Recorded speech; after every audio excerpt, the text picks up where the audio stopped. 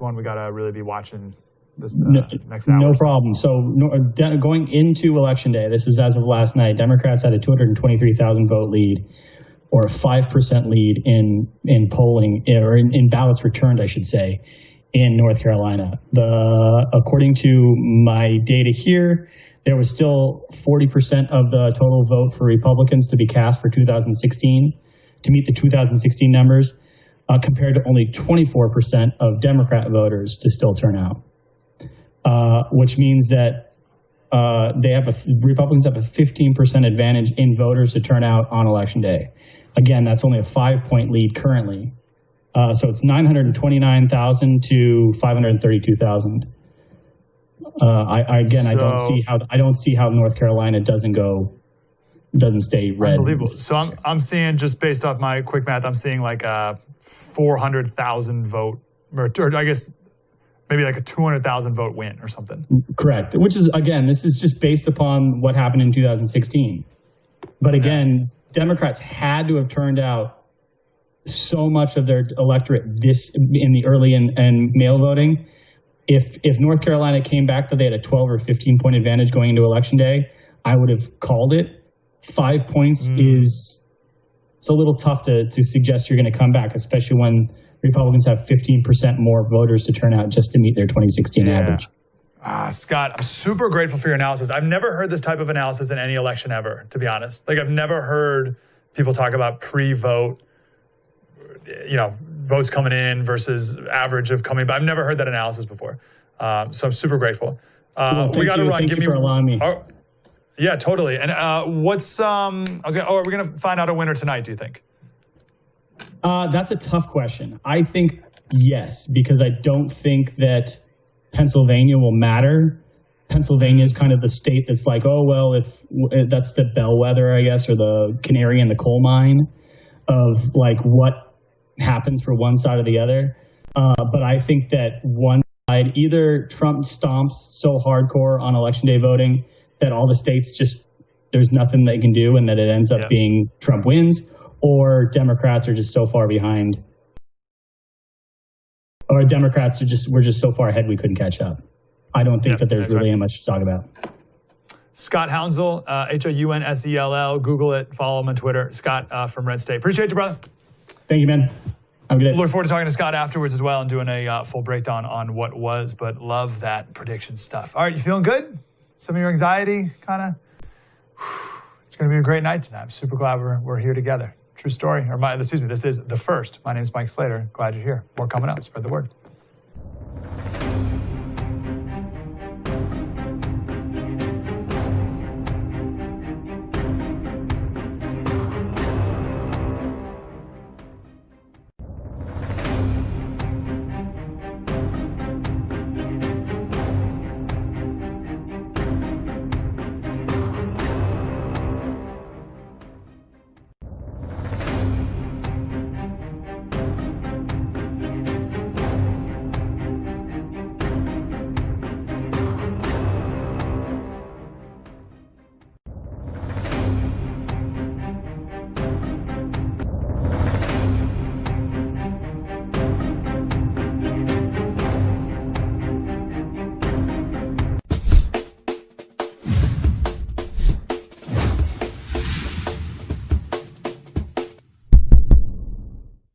In preparation for the 2020 election results, George Washington University in Washington, D.C. recently sent out a memo to all students urging them to stock up on necessary foods, supplies, and medications as if they would not be able to leave their individual dorm rooms for potentially even weeks. This memo was sent out in correlation with Washington, D.C. preparing for mass protests, riots, looting, and violence, assuming the fact that President Trump would win re-election here on Tuesday. Countless banks, businesses, and establishments in Washington, D.C. have been boarding up their doors and windows, afraid for the extreme violence that may happen this week if the election were to tip in President Trump's favor. Other Democrat-controlled cities across America are taking the same precautions, not just Washington, D.C., but New York, San Francisco, Los Angeles, and even cities like Denver. The important thing to note here is that you don't see predominantly conservative cities taking these same precautions, which begs the question, is it really conservatives that people are worried about in terms of the aftermath of the 2020 election? Or is it the violent and radical left when it comes to groups like BLM Inc. and Antifa? The fact that college students need to be forewarned by their university administration to stay inside their dorms for days or even weeks with non-perishable food items and their medications just in case mass hysteria were to break out, resembling something like the purge in our country after the 2020 election, is so disheartening. College students have been through enough this year when it comes to this election, the extreme political polarization in our country, and the COVID-19 pandemic. The fact that more Americans can't get over the political divide between us and instead resort to tactics like burning down buildings, stealing from cash registers, and even point-blank shooting people they disagree with, as we've seen in Portland and Denver, is completely unacceptable. As we round the corner into Election Day, we're looking forward to receiving the results of this very monumental and crucial election in our country's history. But think about for a second what our country might look like if the President of the United States does not support law and order, if we have messaging from the top down in our country that encourages this type of violent behavior in America's cities, suburban, and rural areas alike. Consider what it would mean for groups like Antifa and BLM Inc. to continue this pattern of reckless behavior that we've seen in 2020, endangering the lives of not only college students, but all everyday Americans. Do you really want to receive an email like the one George Washington University sent out to their students? Do you really want to have to board up your small business and actually think about what it would mean for something to get burned down or stolen or looted? Do you really want to have to fear for your individual safety, the safety of your family, or maybe even your life when you're taking a stroll around your neighborhood? It's time for our country to come together as one and condemn this insane behavior so that emails like the one that just got sent out at George Washington University never have to get sent again.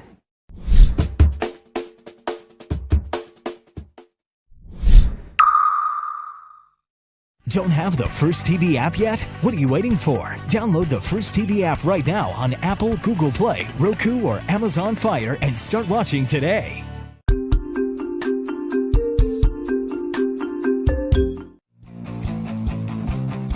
Hold the Line with Buck Sexton premieres tomorrow at 7 p.m. Eastern right here on The First. You're watching The First.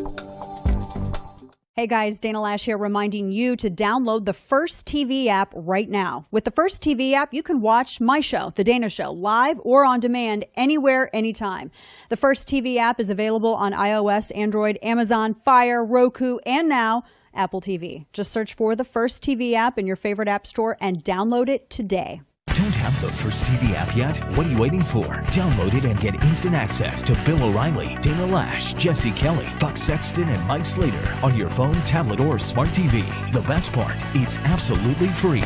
Watch your favorite programs live or on demand, anywhere, anytime. Don't wait. Download the First TV app right now on Roku, Amazon Fire, Android, iOS, and Apple TV. Just search the First TV in your favorite app store and start watching today. Stay informed. Stay connected. Download the First TV app right now. It's free. A wise man once said you should do something great every single day before you go to sleep at night, and I have great news for you. Now you can. What can you do? Well, you can watch me. Every single night, 9 p.m. Eastern, right here on The First. My show, I'm Right, blows you away with incredible wisdom, hilarity, and of course, stunning good looks. You can catch my show, I'm Right, every single night, 9 p.m. Eastern. I'll see you.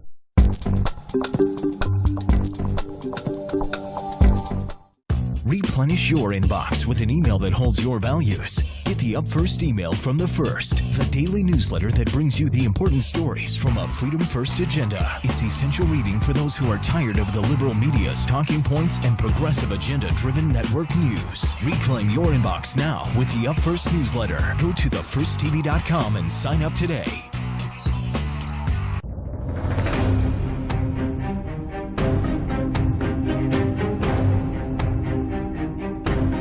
Now we're finally going to know, and I hope it was comforting to hear a little bit from Scott Hounslow, who's been diving deep into the numbers the real actual data to let us know what's going to happen here in just a few minutes.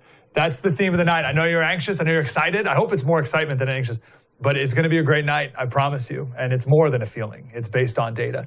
So here's what's going to happen. If Trump wins Florida, Georgia, which we're going to find out soon, and North Carolina, which we're going to have to wait about another hour, and then Arizona, all he needs is 10 more electoral college votes to win. That's Minnesota, 10, boom, done. He's got his 270. Wisconsin, that's 10, 270. Michigan, 16, Pennsylvania's 20. Nevada and New Hampshire together is 10, boom, he's got it. This is not a difficult path for the president, especially if we're going to see a red wave here. And we will know if we're going to have a red wave coming up real soon. We'll come back with the first results of the night so far. Again, I'm super grateful you're here. Listen, you can tune into the big guys who have been lying to you for 4 years and listen to Donna Brazile spout her thoughts on the election results, or we'll give you data that I've never heard any election coverage ever give. And we're going to focus on the most important things tonight. We'll keep it coming up. Next, more coming up right here on The First. Spread the word.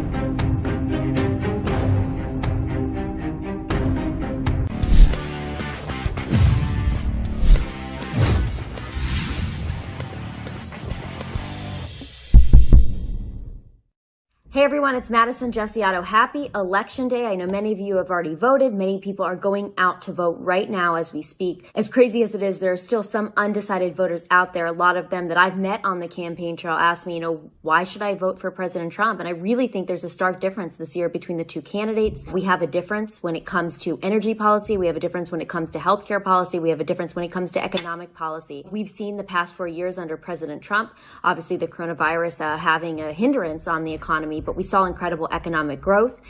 We saw America First policies when it came to the border, when it came to combating the opioid epidemic, when it came to combating human trafficking. We've seen proactive measures taken by the administration when it comes to criminal justice reform, when it comes to the funding of HBCUs, when it comes to really reaching out and supporting communities that have been taken for granted by the Democratic Party for so long. So there are many, many reasons, and the list, of course, goes on. But the reality is that you have a choice between, a prosperous American future and more of the same. More of what we saw for 47 years with Joe Biden in Delaware. More of what we saw for many years with, both Republicans and Democrats in Congress who were elected, made all the promises, and didn't keep them. President Trump has been a man of his word, and today's going to be a crucial election for the future of our nation. Of course, what states should we really be looking out for when we're looking at that board, looking at that map tonight? Pennsylvania is going to be a huge and critical state in this election. It's going to be one, obviously, that the president definitely wants to maintain. He won that state in 2016 against, the odds. Many people said he wasn't going to win. They said Hillary Clinton was up in the polls. President Trump took Pennsylvania in 2016. I think he may take Pennsylvania again tonight. We're going to be looking at Michigan. We're going to be looking at Wisconsin. And of course, we're going to be looking at North Carolina. This is a state that many saw as a stronghold for the president. I think he will win North Carolina, but this is a closer and tighter race than expected. The president, I think, is sure to take Ohio. He's going to take Florida, and another toss-up state to look for is Arizona. So keep an eye on many of those swing states, and happy Election Day, everybody.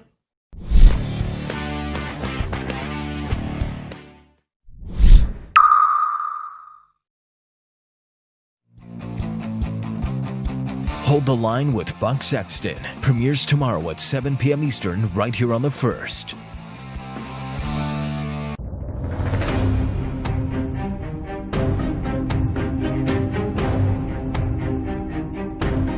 Bill O'Reilly is back on TV and only on The First. Watch Bill O'Reilly's No Spin News every weeknight at 8 p.m. Eastern. Now more than ever, you need real facts without the spin. Bill O'Reilly's No Spin News tonight at 8 p.m. Eastern, right here on The First. Looking for an email you actually want to read? We've got you covered. Sign up for the Up First newsletter only from The First. Every morning we deliver the day's essential headlines and prepare you for what everyone will be talking about. Plus, you'll also get instant analysis and real facts, helping you cut through the liberal mainstream media spin. Don't wait. Sign up for the Up First newsletter right now at thefirsttv.com.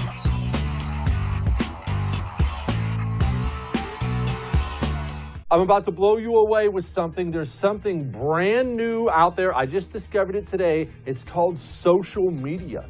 And did you know The First is all over this new thing called social media? Apparently they're great at it. They're on Twitter, Instagram, Parler. They're on YouTube. They're on Facebook. They're all over all of it. Go enjoy The First anywhere on all of your social media stuff. If you do that sort of thing, I'm not sure if it's going to catch on, but if it does, The First will be good. Hey guys, it's Buck Sexton here, reminding you that my radio show can be seen right here on The First TV every day at 5 p.m. Eastern. We break down all the news and current events from across the country and around the world with deep analysis that you're just not going to find anywhere else. Plus, we always try to have a little fun while we go through all that stuff together. So don't miss The Buck Sexton Show every day at 5 p.m. Eastern right here on The First. Don't have the First TV app yet? What are you waiting for? Download the First TV app right now on Apple, Google Play, Roku, or Amazon Fire and start watching today.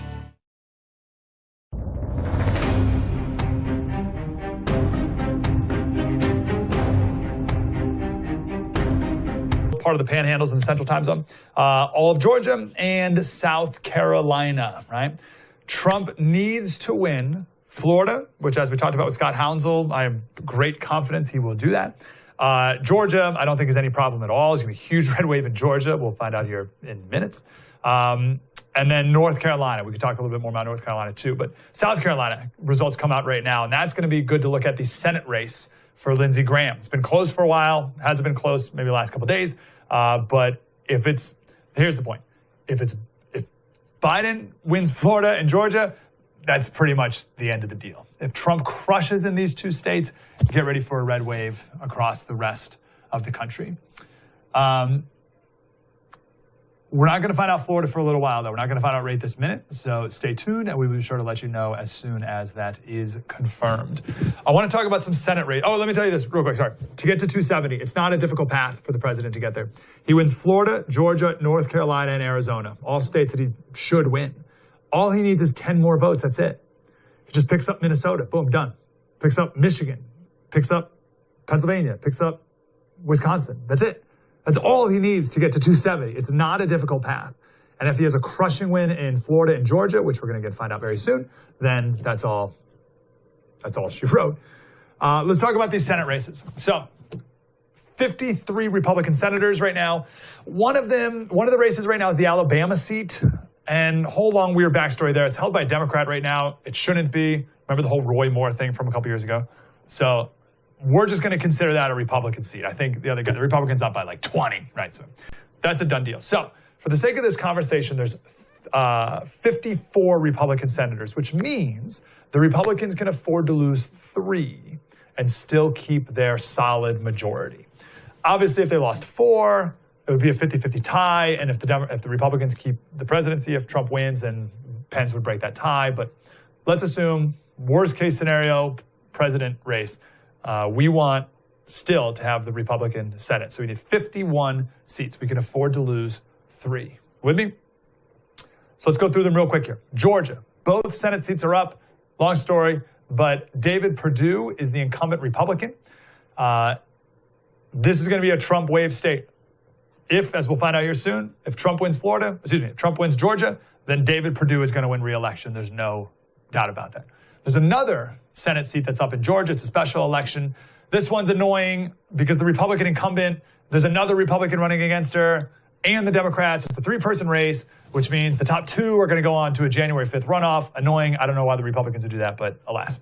Let's go to Iowa now. Joni Ernst. Iowa is one of those states, kind of bounces back and forth, maybe a red state, but also have some blue representatives, et cetera. Joni Ernst is the Republican incumbent. She's been behind a lot lately, but now she's up in the lead, and she will probably save that seat just the same. Maine, this is a tricky one. Susan Collins, Rhino. but Maine's a weird state, right?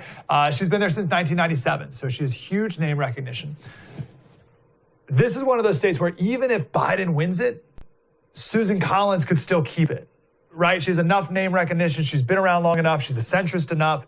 She could still keep that seat just the same. But for the sake of this conversation, we're going to assume that she loses it. She was down by the polls by four, the most recent polls. North Carolina. North Carolina is the craziest Senate race in the entire country. So Tom Tillis is the incumbent. North Carolina is not a very friendly race for Senate incumbent people for some reason. His challenger, Cal Cunningham, was in the lead by a lot.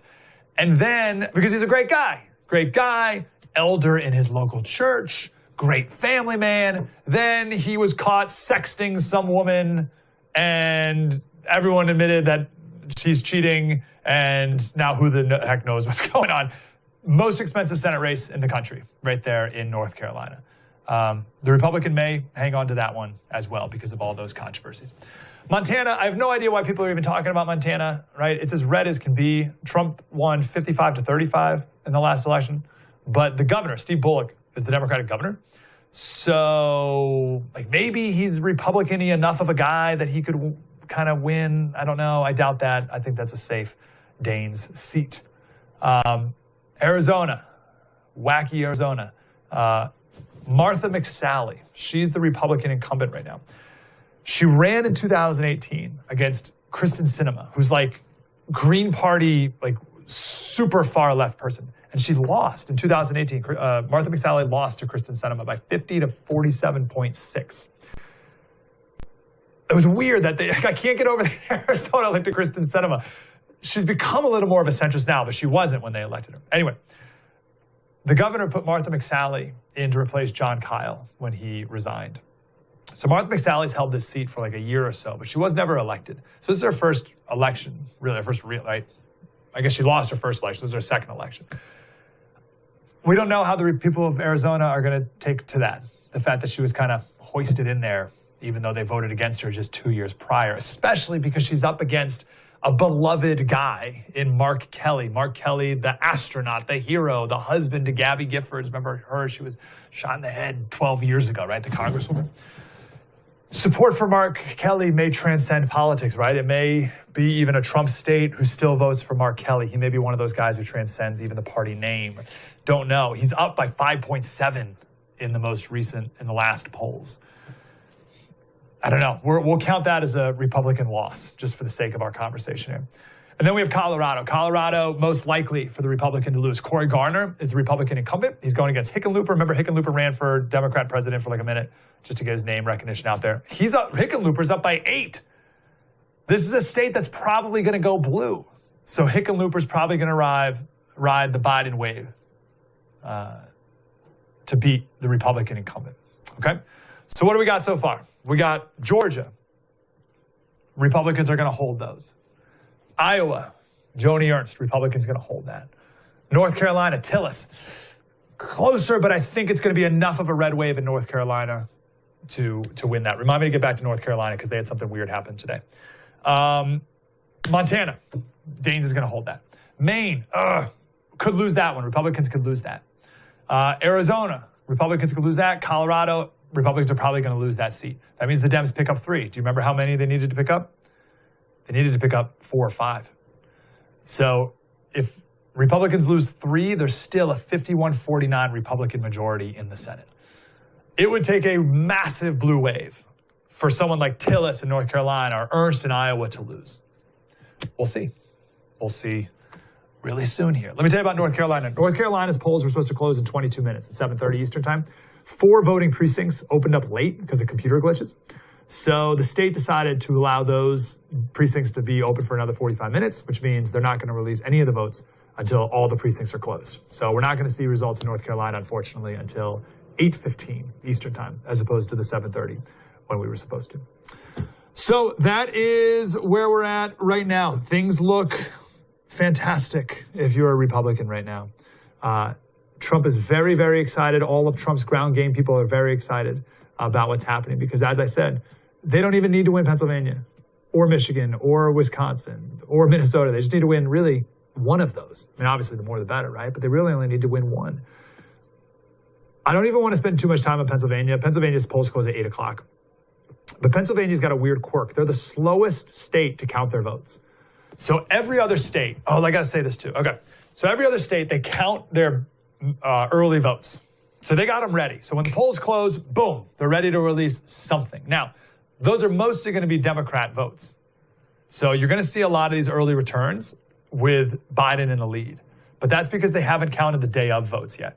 And the day of votes are going to be, as we talked about with Scott Hounsel a second ago, vastly Republican. So you're going to see Biden come out to a lead, then Trump chip away at that lead, take the lead, and then as they count late ballots, right, late mail-in ballots in Pennsylvania, they can now accept them 3 days after the election. You're going to see Trump's lead kind of go a little lower. Hopefully he can still be able to hang on. All right, so that's important to note as the results come in. So don't be too worried if Biden's in the lead up front. But about Pennsylvania, every other state can count their votes beforehand and they got something to release when the polls close. Pennsylvania, they weren't allowed to start counting their early votes until 7 a.m. this morning. Some of the counties say they're not even going to try to count them until after today. So it'll probably be until Friday before the Pennsylvania polls results are released in full, which is annoying. But again, I don't even think it's going to be that big of a problem. But alas, we'll find out here in just a couple hours. This is awesome. I hope you're excited. I hope you don't have anxiety right now. It's going to be a wonderful night. And what a time to be alive. I can't wait to get to Jesse Kelly as well. Jesse Kelly is the king of happy warriors. Him and Trump these last few weeks. And I hope you're in high spirits right now as well. It's going to be a good night. Super glad you're here on The First. We got more coming up next. Spread the word.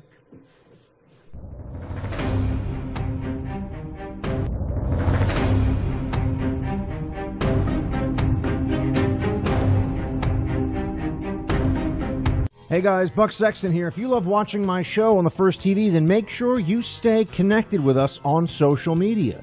You can follow us on Facebook, Instagram, Twitter, Parler. You can even watch us on YouTube. Stay connected and stay informed with First TV anywhere and everywhere. We'll see you there. Looking for an email you actually want to read? We've got you covered. Sign up for the Up First newsletter only from The First. Every morning we deliver the day's essential headlines and prepare you for what everyone will be talking about. Plus, you'll also get instant analysis and real facts, helping you cut through the liberal mainstream media spin. Don't wait. Sign up for the Up First newsletter right now at thefirsttv.com.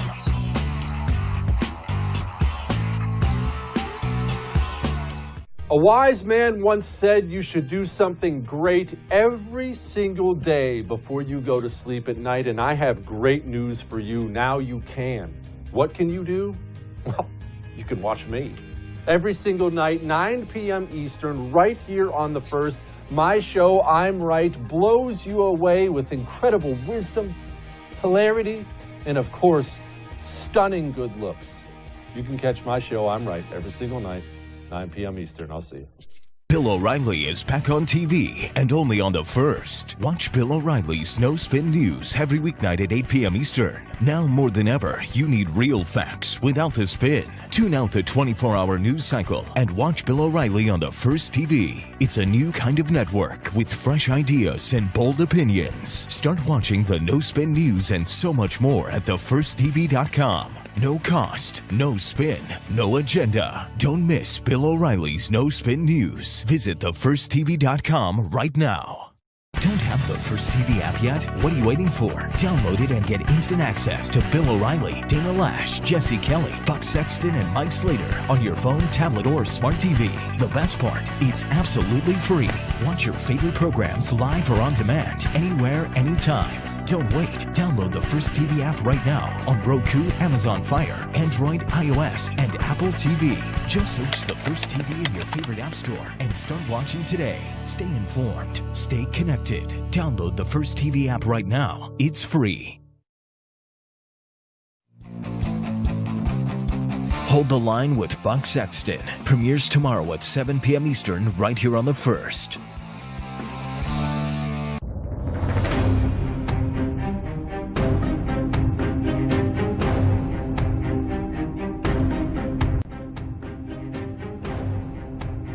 Crusaders, this is it. Polls have closed. A couple states, we're getting the results trickling in. We can already confirm a couple, and I think we have some real nice fancy schmancy graphics here. What do we got? What's the first state that we are going to call here, ladies and gentlemen? That's a Kentucky victory for the one and only Donald Trump. I believe we have another state being called as well. Indiana for the president. No big surprises here. Guys, do we have any Biden signs, or do we just make Trump signs? So I think Biden got Virginia too, but whatever. We're not counting those, are we? We're just getting to 270, and I think the president's going to get there, no problem. Want to go to Dave Bratt? He's a former congressman out of Virginia. Congressman, how are you, sir? It's good until I saw that Virginia stat. I was hoping. Sorry about. I know. Alas, your home state. Not enough juice. But hey, that's okay. We still got some good states here. How are you really feeling about tonight so far, based on what you've seen? Well, I'm feeling good. All of talking heads and experts were wrong last time. He's got to thread the needle, so it's not an easy lift, but he can do it. The same states are in play for the same reasons. You're going through Pennsylvania and Ohio and Wisconsin and Michigan when China still should be front and center in the news column. And then the economy and what the president's done. All these views are my own, by the way, because we're in pure politics land. But, as an economist and business person, if any of that matters, if people are just not triggered, then I think that path is viable. And I think we can have a win tonight. Yeah. I know I'm a little early on the postmortem for the Biden campaign, but it has been so surreal this last month or so to watch his campaign do literally nothing while Trump has been just a happy warrior marching through 5 states yesterday. Can you speak to the importance of these rallies? Because some people say, oh, they're not that big of a deal. Are they a big deal? Yeah, they're a huge deal. And those events help President Trump cut through the media cloud, right? They do everything they can. They've been on him with Ukraine-gate, Russian-gate, impeachment, just FBI directors corrupt, CIA corrupt. He's had to fight the entire deep state single-handedly. And so those, when he gets in front of, 50,000 people screaming and yelling, it's kind of irrefutable evidence. It's just great to see. And Biden today, I think he had 100 people up there in Scranton because he's the globalist from Delaware. He's not the Scranton blue collar guy anymore. No, I can't wait for Trump to win. One of the main reasons is because I just want all the Democrats behind this to just start pointing fingers and throwing everyone under the bus and giving us the full backstory on what the heck they were thinking these last few weeks. It's so bizarre. I want to ask you a big picture about why you think, because we're going to see, and we've seen a huge Republican turnout. We were talking to one of our pollster guys in Florida and Texas and all these states, huge Republican turnout, more than 2016. The Democrats, these last 4 years, the media have not been able to shame or whatever the Republican voters. Yeah. Where have they missed the mark? Where could the media have done a better job in making their case as opposed to being hysterical all the time? Because clearly it didn't help their cause. Yeah, well, I think they've been fairly effective. And like the New York Times headline tonight and tomorrow morning will be the tell, right? When you see that headline, if Trump's ahead and they still can't call it, it won't be Trump's ahead. It'll be Trump manages to suppress enough voters to, be in play still. And so they're pretty good. I think the one thing they're going to look back on is big tech. Big tech did not go all in, right? And so if we get a win tonight, it's all over. Republicans got to get their heads on straight, right? I mean, you got 70 million Catholics, 100 million Protestants who can't cut through basic logic and see what's going on in this country. You're going to have a totalitarian thought regime in place. Big Tech's made it very clear where they stand. They just didn't do enough. And so if we squeak by this one, that's number one target for me as an intellectual is we have to turn that around. This country was built on a majority premise that we're all equal and we're all equally rational and every voice should matter. And the new Marxist left has an opposite premise. It's group by group by group, and it's just a power play. It's not the common good. It's not we're all held together by reason and the higher good. And so we got some heavy lifting to do as Americans. We've become way too complacent and shallow, and we got to get back to the substance that made us great. Yeah, and that's right. So it's so interesting what you say about the tech companies. So you're saying from a Democrat's perspective, they're going to complain if Trump wins. They're going to complain, oh, Google, like you let any Trump rallies be played on YouTube, or Twitter, you let Trump even have an account these last 4 years. Wow, that's amazing. Give me one more thing that you think the Democrats are going to do in response to a potential Trump victory here. And that could either be the Democratic Party, or it could be like riots on the streets, or anywhere in between. What do you see coming tomorrow? Well, that's it. That's what's so stunning to me is, I just heard, Georgetown was lit up. All of D.C. is boarding up right now, not just the fancy shops. All of it's boarding up. New York City is boarding it up. And is this against conservatives in the streets in New York City and D.C.?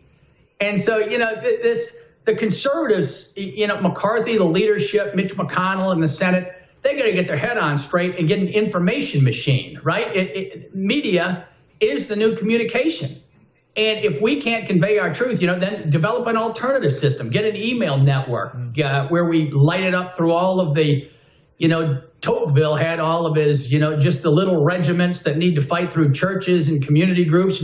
Light that up so we can all share information somehow when big tech goes against us. But right now, we're just sitting ducks. We don't have an alternative platform at all. Yeah. You guys are doing heroic work, and hopefully you grow like crazy for the good work you're doing. I appreciate that, brother. And I hope, one of my analysis has been, in 2016, the vote for Trump was this giant wrecking ball against the establishment, against the Republican establishment, against D.C., against the swamp, all that. And I think in 2020, a vote for Trump is a wrecking ball still, but this time against big media, big tech, like censorship, critical race theory, like all these other big pop culture aspects. So I hope the whole thing crumbles tomorrow. But something good has to rise from the ashes. One last question, Congressman. What is the one state you're looking forward to now? I'm still looking at Pennsylvania, just symbolically. I don't think we're going to find out tonight where that goes, but that's just it, right? It's not conservatives or liberals. It's not Republicans, Democrats anymore. It's globalist elites versus the populace, the American worker, whose wages have been flat for 40 years.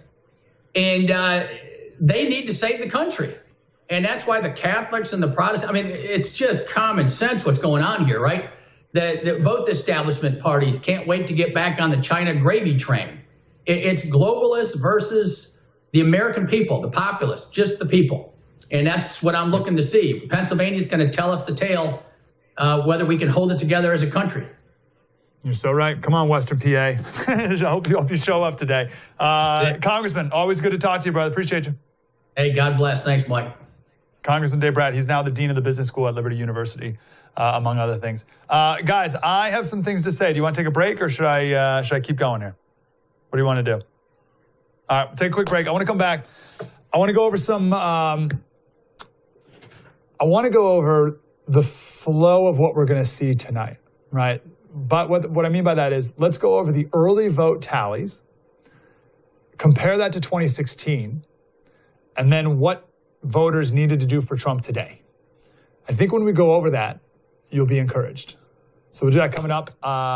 Jesse Kelly's going to be here in 40 minutes. He's going to take over the next couple hours of coverage on the day. This is it. And I hope you're encouraged, and I hope you don't have a lot of anxiety right now. It's an exciting day. It's going to be a great night. Mike Slater, right here on The First. Spread the word.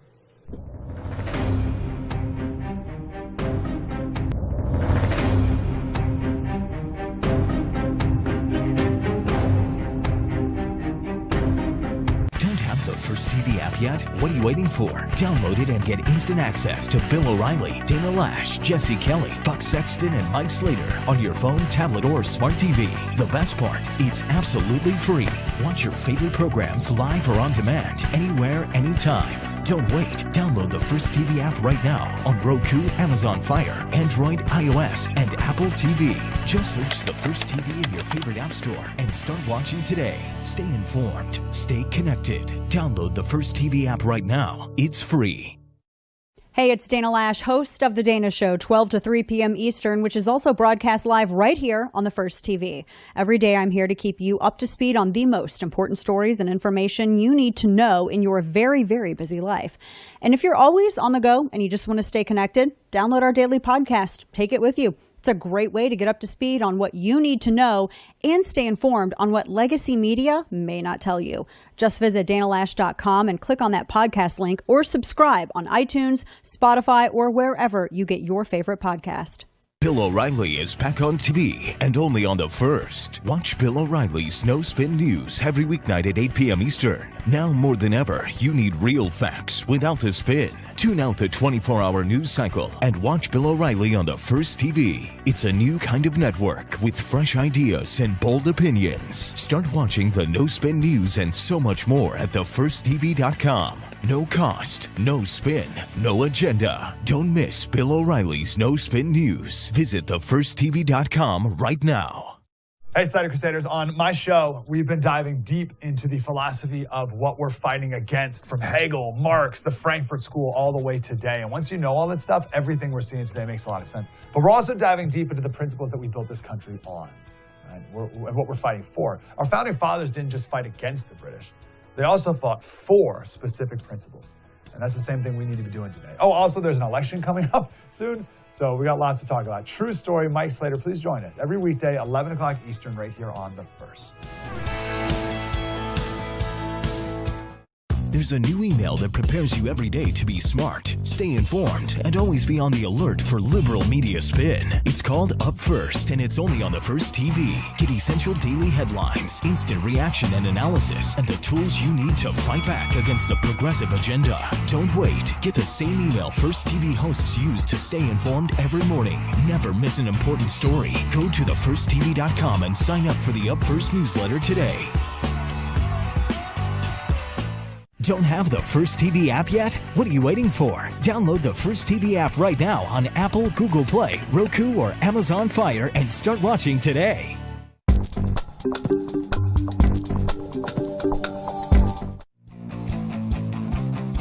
Hold the Line with Buck Sexton premieres tomorrow at 7 p.m. Eastern right here on The First.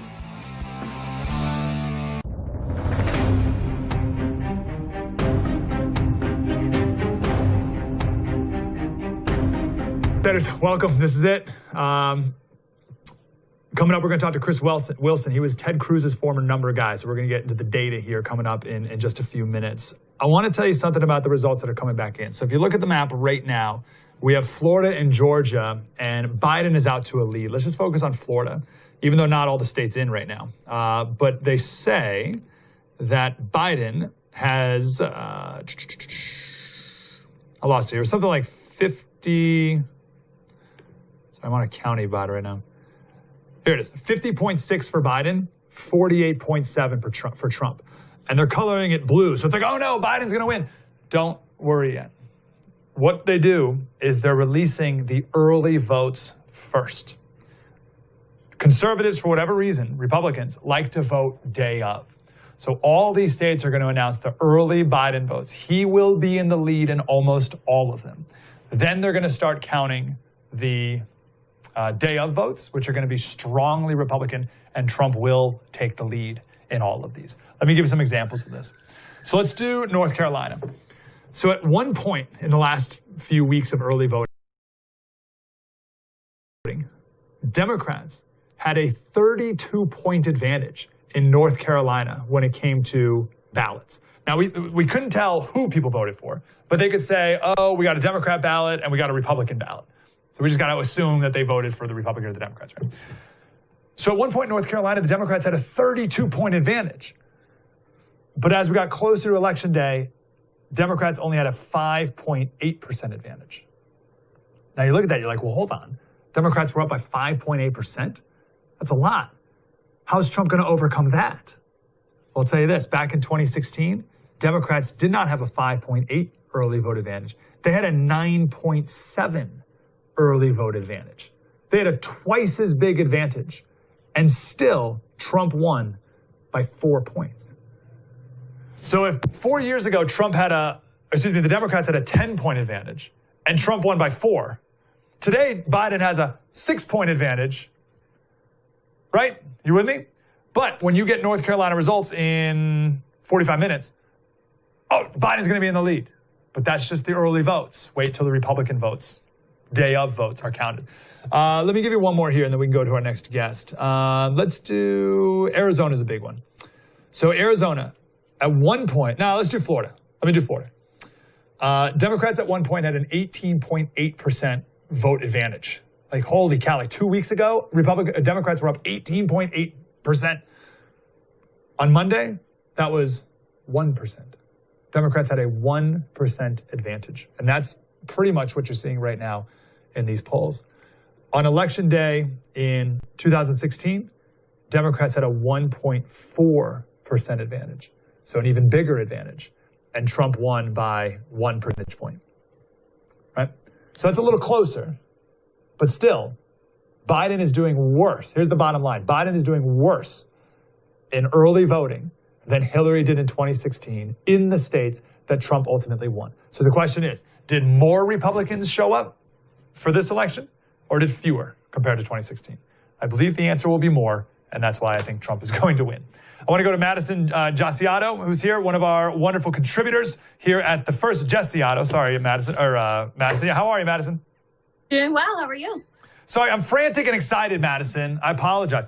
Are you as encouraged as I am at the moment? Absolutely. And I think one of the things that I'm looking at, we see these early results coming in, is that early voting number. And for two reasons. The first reason being that if I were the Biden campaign, I'd be concerned because I would be expecting a bigger difference in some of these numbers in these states in the early voting than what we're starting to see. So it'll be an interesting thing to keep tabs on. One of the other interesting points here, you talk about people who are Democrats requesting those ballots. And that's really all we have to go off of, coming into today. But when you look at a lot of the rallies and you look at who were ultimately the participants in these rallies for President Trump, 10 to 25% of them were actually either registered Democrats or people who didn't vote in 2016. So I think this could be one of the most unexpected, interesting elections. And of course, coronavirus throwing a whole, another difference in this compared to any other election. So some people who may not have voted early traditionally may have voted early this time, or some people may even be, more fired up to want to make sure they get to the polls on election day. So it's going to be an interesting night. But I do feel very confident that we will see a win for President Trump because there's really no comparison between these two candidates. No, I loved watching a couple clips on MSNBC. They'd have a reporter go to some polling station in North Carolina, whatever, talk to some person, and they're like, oh, yeah, I voted for Trump because of these reasons, whatever. And then they'd find out that that person was a Democrat. And the interviewer was like, oh, wait, I think you're going to see a lot of that, as you just said. You're in Ohio, right? Is that your main focus this last election? I am in Ohio. I was focused all across the country, but the state of Ohio, I think, will win even bigger for President Trump and go farther to the right than they did in 2016, because I talk a lot about the hesitant voters in 2016. Many Ohioans who are conservative didn't think the president was going to keep the promises he made on the campaign trail. He ultimately did that. He over-delivered on many, whether it's the Supreme Court, the judicial nominees, tax cuts, criminal justice reform. There's so many things that he said he was going to do. No one expected him to actually do them, and he did. And so I think he won a lot of voters that he didn't necessarily get in 2016. Some of them either didn't vote, or maybe they voted third party, not necessarily Hillary voters. But people who I think came over and probably voted for him today. So when I'm talking to people all across the state, I think we may win by more than those 8 points for the president that we won in 2016. I think we have a strong showing in many other states as well. There are quite a few paths to victory, of course. Pennsylvania is going to be critically important tonight. But when you look at, what the Biden-Harris campaign has gone back and forth on when it comes to fracking and when it comes to, their lack of support for the American worker, I think that's going to kill them in Pennsylvania, a state that they maybe could have won otherwise. Yeah, wow. And Ohio used to be a swing state, and now it seems solidly red. The people aren't even really talking about it that much, which is great news. And I think maybe that'll be the case, hopefully, with some of these other Midwestern states moving forward. Speak for another second here about the shy Trump voter, because that's going to be the big thing talked about afterwards. Who is this shy Trump voter? Why are they shy? And why do you think they're voting for Trump? Well, I think there's actually many people that fall into the category of the shy Trump voter or the silent majority, as we like to call them. Some of these being women, some of these being minorities, Hispanic Americans, Black Americans, people who, don't feel respected by their peers, people at work, people in their church, friends, family members, etc. And so a lot of times they will go to the polls and they'll vote for President Trump, but, they'll maybe whisper it to someone like me or someone like you and not really want to say it too loud for fear of their job, for fear of retaliation in their communities. And I think, following this election, a lot of the mainstream media and the Democrats would be shocked to see the results coming out of the Black community, coming out of women, because they continue to push that narrative that women and Black Americans and Hispanic Americans hate the president. But the reality is many Americans, most Americans vote on policy. They vote on their pocketbooks. And so they're looking at, what is this candidate going to do for me versus what is the other candidate going to do for me? And when you have a Democratic Party and a Democratic candidate that have gone so far left that they're unrecognizable to Democrats even 10 years ago, you have a major problem. And I think the party has abandoned the Democratic worker and the typical Democratic voter. They feel disenfranchised. And that's why President Trump's message was so strong in 2016 and remains strong today.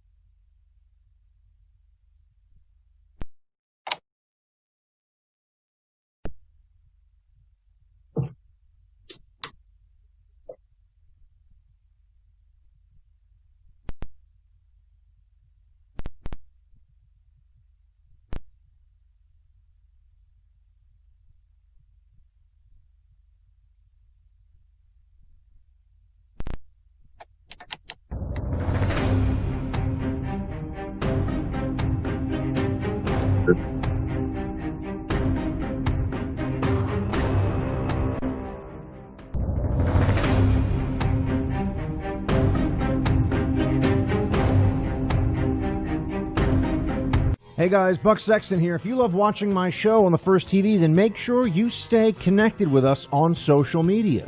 You can follow us on Facebook, Instagram, Twitter, Parler. You can even watch us on YouTube. Stay connected and stay informed with First TV anywhere and everywhere. We'll see you there. Looking for an email you actually want to read? We've got you covered. Sign up for the Up First newsletter only from The First. Every morning we deliver the day's essential headlines and prepare you for what everyone will be talking about. Plus, you'll also get instant analysis and real facts, helping you cut through the liberal mainstream media spin. Don't wait. Sign up for the Up First newsletter right now at thefirsttv.com.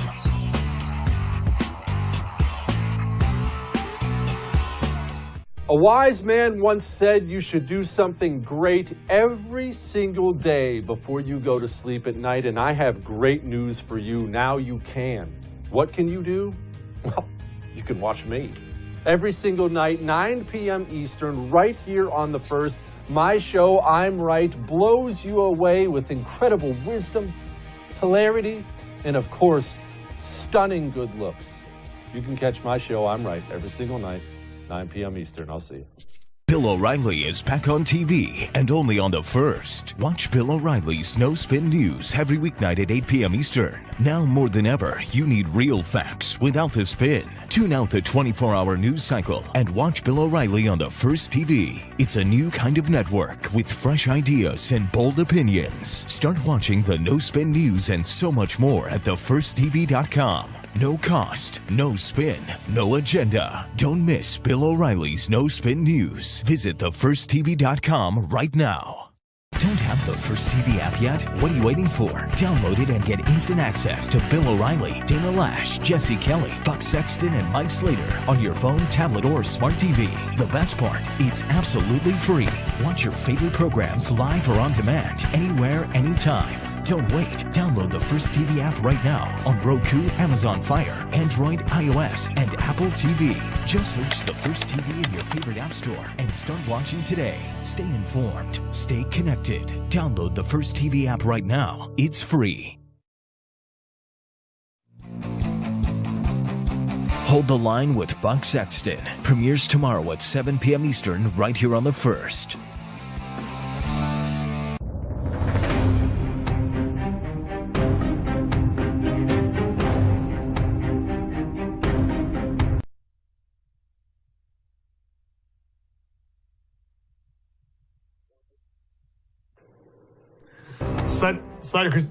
Slider Crusaders, welcome back to our coverage here on The First. It's going to be a great night tonight. I want to go to Chris Wilson from WPA Intelligence. He is what are you, Chris? You're like the numbers guy. You're our numbers guy, and I appreciate you every time you come on. You work for Ted Cruz. Yeah. What is it? Polling, data analytics. I mean, you name it. Anything, with a number in it, I'm gonna geek out on it. Well, you're the man tonight. I'm glad you're here.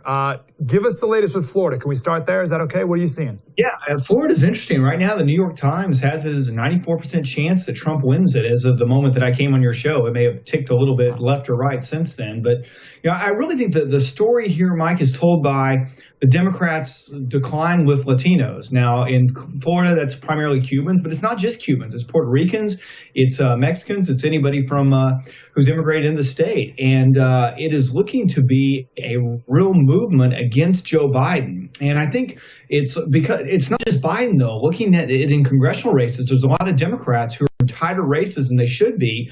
And I think that comes from the embracing of the Democratic Party of a socialist agenda that many Latinos have had to live through in Latin America. And they're like, you know what, that's not why we came to America. We're going to vote against them. And it's really a very large puzzle in terms of the movement of suburban whites and Latinos in Florida. They're kind of crossing over each other.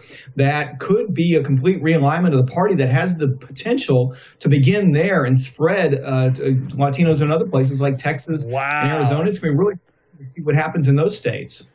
Chris, that is such a huge potential shift.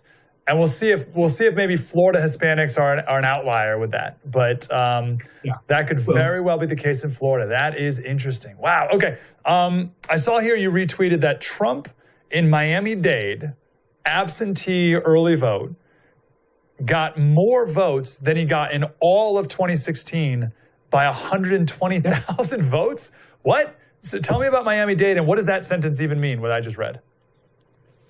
What it means is that's an area that Republicans have not been competitive for a long time. In fact, Ileana Ros-Lehtinen had that seat in that area for a while, and she was able to dominate it because of her ability to work the area. But she left, and we lost that seat immediately. And what this says to me is you see, again, what I just referenced is sort of a shifting of the dynamic with Latino voters down there. And the fact that Trump was able to exceed that overall is remarkable, particularly when you consider, now the exit polling I'm looking at is nationally. It's not specific to Florida. But when you look at it, based on the early vote and the absentee ballot vote, it breaks down nationally to about 50% Democrat, 21% Independent, 25% Republican. So that's kind of what we've known, Mike. I mean, there's no shock in that. Republicans have, in fact, I've talked to campaigns that were phone banking today, and a Republican voter would rather stay in line for 6 hours than mail an absentee ballot in and potentially have it rejected. I mean, they were just convinced that they were going to be rejected. I think the president kind of encouraged that to a certain extent. So what happens if you look at, and Florida's got a great election system, you could sign on almost like an hour-by-hour basis and see Republicans turn out and voting. And what you saw was that Republicans were exceeding their early vote margins in most counties. But in Miami-Dade, they exceeded their early vote margins from 2016, and they exceeded their entire vote margins in terms of what they were able to turn out in the initial vote total. So it's really, like I say, I hate to be repetitive, but it is a remarkable realignment of the voting structure that has dominated Florida really for about the last 2 decades. Okay, so you're not worried about Florida at this moment going Republican? No, it's again, I'll quote the New York Times numbers. At the moment that I said that I signed on with you, it had 94% chance likelihood of President Trump in Florida. Okay, I want to move forward a little bit more. Let's just stay on Georgia for a quick second, right? Because I imagine if Florida is going to be so red as we're seeing, that got to be true in Georgia too, no? Well, again, I was sort of checking the states off, and it had the New York Times had a 60% chance of Trump winning Georgia right now. Georgia is going to be an interesting dynamic. As you know, there are 2 Senate races up right now. There is, and you've got the urban areas will come in first, and then the rural areas will lag behind that. And so what we're going to see initially in Georgia, and that's why I was trying to gather as much information as I could before I came on the air with you. Yeah. But in Georgia, the fact that they already have Trump with a 60% chance of winning means that they have set some thresholds in Atlanta. That's, let's say hypothetically, Biden had to get 65%. He's only at 58. I'm making that up. It's something along those lines to be able to adjust those numbers down. And that doesn't just speak well for President Trump, but it speaks well for Tom Perdue. It speaks well for Senator Perdue. David Perdue, yep. Who are running for re-election to the United States Senate from Georgia, which is a big part of Republicans holding a majority in the United States Senate. So Georgia sort of has an outsized importance, not just on the presidential level, but also for Republicans holding the Senate. And right now, if these numbers hold true throughout the evening, the rural votes come in the way we expect them to, then that speaks very well for President Trump and both Loeffler and Perdue. That's amazing, especially because one of these fantasies has been not only for Texas to turn blue, but before that, Georgia. And Biden spent a lot of time there, and it seems like maybe not going to work out for him. Big picture question, as we're watching results come in, is that going to be the flow of the results? So first we're going to see it kind of be blue with the urban districts, and then the country, rural districts kind of trickle in. Is that how that's going to look for every state or no? It is. I'll give you another example out west where polls aren't closing yet is Nevada. And I do a lot of work in Nevada. I've watched it as it has evolved over time. And the absentee ballots at first, Democrats ran up a big margin. And then early voting started. And Republicans, for whatever reason, Republicans did not want to vote by mail this in 2020. And so they began turning out, and they brought it up to even in early voting numbers. And then now the election day numbers started where they were reporting it throughout the day, and Republicans throughout the day, and I haven't looked in about an hour, have led in Clark County, which is where Las Vegas is, a heavily Democratic area. Republicans have led consistently throughout the day in terms of overall voter turnout, and that is unprecedented. If that had happened in 2018, Senator Heller would still be a member of the United States Senate, and Adam Laxalt would be governor. And so you could see a situation there where you've got Dan Rodheimer, former World Wrestling Association, I think he was a champion, but he was at least a wrestler for a while. Originally, everything ties back to Florida, played football at South Florida, who is challenging Susie Lee in a seat that Republicans held until 2016, and he's got a real chance to win that back. And I think it also speaks to maybe a changing of what's going on in Nevada, where you've got a governor who's locked the state down and people revolting against that. And I think the Democrats are going to see a lot of pushback to their lockdown policies trickle down, not just at the presidential level, and they may not be able to take it out on Governor Steve Sisolak right now, but they're going to vote out Democrats down ballot potentially because of that. Yes, and which I think brings us to Michigan. Chris, can you stick around for one more segment? Do you mind if we take a quick break and we can get a quick little update on some numbers, and then we'll come back? Absolutely. Because I want to jump a little bit ahead later in the night and talk about the Midwest states. Pennsylvania, but I think Michigan, Wisconsin, and even Minnesota, perhaps. We can do a quick run through of all that. All right, Chris Wilson, Ted Cruz's former data guy. Wilson WPA. Follow him on Twitter all night long to get the latest updates with Chris Wilson. All right, we're here on the first. We'll be right back with more of Chris. Spread the word.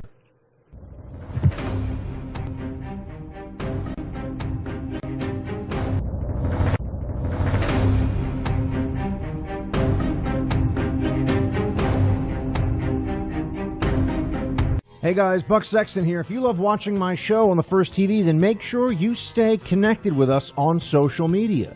You can follow us on Facebook, Instagram, Twitter, Parler. You can even watch us on YouTube. Stay connected and stay informed with First TV anywhere and everywhere. We'll see you there. Looking for an email you actually want to read? We've got you covered. Sign up for the Up First newsletter only from The First. Every morning we deliver the day's essential headlines and prepare you for what everyone will be talking about. Plus, you'll also get instant analysis and real facts, helping you cut through the liberal mainstream media spin. Don't wait. Sign up for the Up First newsletter right now at thefirsttv.com.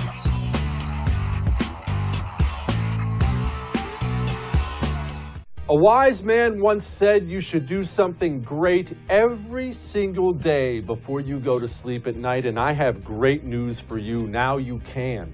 What can you do? Well, you can watch me. Every single night, 9 p.m. Eastern, right here on The First. My show, I'm Right, blows you away with incredible wisdom, hilarity, and of course, stunning good looks. You can catch my show, I'm Right, every single night. 9 p.m. Eastern. I'll see you. Bill O'Reilly is back on TV and only on the First. Watch Bill O'Reilly's No Spin News every weeknight at 8 p.m. Eastern. Now more than ever, you need real facts without the spin. Tune out the 24-hour news cycle and watch Bill O'Reilly on the First TV. It's a new kind of network with fresh ideas and bold opinions. Start watching the No Spin News and so much more at thefirsttv.com. No cost, no spin, no agenda. Don't miss Bill O'Reilly's No Spin News. Visit thefirsttv.com right now. Don't have the First TV app yet? What are you waiting for? Download it and get instant access to Bill O'Reilly, Dana Lash, Jesse Kelly, Buck Sexton, and Mike Slater on your phone, tablet, or smart TV. The best part, it's absolutely free. Watch your favorite programs live or on demand, anywhere, anytime. Don't wait. Download the First TV app right now on Roku, Amazon Fire, Android, iOS, and Apple TV. Just search the First TV in your favorite app store and start watching today. Stay informed. Stay connected. Download the First TV app right now. It's free. Hold the Line with Buck Sexton premieres tomorrow at 7 p.m. Eastern right here on the First.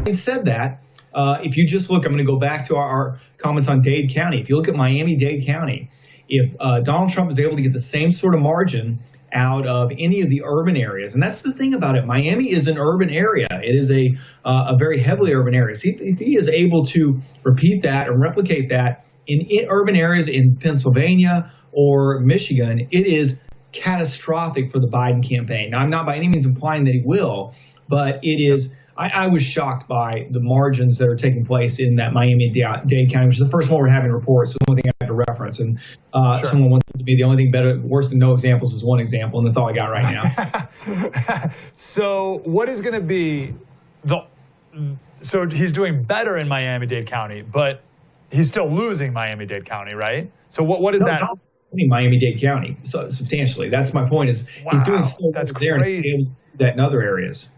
So he's not going to win Philly, right? But even if he doubles his vote tally from Philly, that's got to be a huge. It is. Mike, to put it in context, if you look at overall with African-American vote, I mean, Donald Trump was able to do about 4 points better than Mitt Romney had done in 2012, which made a big difference for him in a lot of areas. So he got up to like between 12 and 15% nationally. If he's able to push that another 3 points to 5 points to 17, 18, 20%, that is, again, devastating for Joe Biden in states like Michigan, Pennsylvania, Wisconsin. It goes down the line. I mean, Arizona, Nevada. So it is an interesting realignment of a specific voting population that has been almost universally Democratic for the course of the last 2 decades. So as I did the math, if Trump wins Florida, Georgia, North Carolina, Arizona, he's at 260. You only need 10 more. So he can just pick off Minnesota or Wisconsin, and boom, he's at 270, let alone Michigan, Pennsylvania, and Nevada. Nevada doesn't do it quite. But anyway, which of those states in the Midwest do you think he has the best chance in? I mean, you talked about how he's got a pretty big hurdle in Michigan. Any of the other states you think he has a better chance?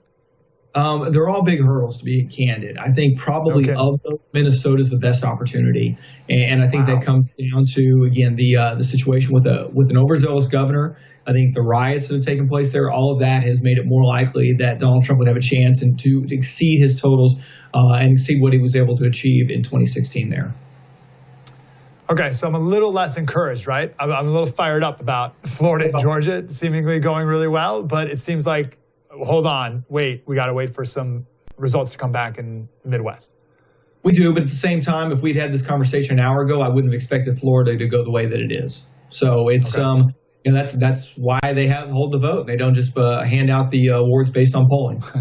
Yeah, let me ask you about Arizona real quick, because Arizona is such a weird, quirky state. What do you think? Right, because Trump would love that one. I mean, I just kind of rattled that off as if like, oh, well, of course he's going to win Arizona. That could be tough. And then you got Martha McSally there, which is in a tough race too. She started absentee ballot. Democrats ran up a big lead, and then Republicans were able to catch up in early voting to where there's only a 0.8% difference between Republican and Democrat turnout on election day. So then if you look at outstanding votes, there are 119,000 voters on election day in 2016 that have not voted yet. And of those, Republicans have a 29-point advantage among them. So it is, that's a good place. I'd rather be a Republican right now in Arizona than a Democrat, looking at those numbers. What do you know about Mark Kelly? Not to get too in the weeds here, but what do you know about Mark Kelly maybe like transcending the party because he's like a beloved astronaut? Is that not a thing? Do people kind of stick party line when it comes to voting?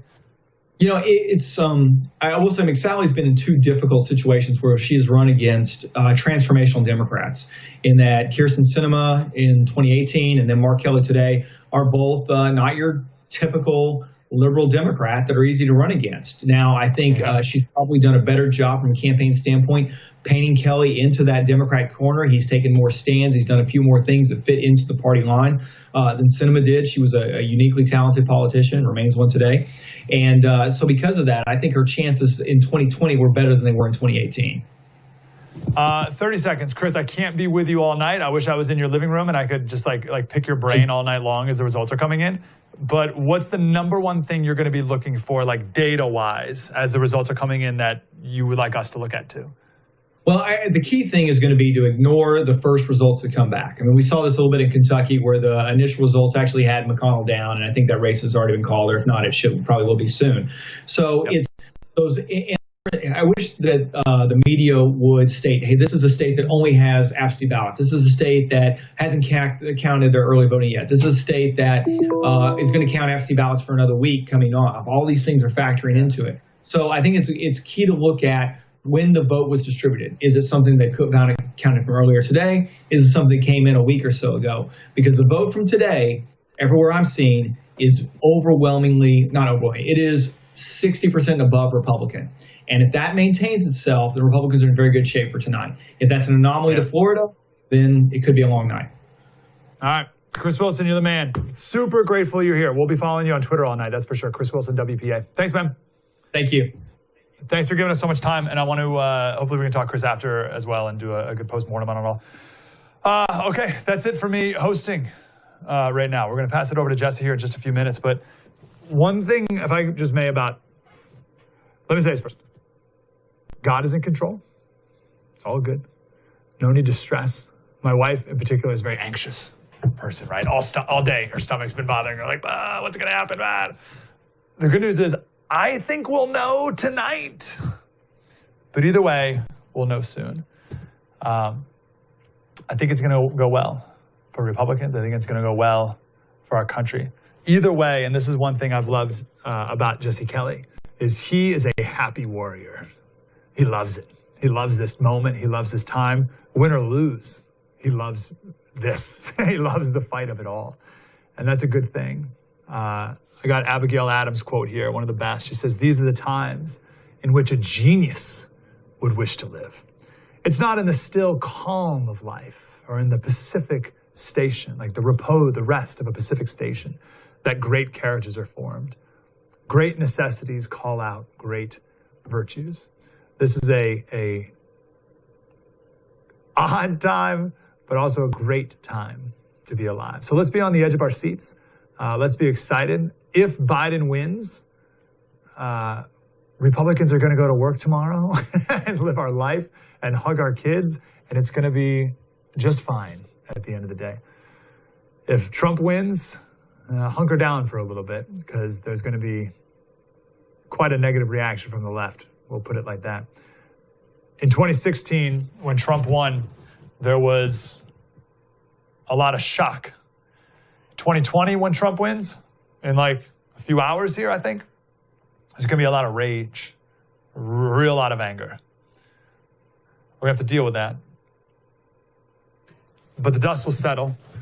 And then we won this victory. It's one of many that we have to win, because we need a great awakening in our country.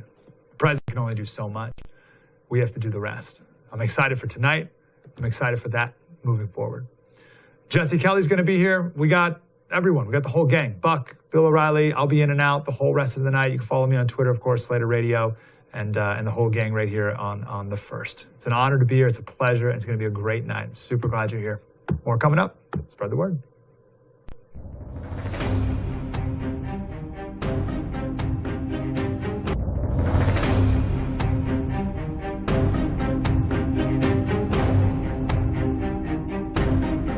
Hey guys, Buck Sexton here. If you love watching my show on the First TV, then make sure you stay connected with us on social media. You can follow us on Facebook, Instagram, Twitter, Parler. You can even watch us on YouTube. Stay connected and stay informed with First TV anywhere and everywhere. We'll see you there. Don't have the First TV app yet? What are you waiting for? Download it and get instant access to Bill O'Reilly, Dana Lash, Jesse Kelly, Buck Sexton, and Mike Slater on your phone, tablet, or smart TV. The best part, it's absolutely free. Watch your favorite programs live or on demand, anywhere, anytime. Don't wait. Download the First TV app right now on Roku, Amazon Fire, Android, iOS, and Apple TV. Just search the First TV in your favorite app store and start watching today. Stay informed. Stay connected. Download the First TV app right now. It's free. A wise man once said you should do something great every single day before you go to sleep at night, and I have great news for you. Now you can. What can you do? Well, you can watch me. Every single night, 9 p.m. Eastern, right here on The First. My show, I'm Right, blows you away with incredible wisdom, hilarity, and of course, stunning good looks. You can catch my show, I'm Right, every single night, 9 p.m. Eastern. I'll see you. Looking for an email you actually want to read? We've got you covered. Sign up for the Up First newsletter only from The First. Every morning we deliver the day's essential headlines and prepare you for what everyone will be talking about. Plus, you'll also get instant analysis and real facts, helping you cut through the liberal mainstream media spin. Don't wait. Sign up for the Up First newsletter right now at thefirsttv.com.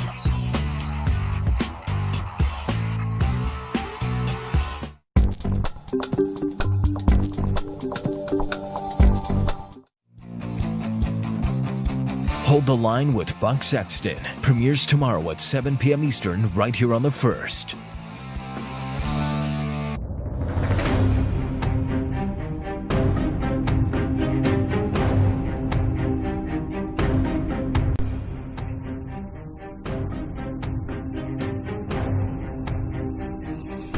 Hello and welcome to the special coverage of election 2020 right here on The First. I know you have, well, about 8 million options for how to watch your election coverage, so I'm glad you chose to spend it with us. Now, I don't have to exactly tell you we're probably going to do things a little differently than everyone else is. And look, maybe these things are your thing, but if you're looking for a 25-person panel where you're going to have someone breaking down how Pennsylvania voted just after the Civil War in this particular county, I swear on my life, I'm not going to do that for you tonight. Buck's not going to do that. We got Dana Lash on. We got all these guests. We're going to talk about only the things we view are important, and we're actually going to try to have a little fun and maybe keep it a little interesting. I understand what you're almost undoubtedly doing right now. You're sitting down and you want results, and you just want to know.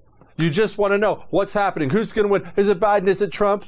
Should I pack up all my stuff and move to Zimbabwe? Believe me, we're going to focus on only the high points. 3 main things you're going to get out of us all night.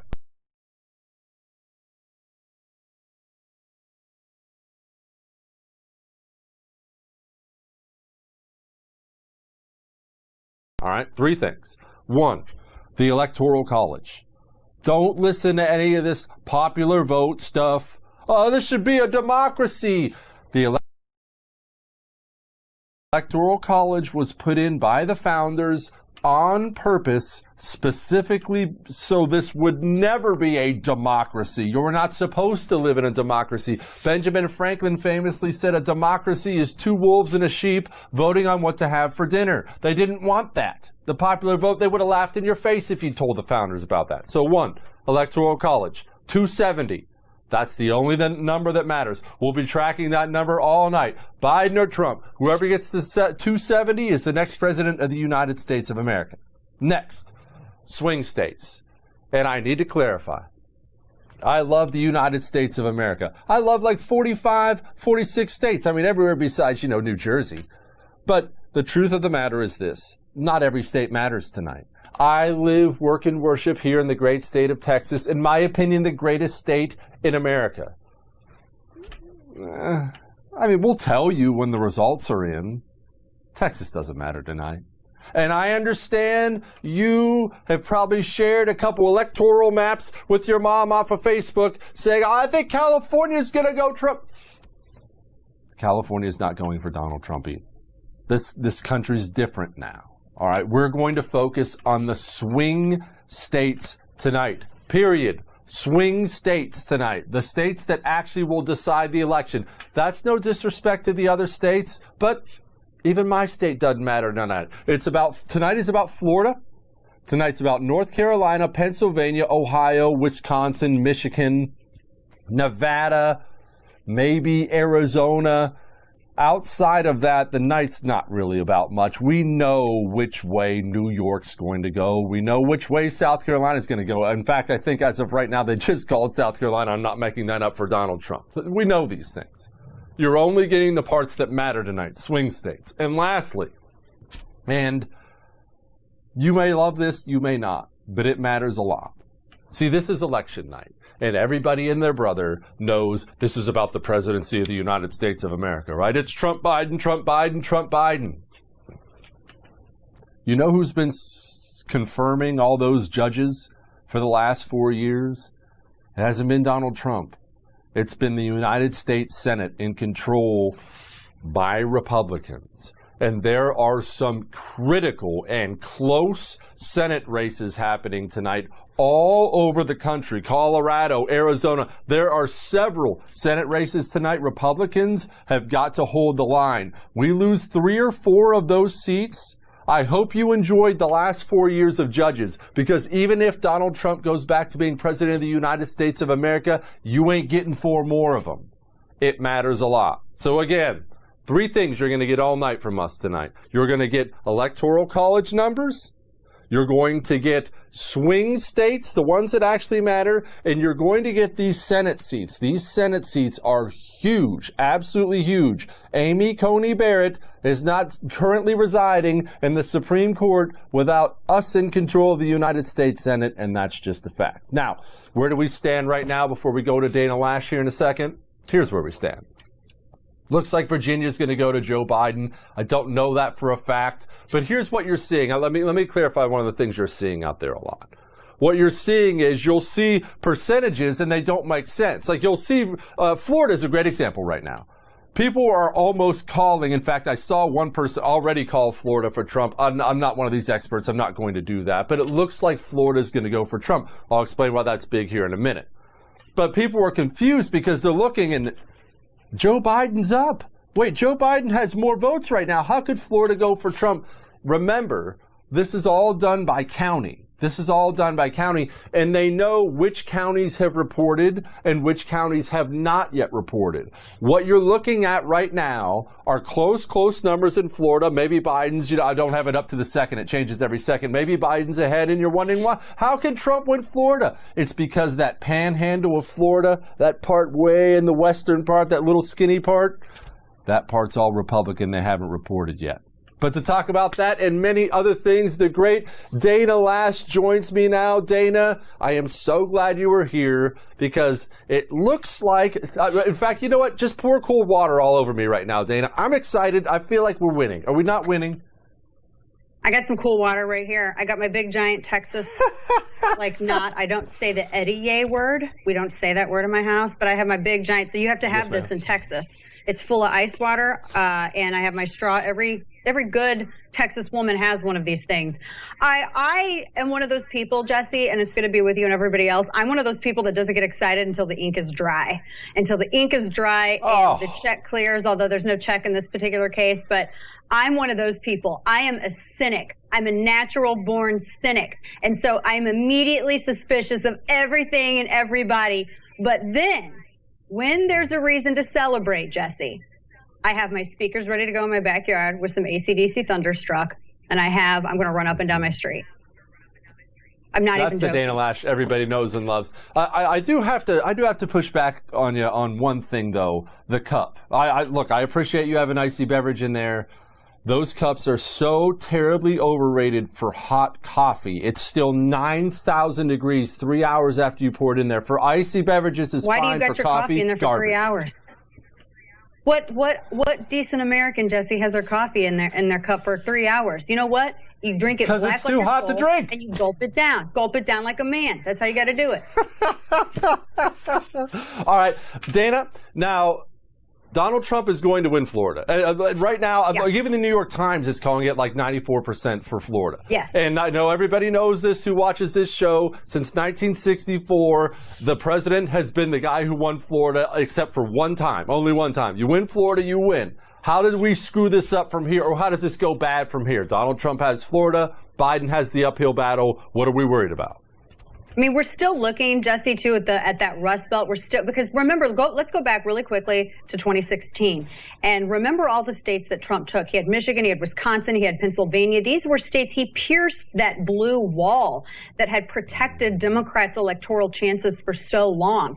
And I told people this for 4 years. I said, look, the reason that Trump won the election and that he was able to carry those states, it's not because he has all these newly minted Republican voters. It's because he was able to convince Democrats that he has the best plan going forward for the economy, for jobs, for national security, for trade, for immigration, and they flocked to him. I remember looking at all of the data as it was coming out in 2016, and these were people, they listed the top 3 reasons why they wanted Trump was immigration, it was jobs, and it was trade. Immigration, it was up there in the top 3 every single time. He was able to talk to people and articulate clearly and in soundbite form, ultimately, what his plans were. He's able to do the elevator pitch, and sometimes that's all the time people have for you because everybody's busy. Their attention spans are short, and he did it successfully in every single state. He's very good at retail politics, and so the way it can go sideways is if, and this is going to be the measure of the big tent. This is where the true test comes in, Jesse, because Republicans now have that big tent that we have talked about for so long. We have that big tent that we've always said we wanted to get, but we've always had these cowardly politicians that were unable to find that compromise on common ground with, maybe more classical liberals or libertarians. Everyone focused together, came together on common ground, came together on a free economy, open businesses, individual liberties, Second Amendment. And so Trump has to keep it these 4 years. He can still lose it. Again, I'm a cynic, but this year's making me an optimist. He can still lose it depending on how Pennsylvania turns out. And we're looking at that blue wall and we're looking at the Rust Belt. But winning Florida is huge. And by the last projection that I saw it was over 53% Hispanic vote. The Republicans Trump captured over 53% of the Hispanic vote so far that's been tabulated in Florida, which is, do you remember Republicans ever getting that huge of a support from the Hispanic community? I don't even know if Democrats even were able to get that.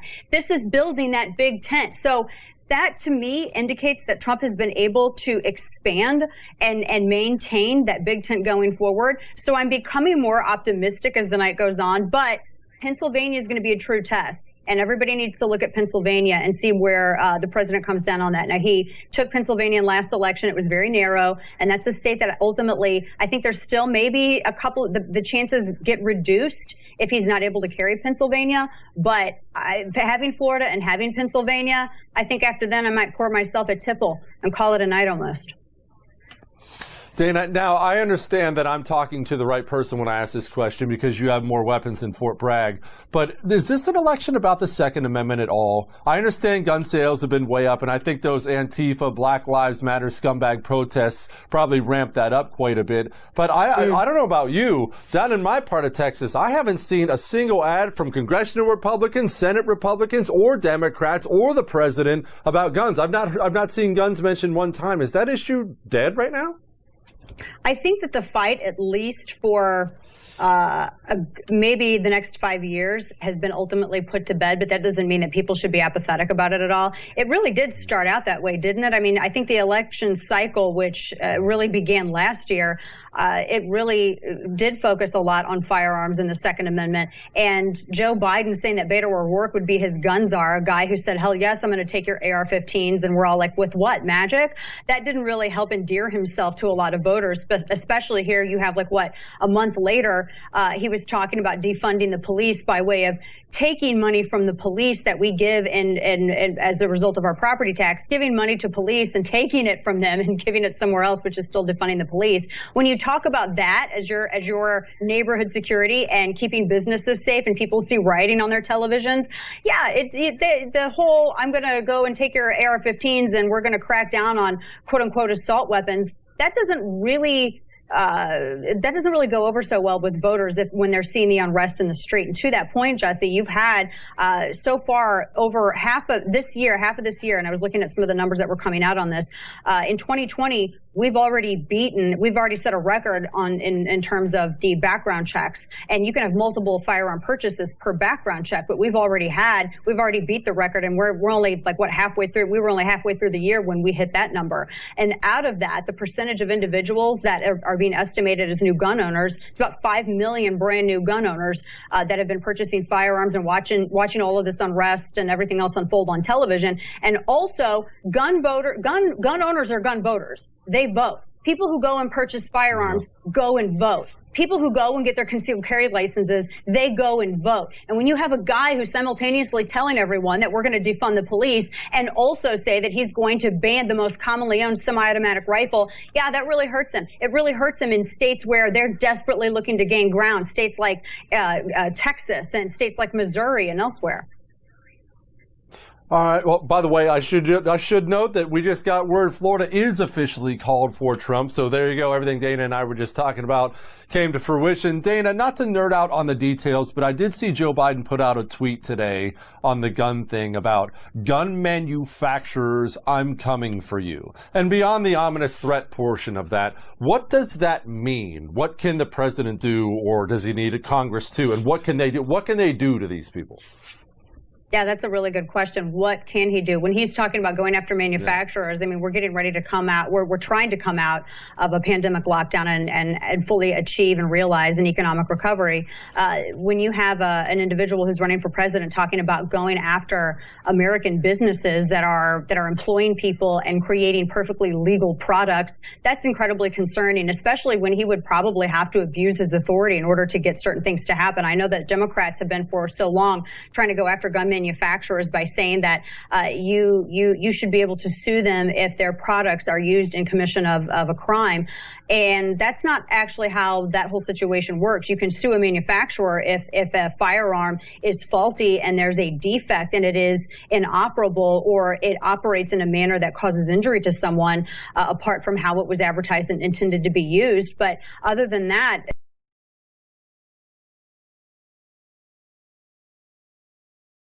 in order to go after businesses because their products are used unknowingly by them in commission of crimes, well, then you're opening a Pandora's box to go after every single business owner in the United States. I mean, we could talk about stabbings. We could talk about vehicular manslaughter. We could have a discussion about strangulation. I mean, that's ultimately when you get on that slippery slope, it ceases to become a slippery slope and it turns into reality. Yeah. Dana Loesch, you are awesome. Hopefully you're tipping back that whiskey here shortly. Thank you, Dana. Good to see you, Jesse. Thank you. All right, we're going to be right back for an all-nighter of election coverage right here on The First. We'll see you in a minute.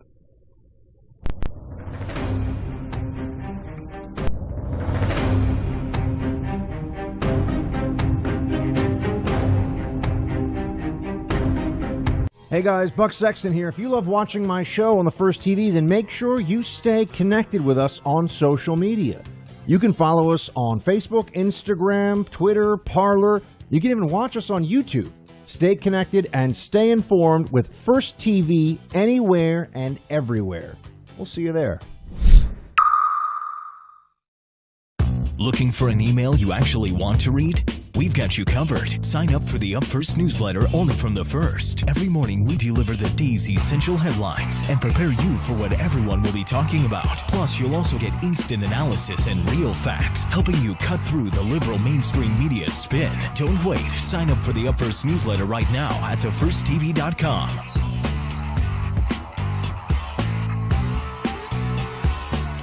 A wise man once said you should do something great every single day before you go to sleep at night, and I have great news for you. Now you can.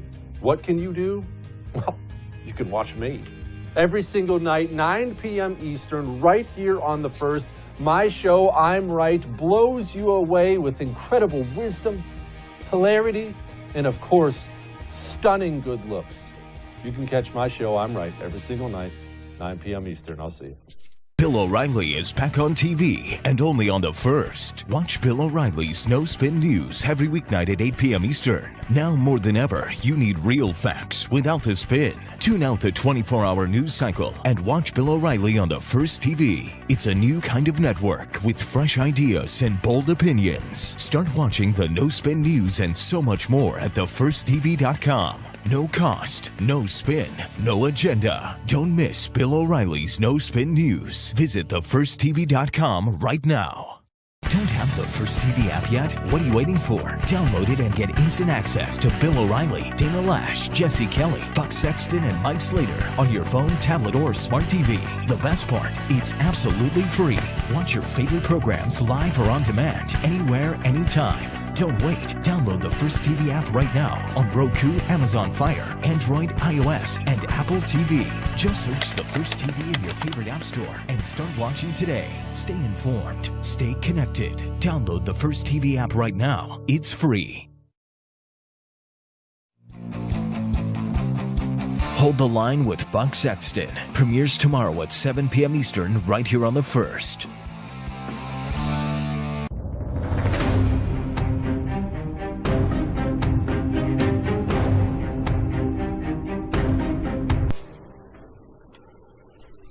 All right, let us begin with a little Senate talk, and let me clarify, as I'm going to clarify all night long. I understand that's not very sexy, is it? I don't want to talk about the Senate. You don't want to talk about the Senate. Talk to me about the big man. But honestly, the Senate might even be more important than the presidency of the United States of America. Having control of the Senate, and not only brings in the judges we talked about in the beginning, it's what stops so many of the insane things that have come out of Nancy Pelosi's House of Representatives this year. That stuff didn't get to Donald Trump before it was stopped. It was stopped in the Senate. Remember that. Now, let's go over these races briefly. I'm going to give you some names, people you can watch. Let me go through my handy cheat sheet here because I went to community college and I can't memorize all these freaking races. So, Doug Jones and Tommy Tuberville. That is out of Alabama. You remember Doug Jones is a Democrat. A Democrat elected in Alabama. I'm not going to go over why he was elected in Alabama. It was a big old mess last time. But this is a race the Republicans feel like they should have. However, polling's all over the place. Now, I know what you're saying. Well, isn't polling all over the place now? Yes, but you never know who to trust.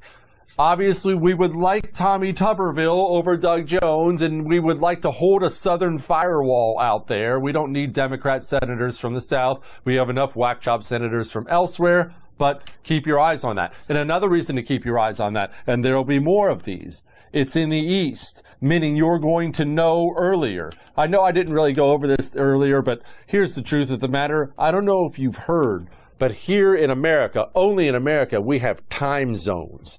No, I'm not kidding. I'm kidding. There are time zones everywhere. We have time zones here. And obviously the polls close in general in the East first. So we get these results from East to West. Now, that's actually good when it comes to the presidency and the presidential vote because the Eastern states are the ones really that matter the most. We don't have a ton of swing states in the West. We have Nevada. We have Arizona.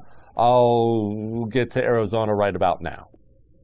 We have a whole situation in Arizona. Let's go over the Senate situation at first.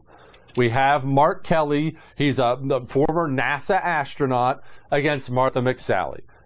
Martha McSally, who I actually personally ran against once in a primary a long time ago. I won, not to brag, right before I lost the general, but either way, that's another story. But Martha McSally, she's the one who lost to Sinema in the last Senate election. Then there was, a situation where the Arizona GOP had to appoint a senator to fill in. So they appointed the lady who just lost the last election. We're not going to go into that, but they put Martha McSally right back in there again. And now Martha McSally is going up against, again, an astronaut. Now, that may not blow you away. You may think to yourself, well, I don't care. Tell me about his stance on the issues. Astronaut is one of those things. People hear the word astronaut and there's automatically a certain level of respect and patriotism assigned to that word because of the great history of it. What I'm trying to say is I'm trying to prepare you for the possibility of a very, very, very disappointing Senate seat lost in Arizona. And as I talked to you about earlier, 3 or 4 seats. Democrats take 3 or 4 seats, and we've lost the Senate. If we lose any one of these, the others now become critically important. Now, here's something else you need to know about Arizona, and you'll need to know this because I have personal experience with it, and I know how Arizona works. All right, are you ready for some? I'll nerd out with you for just a second. You know what early voting is. Obviously, people, they get their ballot in the mail, they fill out their ballot, and you mail it in. It's not complicated. Early voting is. And then you have election day voting. In Arizona, I don't know why this is. I never looked into it. Maybe it's because people don't really stay there at certain times of the year. I don't know. In Arizona, early voting is gigantic. And I mean, bigger than anywhere else I know of. I'm not going to say it's the biggest in the country because I'd be lying. I don't know the intricacies of all 50 states, but in Arizona, it's huge. There are places in Arizona where 2/3 of the people who vote voted early. Early voting in Arizona, in general, helps Democrats. I ran against Gabrielle Giffords. I'm the one who lost to her right before that horrible shooting. I crushed Gabrielle Giffords on Election Day. She beat me on early votes and won by 4,000 votes. You can win entire elections there if you win early voting. In general, I wouldn't bring up nerd stuff like that except for this. All this Trump momentum we've seen, especially over the past week or two, it's only been recent, right? Remember I just said past week or two? These people, these early voters, they were voting a lot earlier than that. So in a state that is kind of purple, I think we could officially call Arizona purple now because they have so many California transplants moving there. A state that's kind of purple, we might have a lot of early voting numbers that look really bad. And unlike other places where you'll get this just windfall of early votes right off the bat and you'll think, wow, okay, but obviously we're going to get all those points back on Election Day. Not always the case in Arizona. And in many places in Arizona, the early votes, they count them pretty much right away. Right away, you know, oh, wow. Yeah, that's a situation there. Colorado has Republican Cory Gardner against this idiot Hickenlooper. Hickenlooper, if you were paying attention at all in the Democrat primary, he's just an absolute nutball. But I don't have another way to put this. I love Colorado. I grew up mostly in Bozeman, Montana. I love the Rocky Mountains. I was just in Colorado last month. But there are a bunch of crazy people now. There are some individual congressional districts there. There are pieces of Colorado that are still wonderful, but the Denver area, places like that, these people are insane. There's a reason there's a big legitimate movement to separate Colorado into multiple different states. Because these people were tired of living together. So I can't believe I'm saying this, but John Hickenlooper could easily win that race. Easily. Georgia. Raphael Warnock versus Kelly Loeffler. I believe her name's Loeffler, maybe Loeffler. I don't know. I went to community college. Georgia's interesting. Now, normally you and I would think, Georgia, it's the South. Georgia has gotten closer and closer and closer over time, meaning it's Atlanta's fault. In general, when something bad is happening in Georgia, you can blame Atlanta. And I'm only half kidding about that. Atlanta has become, every state has one. In Texas, we have Austin here, where it's just this sea of red in Texas, and then Austin is further left than the communist Chinese. That's just the way it is.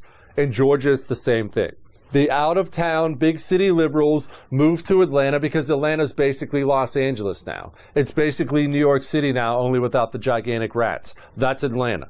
So Georgia, that Georgia Senate race, do not put that in the bank for Republicans. And again, I don't want to belabor this point. 3 or 4 seats. 3 or 4 seats lost in the Senate, and we are in trouble. Watch these Senate races. And remember this. I find this to be very weird because I, in general, just vote straight ticket Republican. If anything, I'll skip a Republican who ticked me off and write in my own name, but I don't vote Democrat. There's a good chance you're watching me right now, you probably vote straight ticket Republican. However, in race after race after race, every single election cycle we see, it is not uncommon for people to go in and vote Donald Trump for president and Ralph Warnock for Senate. That sounds insane to me. I can't imagine the thinking that goes into voting Republican president, Democrat senator, but it is fairly common. Just because Trump does well in some place does not mean the local congressman or state or senator is going to do well there. It doesn't mean that. Georgia, again, Jon Ossoff and David Perdue. This Jon Ossoff, you'll remember, he ran in like a special congressional election, and they threw they threw more money at him than anybody had ever seen in a congressional election, and he still lost. We'll see how he can do against Dave Perdue. Teresa Greenfield and Joni Ernst of Iowa. With the way Iowa's going right now, even the poll numbers, which are all skewed Democratic, were all in Trump's corner. I have a hard time believing Joni Ernst loses that. Sarah Gideon and Susan Collins in Maine. Who cares? Susan Collins is worthless. You know what? That's probably not fair. The truth is that Susan Collins, in order to get elected in Maine, constantly has to be half a Democrat. But, I mean, I can say worthless all I want, but is that really true? You saw how she voted on ACB. She's always up in the air on things. You feel like, oh, please just wake up. But better than a Democrat who would have voted no on ACB. So we do need to be rooting for Susan Collins. Sorry, Lord. We need to root for Susan Collins. Montana, Steve Bullock versus Steve Daines. Steve Daines is the Republican up there. Montana's an interesting place. I grew up there. They're just, well, there aren't very many people. I mean, when I say there aren't very many people, I need you to wrap your mind around this. There's one congressman from Montana, and yet, like every other state, they have 2 United States senators. There just aren't a ton of people. It's a huge state. There aren't a ton of people. And it's not what you'd think. It is not blood red. Now, I would assume, having lived there, Montana is very red. It's a bunch of cattle ranchers. It's a bunch of hunters. It's a bunch of fishers. Everybody has a gun, and I mean everybody has a gun. I'm sure it's not like this anymore, but when I was in high school, my friends and I, everyone had a gun rack in their vehicle, parked in the high school parking lot with a weapon in it. I'm sure this was the pre-school shooting era, so I'm sure it's not like that anymore, but that was just how we grew up. And so when I left Montana, I wasn't really into politics at all yet. I naturally assumed Montana was going to be hardcore Republican. It's not. Montana's very, very, very purple, maybe even borderline blue. One thing you can't do there is gun grab. You gun grab, gone. But other than that, Now, North Carolina. Tom Tillis and Cal Cunningham. Who knows? But I do know this. North Carolina's a swing state. Keep your eyes all night long on North Carolina, and we'll give you updates as we go along on North Carolina. Finally, South Carolina. Jamie Harrison and Lindsey Graham. We know which way South Carolina is going to go. Every time they try to throw a contender up against Lindsey Graham, because he's on TV all the time, and it's easy to hate him, and they'll throw a bunch of money behind him. But the truth of the matter is this. They're not going to elect a Democrat statewide in the state of South Carolina. Not right now. Not going to happen. All right. We will be back with more. Give me a minute.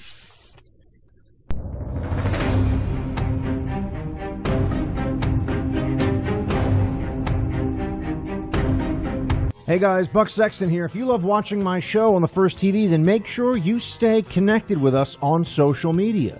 You can follow us on Facebook, Instagram, Twitter, Parler. You can even watch us on YouTube. Stay connected and stay informed with First TV anywhere and everywhere. We'll see you there.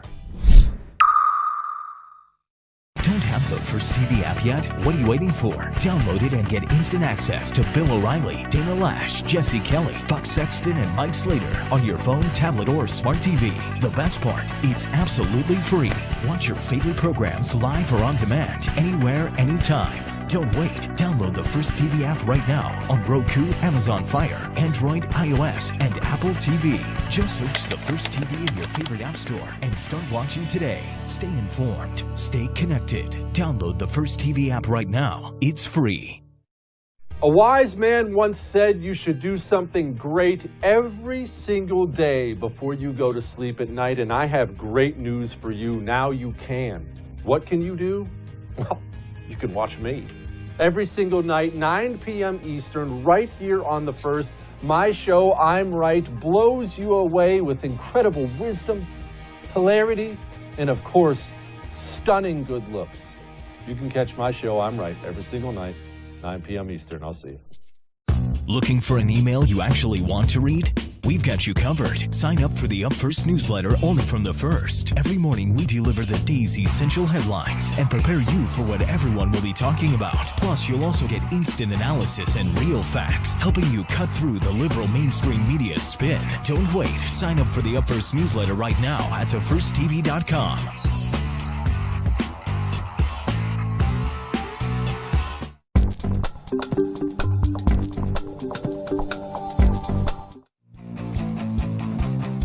Hold the Line with Buck Sexton premieres tomorrow at 7 p.m. Eastern right here on The First.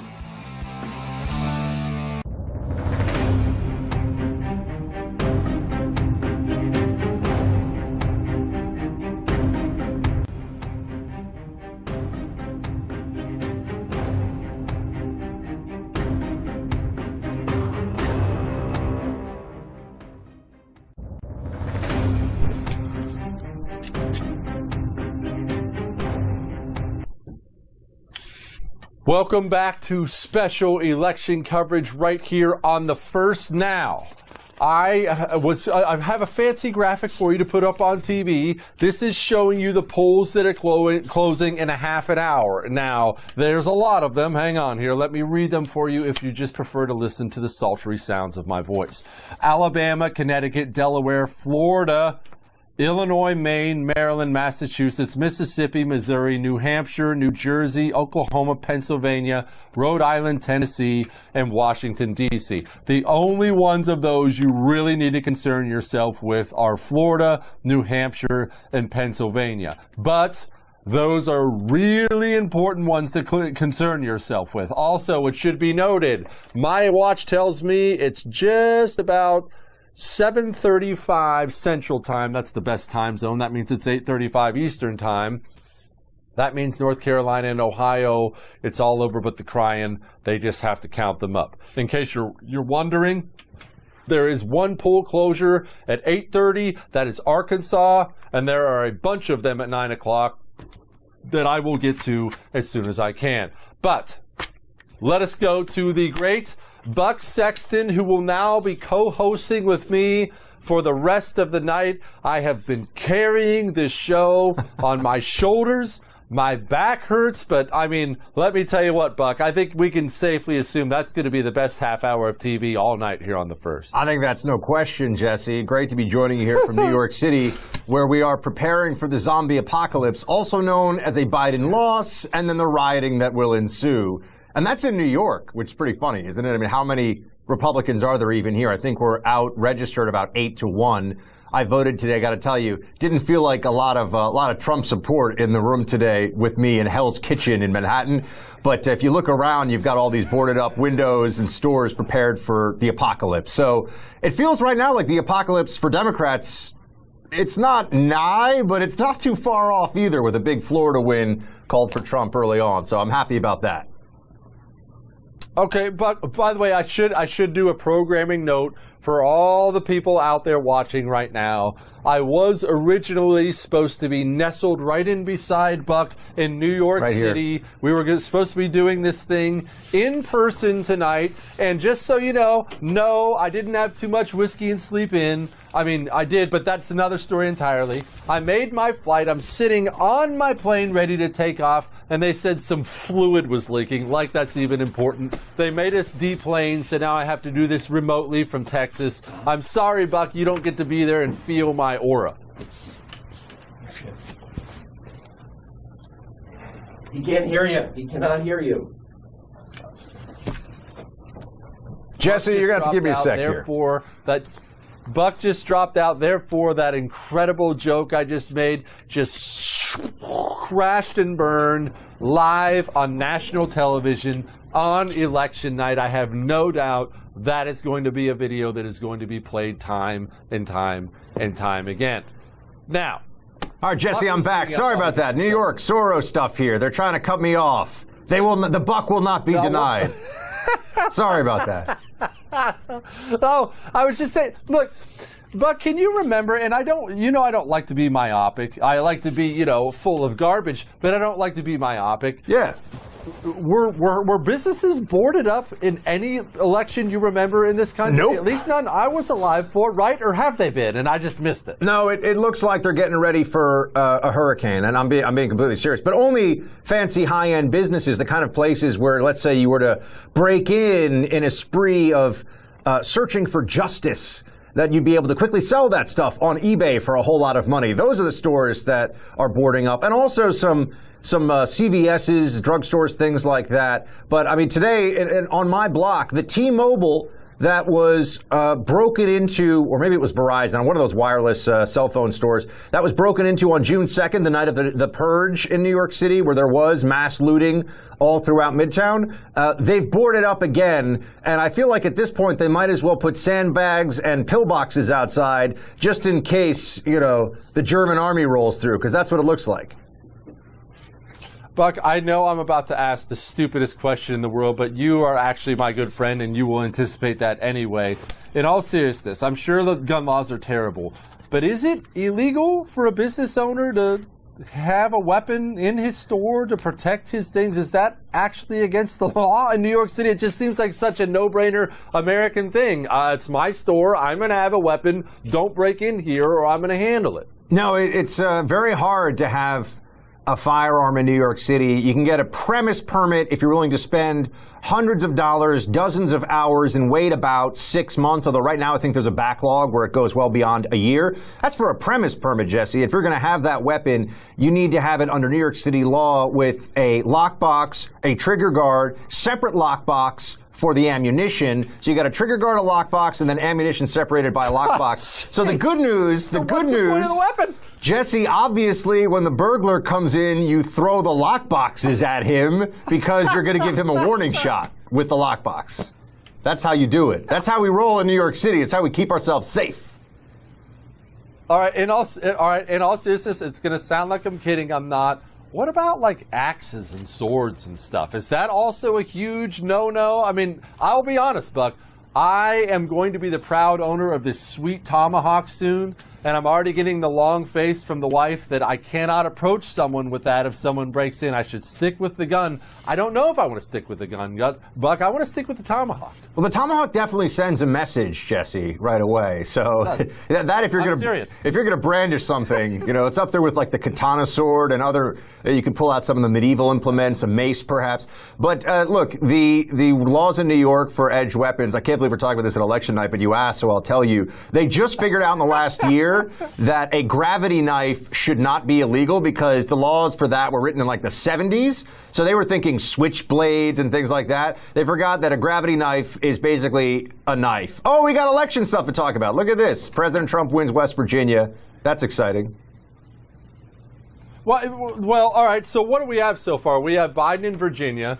We have Trump winning West Virginia and Florida. And look, I talked to Dana about this earlier, but I really want to know your opinion on it. Everyone knows only one president has ever become president since 1964 without winning Florida. In general, Florida means the presidency. But I don't want to count my chickens, and times are made to change. What's Biden's path from here? Is there an easy path? Is it now very hard? Is it insurmountable? What is it? Biden's path with Florida in the Trump column is going to require some major upsets and running the table in the Midwest. The upsets would be Arizona, which should be Republican, but you got that kind of former McCain contingent out there. There's some GOP out there that's not really helpful to Trump. But Arizona, I'm just saying, but Arizona would be a place they'd have to pick up, and they got to run the table with Minnesota, Michigan, and Wisconsin. If they do that and pick up Pennsylvania, which I think Pennsylvania is going to be the dogfight of the night, even if Trump wins by a decent margin, let's say 50 to 100,000 votes, he's going to have to win by far more than that, or else they won't call it tonight. So unless he's ahead by more than just Pennsylvania, Jesse, I don't know. Do you have like a sleeping bag? We might have to sit here at the decision desk of the first for a few days. We might have to just stay on air. It'll be like one of those experiments where they see how long it takes before people go crazy. Buck, I'm going to tell you what I have here right now, okay? I have a cup of coffee. I have a cup of water to go with my cup of coffee, just so nobody thinks these are two different cups. I also have a cup of queso. This is no joke. This is actual queso. I want to see that. I ate chips and queso in the break, and I am just about ready to send my production assistant to the store to buy something good like Jim Beam or something like that in case Trump wins it tonight. I'll stay here all the rest of my life with coffee, water, queso, and Jim Beam. I'm ready for the long haul. I'm pretty sure if you were stranded on a desert island and you just had that amount of queso there, based on the caloric content alone, you could last at least 30 to 60 days. That's all I need. All I need is that and ammo, Buck. Oh, by the way, I don't want to nerd out for everybody again, but we have a long night. I can tell stories if we want to tell stories. Do you remember this? We were talking about the axes and swords, and it made me think of something. And I know I'm going to screw parts of this story up, but the part of the story I love was there was a dude out there. And when I described to you what he was into, everybody's going to know exactly what he looks like. He ended up being like a heavy-set guy with a beard and wears like beanie caps. And he had a roommate who was a woman.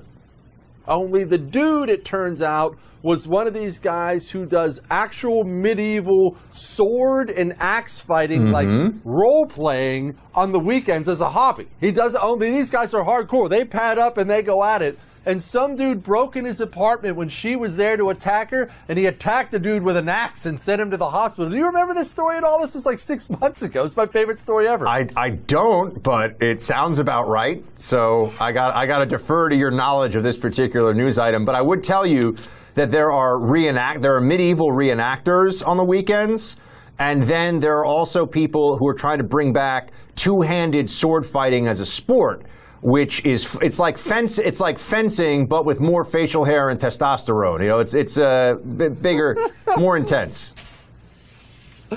All right, this has been some high-level discussion. We are going to go to break, and we're going to find that story. Hang on.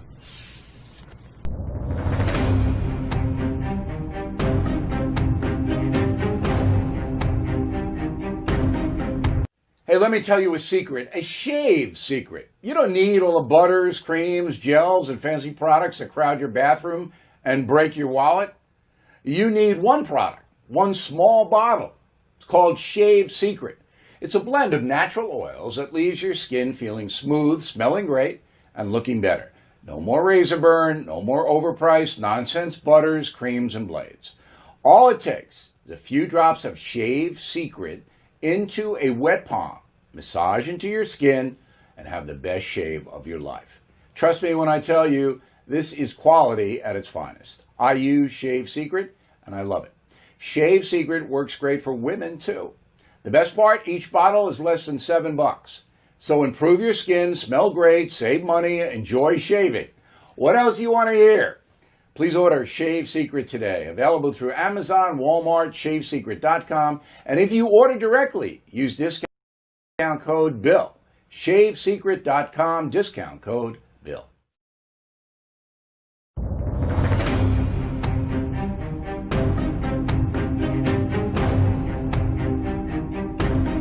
Hey guys, Dana Lash here reminding you to download the First TV app right now. With the First TV app, you can watch my show, The Dana Show, live or on demand anywhere, anytime.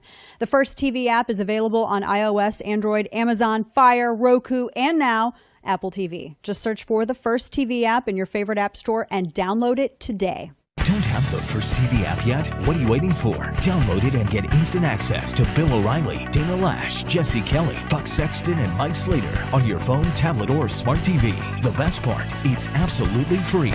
Watch your favorite programs live or on demand, anywhere, anytime. Don't wait. Download the First TV app right now on Roku, Amazon Fire, Android, iOS, and Apple TV. Just search the First TV in your favorite app store and start watching today. Stay informed. Stay connected. Download the First TV app right now. It's free.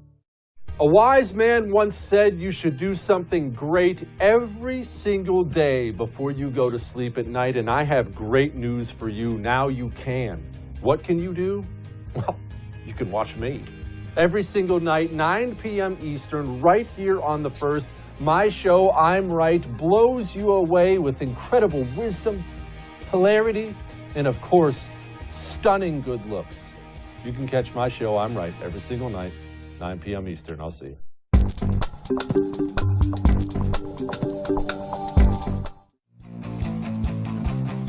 Hold the Line with Buck Sexton premieres tomorrow at 7 p.m. Eastern right here on The First.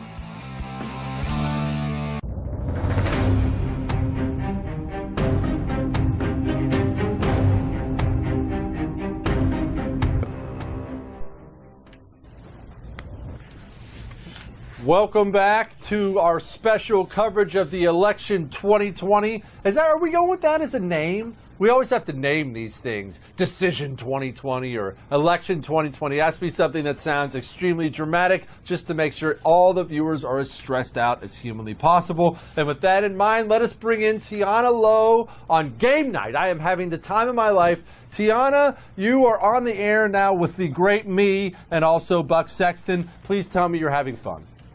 Hello, Jesse, and hello, Buck. And yeah, I mean, this is a bit like our Super Bowl, right? So we should have a little bit of fun with it, no matter which way it goes. So yes, I'm enjoying myself. Is that modern art behind your head, Tiana, supposed to like represent the inability of humanity to come to terms with its greatest demons, or is it just what Joe Biden finger painted last night and nobody wants to talk about it? Yeah, I think it's something that he did, with the pudding cup after dinner. With the blanket across his knees, feeding the ducks, indeed. Yes, indeed. Sorry, Jesse was asking you real election questions. But Tiana, I got a real election question for you. At this stage of the night, how are we feeling about Florida and Georgia going red-ish? Not yet determined for Georgia, but trending that way. So we knew that the three states that we were going to get tonight that were true bellwethers, true nail biters, are going to be Georgia, North Carolina, and Florida. The fact that Florida is one of the first being called is pretty monumental. And especially if you look at the exit polling in Georgia, we know it's not just Cuban Americans making it so Biden vastly underperforms Miami-Dade County in comparison to Clinton. In Georgia, we see Trump gained 10 points among Latinos in comparison to 2016. That is a demographic shift. Okay, why? That's going to be the question everybody asks because, look, I have my own theories on it. I actually think it has a lot to do with race and how, but I'll go into that in a minute. Why? Because the outsider in general would look at that and say, I thought Trump was Mr. Build the Wall, Mexicans are rapists type thing. How could he be gaining with Hispanics? So why is he gaining with Hispanics? For starters, legal Hispanic immigrants don't have a problem with being tough on illegal immigration. I think that him dialing back the rhetoric about let's just, the Mexicans are not bringing their best, that was not very helpful. But, Trump was the one trying to say, I want to make a deal where we legalize all of the DACA recipients in exchange for a fairer immigration system that isn't so lottery-based. That was something that Trump wanted to do, and it was Pelosi that pulled the Lucy pulling the football from Charlie Brown time and time again whenever they came to the DACA legalization for the wall deal. But primarily, I think it just comes down to the economy. Prior to the pandemic, it was minorities and women who saw the greatest gains in their wages. You had the lowest Black unemployment in decades. And that was on top of the fact that you saw the lowest unemployment overall in half a century. And ultimately, voters vote with their pocketbooks. And it's not that minority voters have the privilege overwhelmingly of voting to virtue signal or to vice signal. And at the end of the day, Trump was the better president for Latinos. And that's what we're seeing right now in these exit polls. It's all the woke white women who are swinging to Biden who may wind up saving him. It is not minorities. It's also, I would guess, Tina, a pretty safe bet that folks who live in southern Florida who either themselves or have, they came to this country fleeing socialism in Cuba, or they have family members who did, same thing in Venezuela. All this talk about socialism, despite what AOC says about radicalizing millennials, if somebody or if their parents fled Cuba to get here and they're living in Miami-Dade, and all of a sudden one political party is talking about putting people in charge to redistribute all the wealth and the Marxist utopia we're going to have, I can imagine that would motivate them to go to the polls. Absolutely. I mean, Democrats are very lucky that Biden was the candidate, because as I was reiterating in February of this year, Biden is the only person who stood a chance against Trump. Simply because when you compared the Bernie versus Biden polling in Florida against Trump and head-to-head polling back in February, Biden was the only one who stood a chance. So it is remarkable that Biden is able to put Kamala Harris, who endorsed a Green New Deal that would effectively nationalize 40% of the American economy, on his ticket, and he still has a fighting chance. Really, I mean, if we look at this in a broader perspective, let's ignore the pandemic for just a second. Trump is the incumbent president who is presiding over a peacetime economy with the first real wage growth in a decade, with landmark unemployment and no new wars. That is a massive advantage. The fact that Biden did this well has in large part to do with, yes, media bias, but also a pandemic that highlighted Trump's temperament over his policy successes. Yeah, I would put But it still... No, go ahead. It still doesn't erase the fact that even if Biden is trying to hold the wall and say that he is a moderate, the rest of his party is not, and voters know that. And if you had a Cuban grandfather immigrant who described what communism was like, you will not vote for that again. Certainly hope not. Okay, so here's what I'm unclear on when it comes to the Hispanic thing, and I'm starting to dwell on that. But look, I'm a border hawk freak. And I understand you guys may not be, I don't really care, but I am. And it sounds to me like Trump made, or in your opinion, Trump made, the devil's bargain, the same kind of thing George Bush used to do. The border hawks like me could never vote for somebody like Joe Biden because I know what he means. But Trump can kind of halfway at least attempt to hand out amnesty anyway and get the votes he needs. So it sounds like, once again, that's the smart play electorally, and you're not really ever going to get border hawk policies. Well, one of the issues with the Gang of Eight deal back during the Obama administration and the fears about that Republicans like Marco Rubio were selling out, it was that what was the real concession? Could you depend on having a promise of enhanced border security 5 years down the line? Whereas a wall presented a physical promise that you can't just uproot out of the ground, right? With Trump, I don't think anyone has a problem with the idea of legalizing existing DACA recipients who either are in the military or have a job, people have proven they aren't quote unquote rapists and murderers, if you get lasting change. And the best thing that Trump did for immigration, no one really talks about it. It was changing the rules that we have, not just with the southern border, but with the northern triangle, to ensure that the immigrants from El Salvador, the immigrants from Nicaragua, couldn't just come and claim amnesty status after they were already in Mexico. When you are a refugee, when you're claiming actual asylum, you do not get to pick and choose which country you claim asylum in. However, Mexico never abided by that. Instead, they allow these immigrants from the Northern Triangle to cruise through Mexico and then want to shack up in America. They get to America, they have their first hearing, and then they're let free, catch and release. Trump said no. And if we just maintain that, the wall isn't even what we need. We can legalize all the DACA immigrants and have them, as they already have sort of proven, they exist in the American framework. They have jobs, they pay taxes. The real key is making it so that way you can't just put a foot on American soil, claim refugee status, and go free. Because I'm from California, and I've seen what the result of that is. Yeah, the result is it's a blue state. So how does that change? I guess we don't need to go off on a huge immigration debate. How does that change with these DACA numbers? I'm okay. Like you said, someone's in the military or something like that. That's fine. But how many people are we talking about here? Because the concern is always demographics. Because even though Trump is doing better with Hispanics, if Trump doesn't have 51%, then if we legalize a whole bunch of them, that in general is not going to look good for the future of Republican politics. California proved they're not going to get amnesty and go, well, I guess I'm a Republican now. That didn't work out very well. So the key is making sure that you have the right incentive structure. The problem and the thing that Trump was right to hold the line on was not making it so that way you could say, oh, we'll legalize this round of 3 million. And then in a decade from now, we'll legalize the next round of 3 million, all just in the hopes that the concessions you get are crumbs. So Trump did a good job in ensuring that we didn't just hand the bill over to Nancy Pelosi and she got to write what we got in return.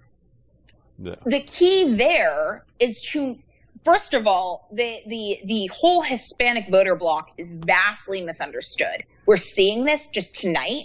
But also, if you look at, for instance, the rates of Hispanics that are pro-life, Hispanics tend to be much more Catholic than the average American. They tend to be much more pro-life than the average American. This is something that comes up very frequently whenever people talk about, oh, if we just make D.C. and Puerto Rico a state, we'll get 4 Democratic senators. Yeah, you'll get 2 from D.C., you will not necessarily get 2 Democratic senators from Puerto Rico. A lot of these Latino cultures are but the governor of Puerto Rico is a Republican. Yeah. The one state, so it's not a state representative, it's like a state delegate in Congress, is a Republican. Because culturally, these are demographics, they will not abide to woke culture. They do not, where we see wokeness among Latinos tend to be among urban elites who have all been socialized into the university system. But they do tend to like big government a whole lot. I mean, Puerto Rico, a third of the island is on Medicaid. So, I mean, the big government side of it, the Democrat Party, is where you're going to have a big problem with legalizing the... Jesse, how many do you think it is? The number I know officially is, I think, 11.7 million now, which Border Patrol, when I asked them on multiple trips to the border, says is laughably low. More like 15 to 20 million is the expectation that they have there'd be an actual all-out amnesty. DACA might be smaller. DAPA was supposed to be in addition to DACA. Remember the parents? That was the Obama administration's plan. That got to 5 million. And just remember that when Reagan gave an amnesty back in the 80s, I think it was 86, they were still challenging people who claimed they should have been covered under that amnesty. Into the 2000s, we're still going to court saying, I'm covered under the Reagan amnesty. So I worry a little bit about it. But remember the last time around, we were told when Romney lost in 2012, that it was all because the Republican Party hadn't courted the Hispanic vote effectively and could never win again until they did. And then Trump won in 2016. So once again, the prognostications seem to change over time. Are you thinking, Tiana, this is going to be a game changer in, say, any of the states that are going to be decided later on tonight out west? Absolutely. So this election, so long as seemingly safe-ish states like Georgia, North Carolina, those don't get thrown, this election has always come down to 2 states, Pennsylvania and Arizona. Pennsylvania, I'm not sure. But if we are now talking about Latinos saving Trump in Florida, the numbers in Arizona could be quite similar. You know, Arizona is a bit more of a dire situation. You have McSally, who's not exactly helping Trump on the ballot. But Latinos are a very sizable voting bloc. And if we're seeing, you know, Biden Trump outperforming himself in 2016 by the double digits in Ohio, Georgia, and Florida, then that spells safety for him in Arizona in comparison to what I think everyone thought this morning. And if he wins Arizona and if he wins Pennsylvania, it's game over. And President Trump is a 2-term president. Tiana, hello, everybody. We will be back with more election coverage 2020. We have Bill O'Reilly coming up next. Hang on.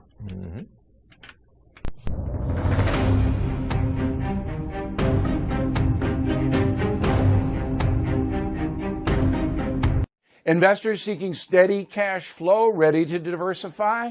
Have you considered a proven real estate investment fund? NRIA has grown to be one of the nation's leading specialists and offers 10% annualized monthly payouts with bonuses targeted at 18 to 21%. That's right, you could receive steady 10% monthly payments with bonuses. As their slogan says, they specialize in realty investing done right. You can even use your 401k or IRA to invest. NRIA's 15-year track record and $1.2 billion in new construction development backs you. So, learn how you can invest in this hard asset real estate cash flow fund today and receive 10% annualized monthly payouts with bonuses. This is something savvy investors should research and consider. Please call now, 201-210-2727, 201-210-2727, or visit nria.net.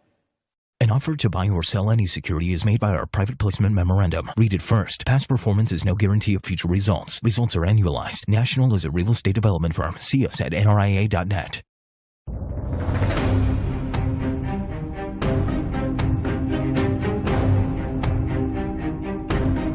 Hey guys, Dana Lash here, reminding you to download the First TV app right now. With the First TV app, you can watch my show, The Dana Show, live or on demand anywhere, anytime.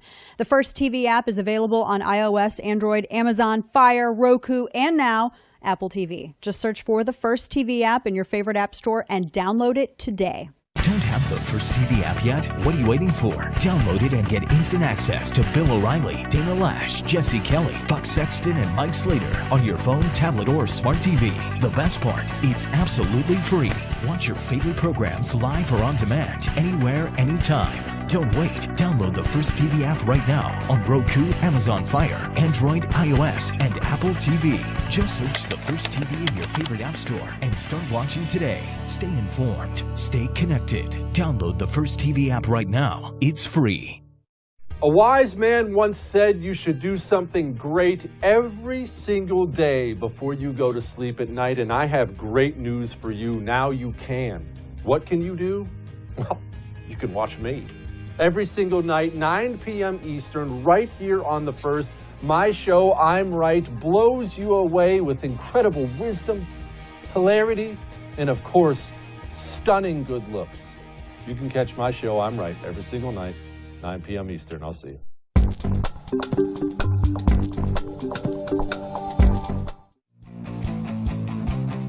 Hold the Line with Buck Sexton premieres tomorrow at 7 p.m. Eastern right here on The First.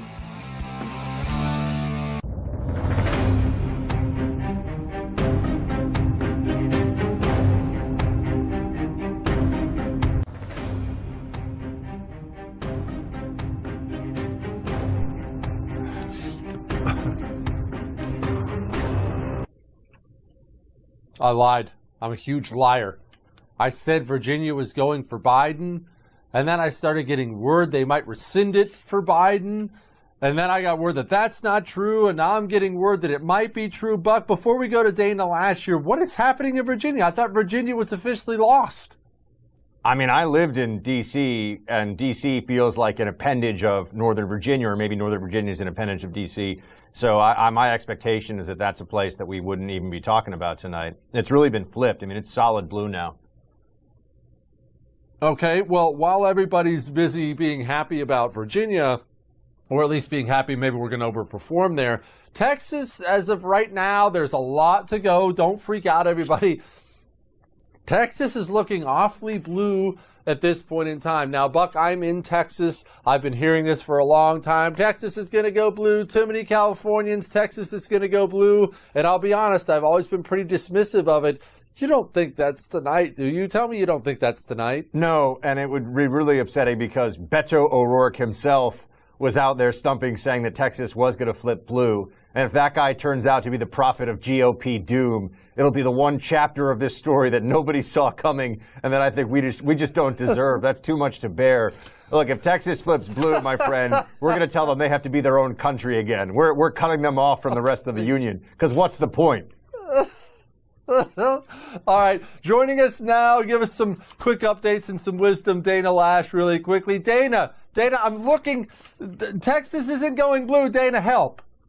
Yeah, make us feel better. Buck, I will physically fight you. I will come to New York and fight you. You can't kick us out. We will leave, but you can't kick us out. That's we have fair. our own gold reserve. I mean, for crying out loud, we have the Rangers, the actual Texas Rangers. Anyway. No, Texas is not going to go red. It's not going to go red. I know that we have a lot of Californians that are moving in, but they have not fully succeeded and achieved the same blueprint that they were able to do in Colorado after 63 years of Republican administration. They flipped it in 2 election cycles. That's not going to happen in Texas. However, that doesn't mean people should be apathetic. The biggest thing that affects Republicans in Texas is Republicans in Texas. The biggest obstacle for Republicans in Texas is Republicans in Texas not going to vote. Texas always has low turnout, record low turnout for the nation. It was like that in 2016 and the elections before that. Now, turnout has been incredibly high as it relates to early voting, Jesse, and I was one of those early voters, and even with some absentee voting. And today it was still pretty high, but I actually know there are some conservatives that we know of who didn't vote, and I think they should be publicly flogged. That being said, no, it is not going to go red, but it's going to be a lot closer than it has previously. But no, it's not going to go red. What do you attribute that to, Dana, other than you said turnout, obviously, on the GOP side?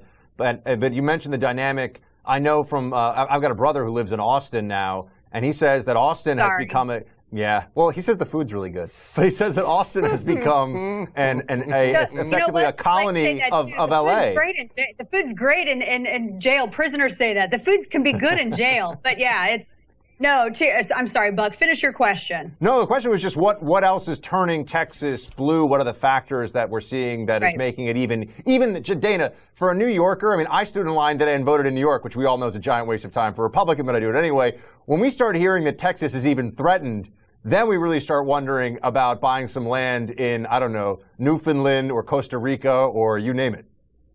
No, and that's funny. God saw that you voted, Buck. He saw. I don't know why conservatives always think that maybe we should just go elsewhere. You stay and you dig your heels in and you register voters and you go door to door and you phone bank. I have a friend who's pulled like 1 trillion hours doing just this, and she's halfway out of her mind this evening, but she's still staying up to watch all of the election results come in. No, you stay and you put in the effort. Now, as it relates to why this is happening in Texas, it's for the same reason that you saw it happen in Colorado. You do have a significant number of people coming from blue states to the state of Texas and the Republic of Texas, excuse me. And this is true when you talk to real estate agents. They will even tell you that a lot of the new construction in Texas, they're trying to make it California modern. There are entire neighborhoods that have cropped up in our town that I live in, which are new construction California modern. And that's to please the California buyer. That is the thing that actually Texas real estate caters to. But still, registered Republicans outnumber Democrats that are moving into Texas. The problem is Republicans get apathetic. The problem is lower turnout. Even if you have record high turnout, there are still more Republicans that can still go out and vote. But then the other big thing is the way that campaigns are organized and spend money. I just look at a couple of races here in Texas. When I look at Chip Roy, he's down in Hill Country. When I look at Beth Van Dyne, the former mayor of Irving, you might remember the Clock Boy story. She was the mayor who stood by the Irving police when everyone was protesting because of the Clock Boy case. And they were being outspent 6 ways to Sunday. And a lot of it, the majority of it, was outstate money that was coming in that would fund all of their ad buys. They were all over YouTube, all over Facebook, radio airwaves, television, and Republicans do not put that kind of financing, nor do they create that kind of apparatus to fund the candidates the way Democrats do. Republicans are stingy with their money, and I'm going to tell all the Republicans out there, if you really want to make an impact, you're going to budget your dollars and you're going to put your money into saving the republic. The founders did it. Why should you be any different? Dana, do we not have enough rich people? And I mean this because I hear this time and time again, and you're 100% right. I understand Democrats sink money into not just the presidential race. The presidential race is sexy. Everyone wants to spend money on that. No one wants to spend money on the local DA race. But that's what's making a big difference out there, these local races. Do we not have enough mega rich people, or do we have them in there cheap? Because those are two different problems.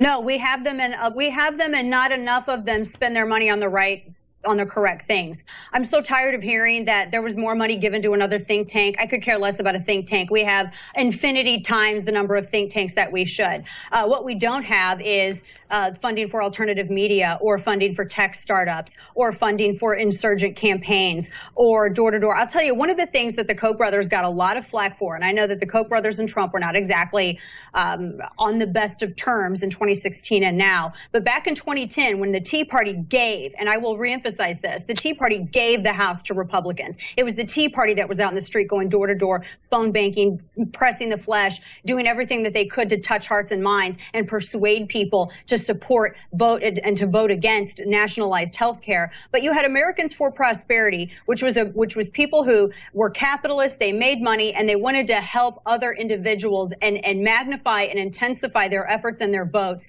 And they actually did some really, really good things.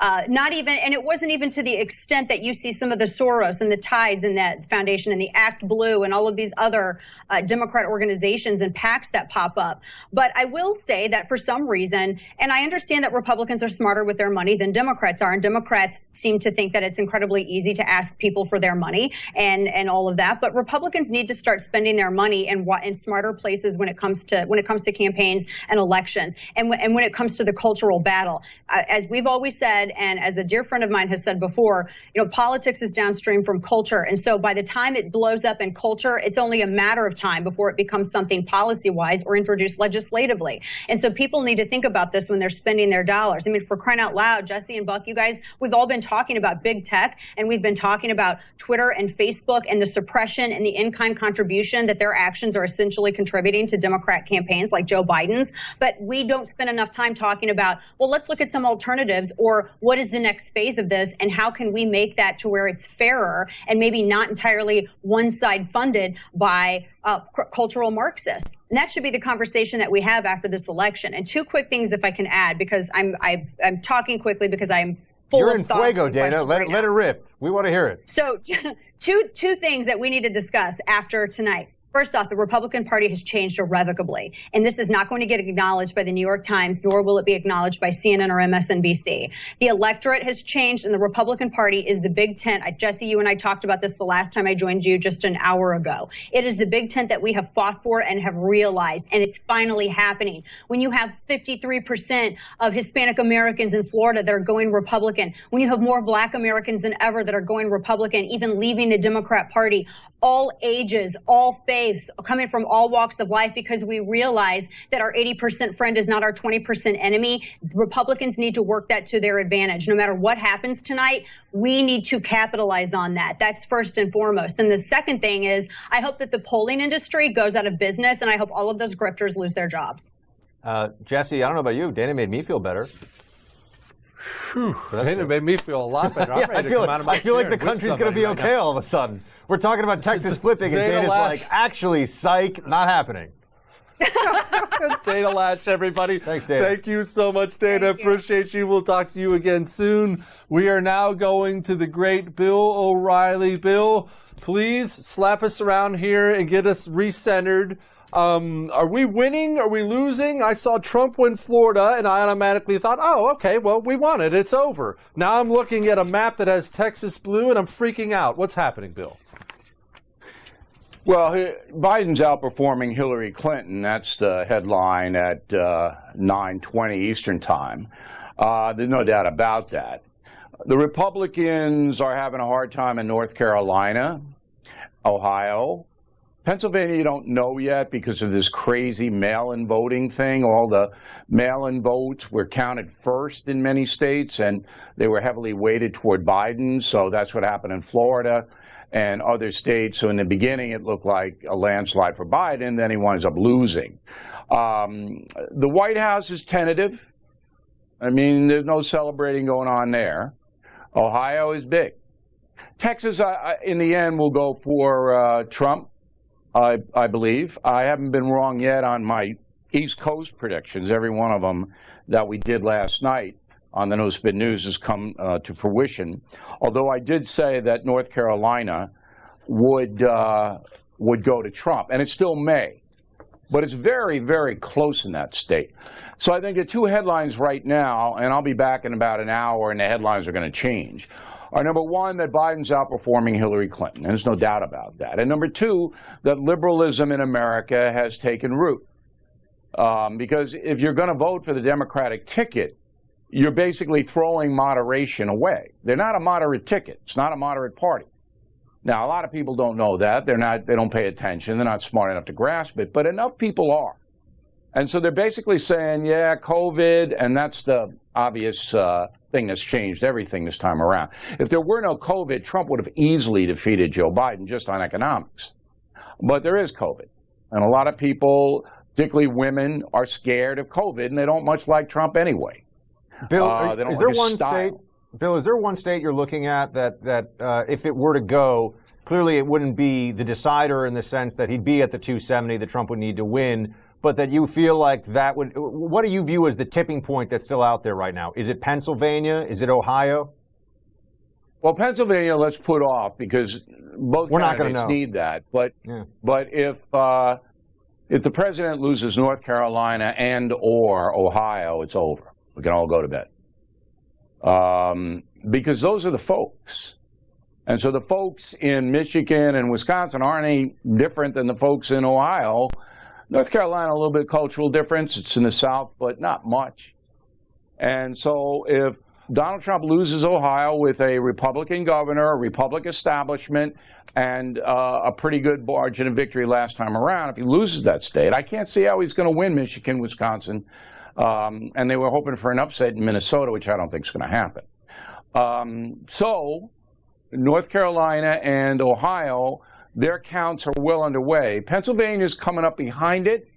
Pennsylvania, the western part of that state will be counted last, and I think they're going to go for Trump. So I'm more concerned right now if you're a Republican, and I did tell everybody I was voting for the Trump ticket because I believe that the Biden ticket's going to hurt every single American in this country.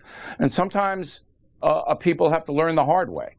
Do you think some pollsters wins, we're all going to learn the hard way.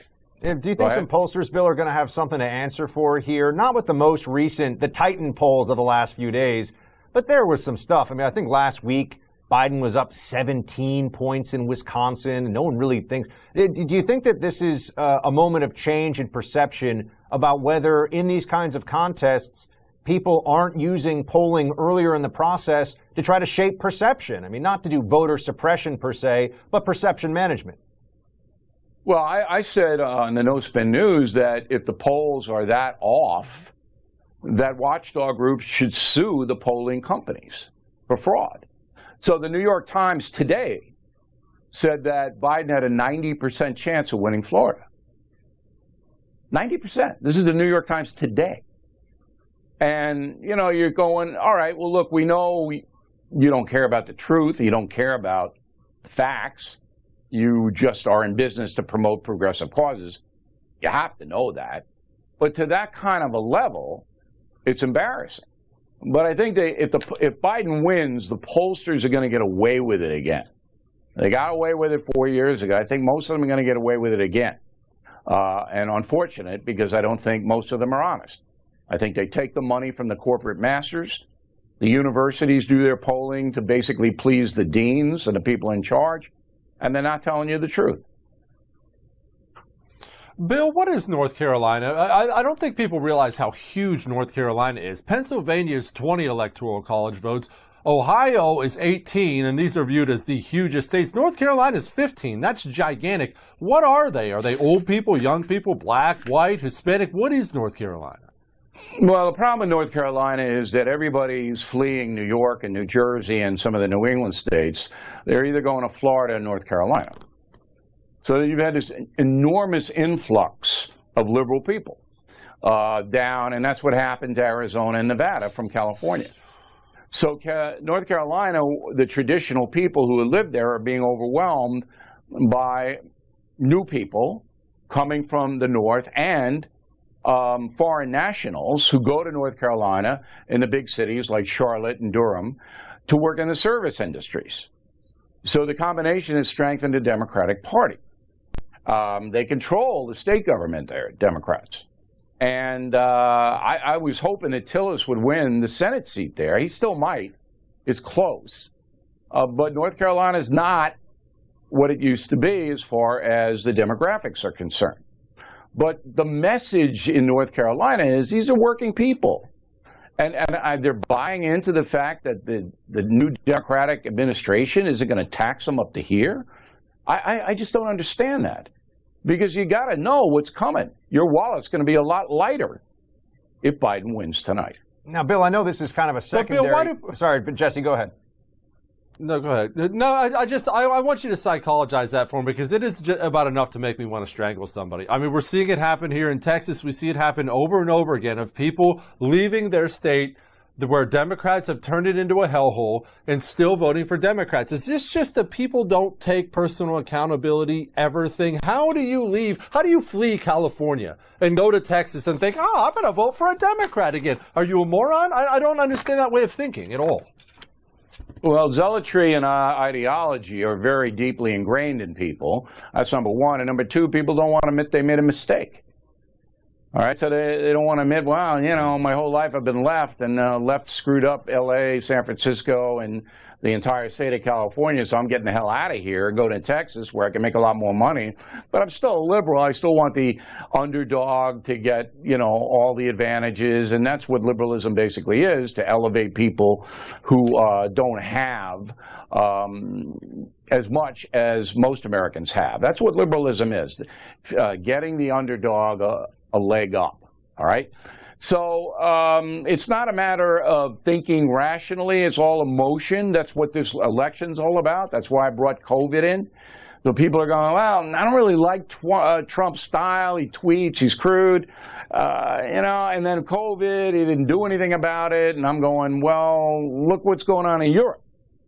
Could anybody do anything about COVID? And the answer is no. But that's rational, right? And what you see is many, many people, perhaps most in America, voting on emotion. Both ways. Conservatives vote emotion, too. Bill, I've seen a couple of stories that are playing out tonight, and I know this is a bit secondary because we're still waiting to see some of these big states, how they shake out, and also, obviously, who's going to win, control the Senate as well as the presidency. But money in politics. There's just two stories that jumped out early at me. I wanted your take on it. We always hear from the left about how money controls things. There's dark money in politics, outside money because of Citizens United. They always, and then they throw tremendous amounts of money at things, like, for example, trying to beat Mitch McConnell, or as Jesse likes to call him, Cocaine Mitch, in Kentucky. I think they spent $75 million in that Senate race, and Mitch McConnell still won. Mike Bloomberg, just because he felt like it, it's a rounding error for him, I guess, spending $100 million in Florida, looks like Trump has got that one in the bag. Are we ever going to stop hearing about how somehow Republicans have secret money piles that win them elections and how that's all that matters? Or is this just a talking point that won't die? Well, Lindsey Graham's going to win in South Carolina. So the money stuff is, you know, it's important to get people recognition. If you have a lot of money, then people can find out who you are quicker.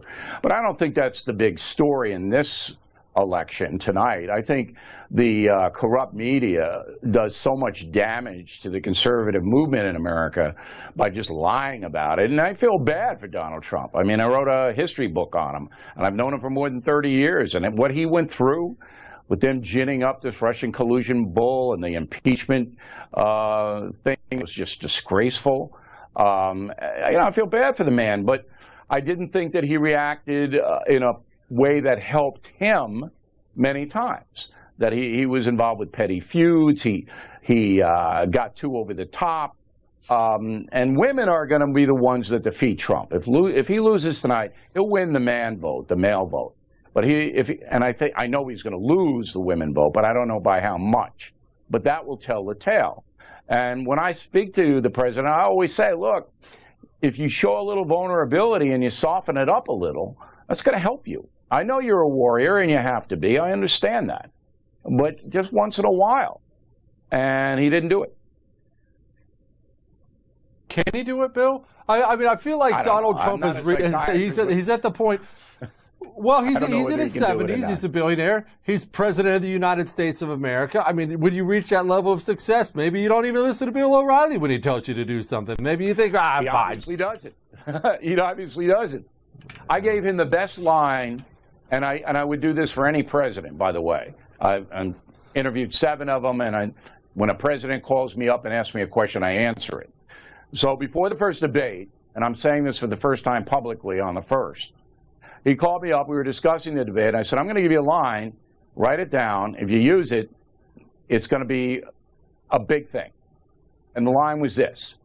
He turns to the former vice president on the stage and says, if you were a professional athlete, would you kneel during the national anthem? That was it. And Biden would not know how to answer that question. Okay? He'd have a committee. He'd hold a committee, Bill. It's a simple question, and that would have dominated. That question would have dominated that debate. Would have taken all the sting away from him, from Trump. He'd hold a committee of experts to bring in to look at the constitutionality of kneeling, just like packing the Supreme Court. He'd avoid the answer in the silliest possible way. You're absolutely right. He wouldn't be able to give that answer, which is also why he wouldn't give a real answer on the Supreme Court.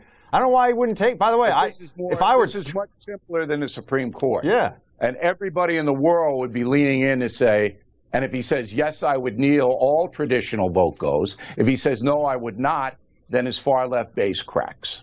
Well, it seems pretty clear early on here, Bill, that the black vote specifically the black vote for Joe Biden is a huge force. I mean, Jesse was talking about North Carolina before. I mean, that's a state where the black vote carries a tremendous amount of weight. And if it goes to Biden, and it looks very tight right now, obviously, it's less than 1 percentage point difference between the two.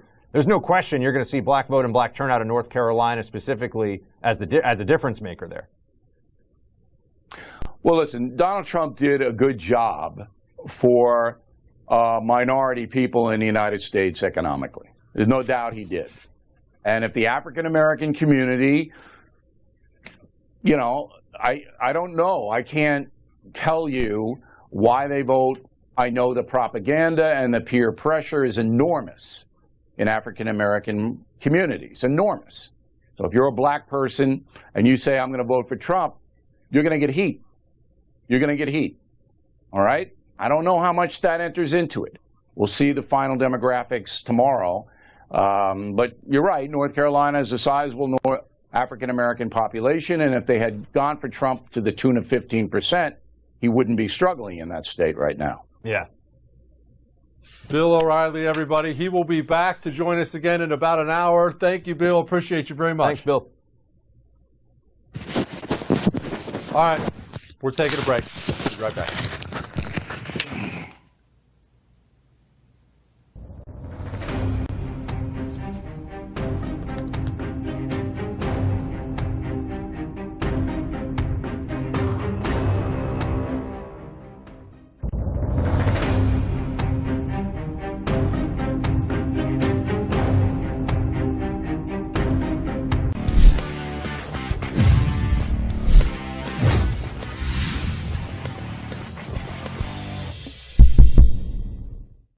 Hey everyone, it's Madison Jessiato. Happy Election Day. I know many of you have already voted. Many people are going out to vote right now as we speak. As crazy as it is, there are still some undecided voters out there. A lot of them that I've met on the campaign trail ask me, why should I vote for President Trump? And I really think there's a stark difference this year between the two candidates. We have a difference when it comes to energy policy. We have a difference when it comes to healthcare policy. We have a difference when it comes to economic policy. We've seen the past 4 years under President Trump, obviously the coronavirus having a hindrance on the economy, but we saw incredible economic growth.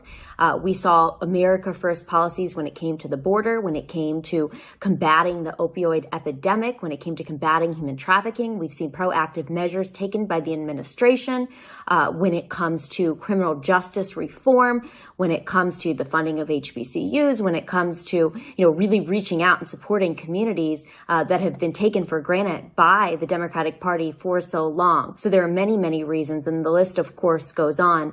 But the reality is that you have a choice between, a prosperous American future and more of the same.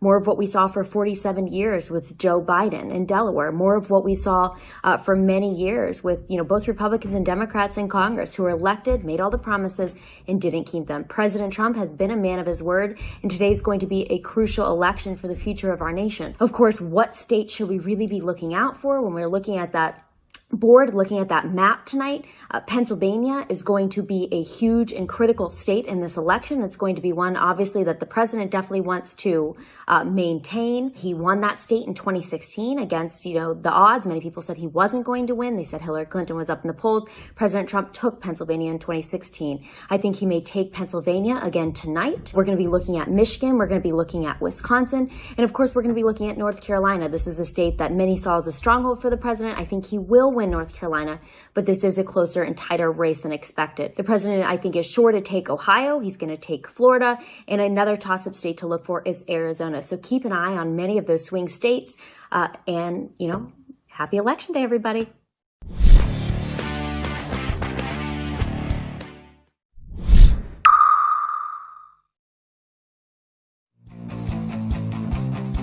Hold the Line with Buck Sexton premieres tomorrow at 7 p.m. Eastern right here on The First.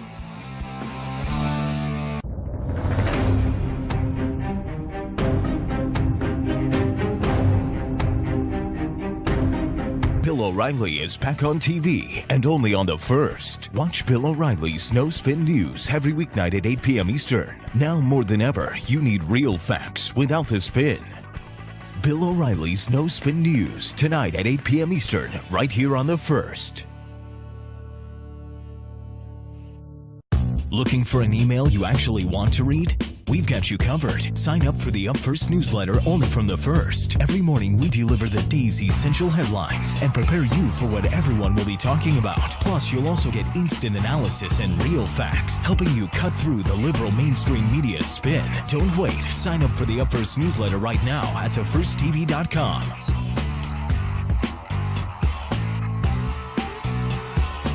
I'm about to blow you away with something. There's something brand new out there. I just discovered it today. It's called social media. And did you know The First is all over this new thing called social media? Apparently they're great at it. They're on Twitter, Instagram, Parler. They're on YouTube. They're on Facebook. They're all over all of it. Go enjoy The First anywhere on all of your social media stuff. If you do that sort of thing, I'm not sure if it's going to catch on, but if it does, The First will be good. Hey guys, it's Buck Sexton here, reminding you that my radio show can be seen right here on The First TV every day at 5 p.m. Eastern.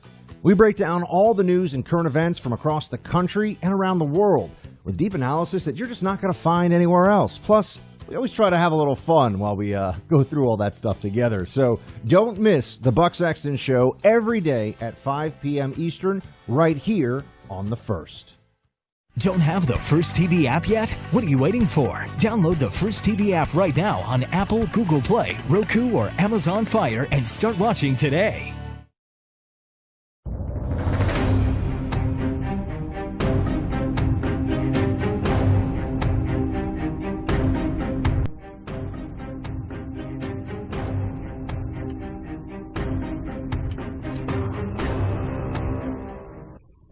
Well, Buck, I'll be honest with you. Going into the night, obviously, you and I talked. I was excited. I was feeling strong for Trump, but I was feeling like, what if we're not going to get results? What if this whole thing's going to be a huge loser for us? We now have Virginia way too close to call. We have North Carolina very close. We have Texas very close. We have Ohio very close. I mean, man, if all those states break one direction, Biden, or one direction, Trump, it's over. Yeah, that's all she wrote. I've been really thinking that Pennsylvania would be the nail biter all along, and that still could be the case. And in fact, I'm not sure that we're even going to know. Somebody might win the presidency tonight, but we still might not know how Pennsylvania shakes out for a few days. But yeah, I mean, Texas and Virginia at this stage, with as much as they've already had called in or tabulated in terms of voting. No, look, this is why it's so fun to make predictions in our business, Jesse, because everyone's so catastrophically wrong all the time that, why not? You're like the guy standing up at the bar who's throwing a dart at the board, eyes closed, 50 feet away. You hit a bullseye, you're a hero. You hit some guy in the shoulder on the way into the bathroom, those are the breaks. Well, I mean, people want, I'm sure, please tell me if I'm wrong, but I'm sure it's happened to you too over the past, especially the past 2 or 3 days. Man, I'm surprised I haven't been cut off from my cell service. I have had more text messages and phone calls from family and friends. What's going to happen? Can you tell me what's going to happen? Is he going to win? Can you please tell me what's going to happen? I feel like people get so worked up going into the election that they just want somebody who they view as an expert, which everybody knows I am. Well, I think they just want someone to tell them everything's going to be okay. Have you been getting these? Oh, yes, everyone. I'm getting it from people. I have friends who work in state politics in North Carolina and in Florida who are sending me text messages like, how do you think it's going to shake out? I'm saying, you're the one who's there on the ground, man. You're the one who's raising money and knocking on doors. What do you mean? You think the Buck crystal ball is going to bail you out, son? You gotta get back to work out there, buddy. Got to keep knocking on doors. So, look, man, this is a night that already it looks like it's having some big twists and turns. But I'm with you, by the way. Happy Warrior, man. This is what we wanted. We wanted a massive, crazy election night. 160 million votes cast. People being wrong, and then wrong again on what they thought was going to happen. And, you know, when the dust settles and the Biden voters finally calm themselves, hopefully they want to burn down half of a major city. I think that's what we're looking at. Buck, I had someone say something to me on the radio the other day. I forget who it was. Might have been a caller. I brought up that, you know, hey, we really don't. I mean, if you have to talk about a negative part of Trump winning, in my opinion, there would be two negative parts to it. One, I think it would give people on the right a sense of complacency to how far behind in this culture war we are. And two, I mean, I really don't want to see a bunch of people's businesses getting burned. You know, someone's going to die and all that carnage. I don't want to see that. I don't like Americans hurting other Americans. And the guy brought up to me, he said, you have to understand, there's just as much of a likelihood these crazy leftists are going to riot if they win, let alone if they lose. And I never thought about that. He's right. You know, I went to college right down the street from the University of Massachusetts, and it was always amazing to me that there would be these, in the police, you know, the local sort of police wire, there'd be, you know, riot control deployed when the Patriots won and riot control deployed when the Patriots lost. So there's a similar effect here with Biden voters. And I'm just going to say, man, you don't negotiate with terrorists. So if Antifa, BLM, rioters, if they're going to, you know, respond in the way that so many businesses across America are preparing for, the only way to actually defeat that is to show that we're going to withstand it and we're going to keep winning. We're not tired of winning yet, Jesse. We are going to go now to Inez Stepman of the Independent Women's Forum and the Federalist and friend of mine. Inez, I'm having the time of my life tonight. I know Buck is as well. We've got Florida. We're going to win Texas. I'm hearing we're going to come back in Ohio. Please, Lord, let that happen. What's the genius Inez thinking? Well, I think I'm kind of the opposite of you guys in the sense that I had this sense of ironic detachment, you know, straight from the Slavic bloc country from which my family comes. I was like, you know, we're in decline no matter what. It doesn't really matter who wins the election that much. Like, yes, I'd prefer Trump to win, but you know, it's so I felt I had a certain detachment about the whole thing, and here I am on election night, like pacing my apartment, which is, by the way, not quite yet flame lit. We're hoping that that won't be the case here in Washington D.C., but no guarantees, as with anything else in this election, that we won't be watching the results with one eye out the window to watch the bonfires. Inez, important safety tip: just make a banner that says "Silence is violence" and hang that out your window, and you're good to go. Then the violence will bypass you and go to the next door down. So I want to help you out with that one, and also want to ask you what we're seeing in some of these Senate races. We got a big one out in Colorado. I brought up before. Cocaine Mitch. I call him that too, Jesse, by the way. Cocaine Mitch successful. Oh, here we go. Trump wins Kansas. That's exciting. We knew Kansas was going to be good, but it's always nice. What do we think? So some of these Senate races, I mean, just in general, I think the reason this has been so chaotic, and we've seen these walkbacks in Virginia, and we've seen like ridiculous sort of numbers that don't really make a lot of sense in terms of any of the narratives that any of us were going into this election with. Like, so for example, yes, we're seeing Joe Biden overperform in the suburbs, for example, in Florida, but not by the margins that people were expecting. We're seeing a huge swing in the Hispanic vote in Florida and Georgia that you know, I think this degree of swing was not being predicted.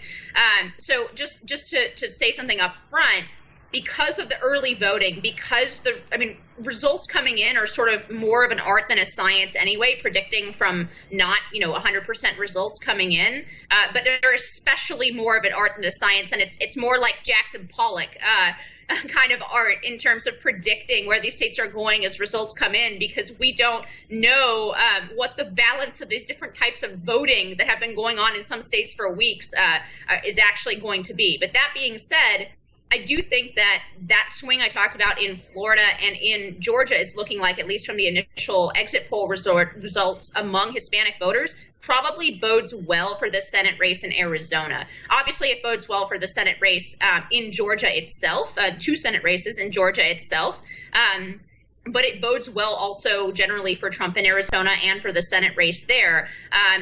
Those are all states that have pretty large suburban populations, right? And that was supposed to be good for Biden.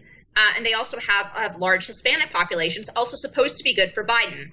If both of those indicators are not as good as expected for Biden, then we might very well see something like a relative upset in Arizona, where polls have been tightening. So that's one point I'd make about the Senate races.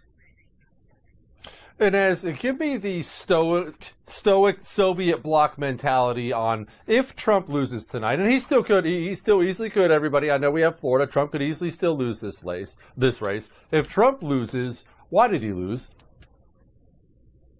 Well, I interestingly, what we're seeing, and again, because of the early voting, what we're seeing is something that's a little bit worrying out of Ohio, but nobody really knows if those numbers are quote unquote real, or they have to do with the different ways in which we're counting the different types of votes this year. The Trump campaign is real confident about winning Ohio, which he won by, I believe, 9 points in 2016. But if it is a lot closer than that in Ohio, it could be a bad indicator for Trump in terms of those Rust Belt voters that all of us were going into this election thinking about and talking about nonstop, that are supposed to be his base. So I think that would be a negative thing. I do think the positive, if we're gonna go for the positives, as you like to do, Jesse, if Trump does lose this race, at least we get to hear all of the analysts on the various news networks say that this is a rebuke of Trump's white supremacy, when the voters that are going to deliver Biden this victory are actually white, suburban, educated, affluent women over a big swing in a minority votes like the Hispanic vote. And there are some indications that the black vote as well is moving up from the Republican baseline, that Trump is outperforming previous Republicans with minorities. So I'm really looking forward to seeing everybody talk about this great rebuke to white supremacy, when in fact it was affluent white women who, if Biden wins, will be delivering this election for him. So that's something either way. Inez, as anyone can remember from the BLM protests over the summer, it is in fact overwhelmingly white liberals in places like Portland and Washington, D.C., who give the most strident lectures about the evils of white supremacy in the Republican Party all the time, especially when they're yelling and cursing in the faces of African-American law enforcement officers, as we saw on video, about white supremacy. So that would not be surprising if, in fact, there was some irony to look at all this there. And I think you're right. The overperformance among minorities for Trump, well, I still think Trump's going to win, but the overperformance is something that the media is going to have quite a hard time explaining. I'd like to hear them try that one. Why is it that after him being so bad, that's what happens? Do you have any last minute either trends or predictions you want to identify for us in any of these races that are coming up, still to be determined? I mean, like I said, I think it now looks better given the results in Florida and Georgia. It looks better in the Senate race than in Arizona than I was going to say it did, because I think it's a pretty consensus thing to say that McSally is not the best candidate. And even though the polls were tightening, she definitely had a shot. If the state Hispanic population has a significant swing towards Trump, that very well could carry her over the edge there in Arizona.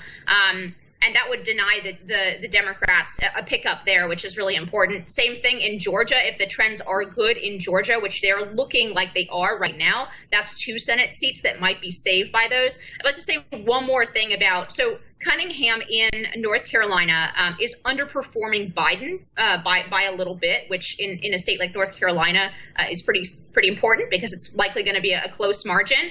And if it's true that these sort of affluent white suburban women are delivering Biden higher margins than they have in the past, then something that seems sort of anachronistic to us, especially in the Trump post-Clinton era and post-Trump era, something as anachronistic as the affair and the sexting scandal that Cunningham had drop in the last several weeks of the campaign. If those voters are coming out, those suburban women are coming out on quote unquote character issues, that they just can't stand Trump's personality, then we might see Cunningham continue to a little bit underperform if those same voters might be splitting their tickets or refusing to vote for him on that ground. So right now it's looking pretty decent for Republicans in the Senate race, but we got a really long night ahead of us. And I think the big question overall with this election is that there are some really good trends for Trump right now, but what is worrying is that Rust Belt trend that all of us were sort of counting on right now isn't showing up necessarily, or is it showing up in a more muted way in the data. Again, early voting, it's more of a sort of mess predicting these things even than it normally is. But if that trend continues, then there's going to have to be a rethink in the Republican Party, I think, because a lot of us were sort of counting on this populist realignment in the Rust Belt. And if that doesn't happen, we got to either rethink the Trumpism formula, or alternatively, we maybe need to think about the fact that the Trump presidency actually delivered a very conventional Republican, in terms of actual policy, right? A very conventional Republican set of policies, even though Trump's rhetoric and the way he talks about the issues is quite different and very different from Republicans in the past. The actual delivery and policy deliveries have been quite conventional. So I could see both sides arguing that in the post-Trump Republican Party, right? Either we need more Trump or we need less Trump because that Rust Belt trend didn't actually deliver. But again, we don't know if it will or not. Inez, you brought up Arizona and a candidate like McSally. And I mean, you said she might not be the best candidate. That is probably the all-time understatement I've ever heard. She has the personality of a honey badger that just stubbed its toe. But does a bad Senate candidate in Arizona bring down the presidential ticket, or does the presidential ticket bring her up? Who pulls who where? I don't think there's a strong argument to be made that McSally is going to pull down Trump. I don't think that's a realistic proposition. Trump is going to determine, I think, the direction of the voting in Arizona. And if McSally gets over the finish line, it's because she's pulled over that finish line by Trump.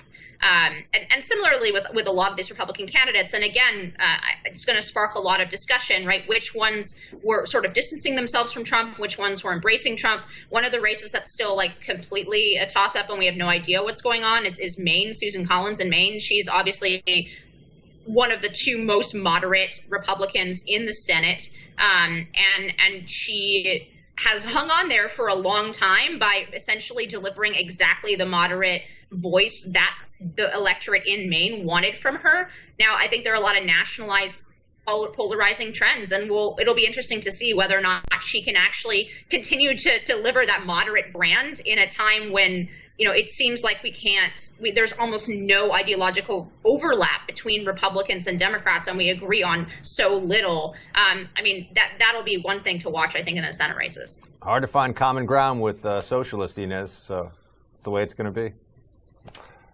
Inez Stepman, Buck Sexton. We will be back in just a few minutes. Thank you, Inez.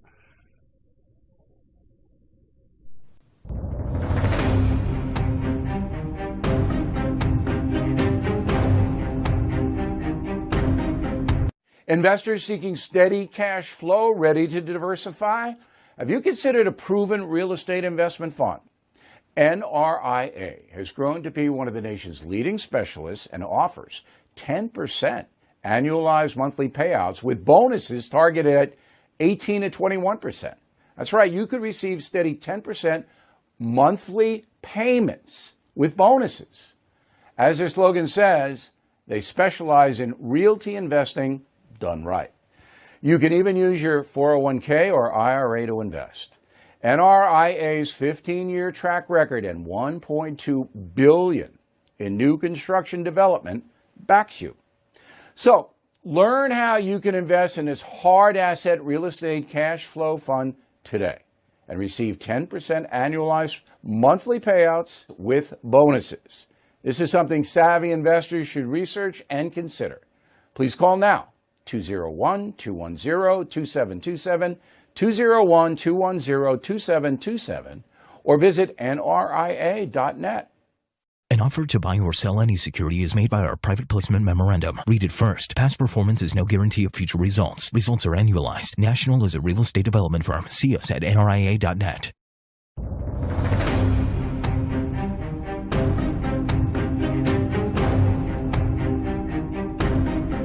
Hey guys, Buck Sexton here. If you love watching my show on the First TV, then make sure you stay connected with us on social media. You can follow us on Facebook, Instagram, Twitter, Parler. You can even watch us on YouTube. Stay connected and stay informed with First TV anywhere and everywhere. We'll see you there. Looking for an email you actually want to read? We've got you covered. Sign up for the Up First newsletter only from The First. Every morning we deliver the day's essential headlines and prepare you for what everyone will be talking about. Plus, you'll also get instant analysis and real facts, helping you cut through the liberal mainstream media spin. Don't wait. Sign up for the Up First newsletter right now at thefirsttv.com.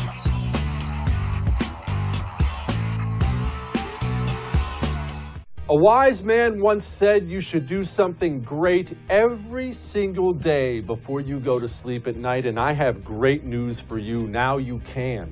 What can you do? Well, you can watch me. Every single night, 9 p.m. Eastern, right here on The First. My show, I'm Right, blows you away with incredible wisdom, hilarity, and of course, stunning good looks. You can catch my show, I'm Right, every single night. 9 p.m. Eastern. I'll see you.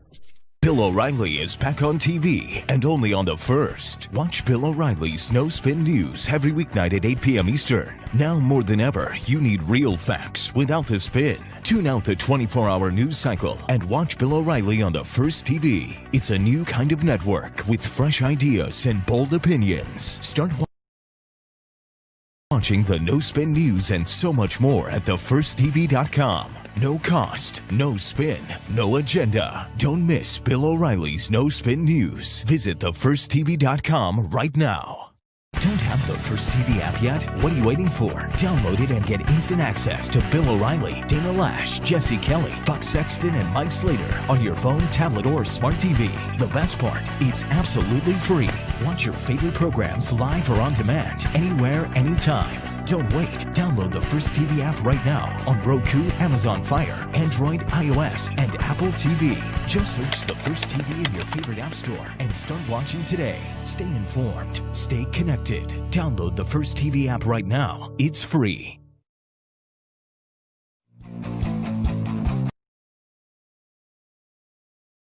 Hold the Line with Buck Sexton premieres tomorrow at 7 p.m. Eastern right here on The First.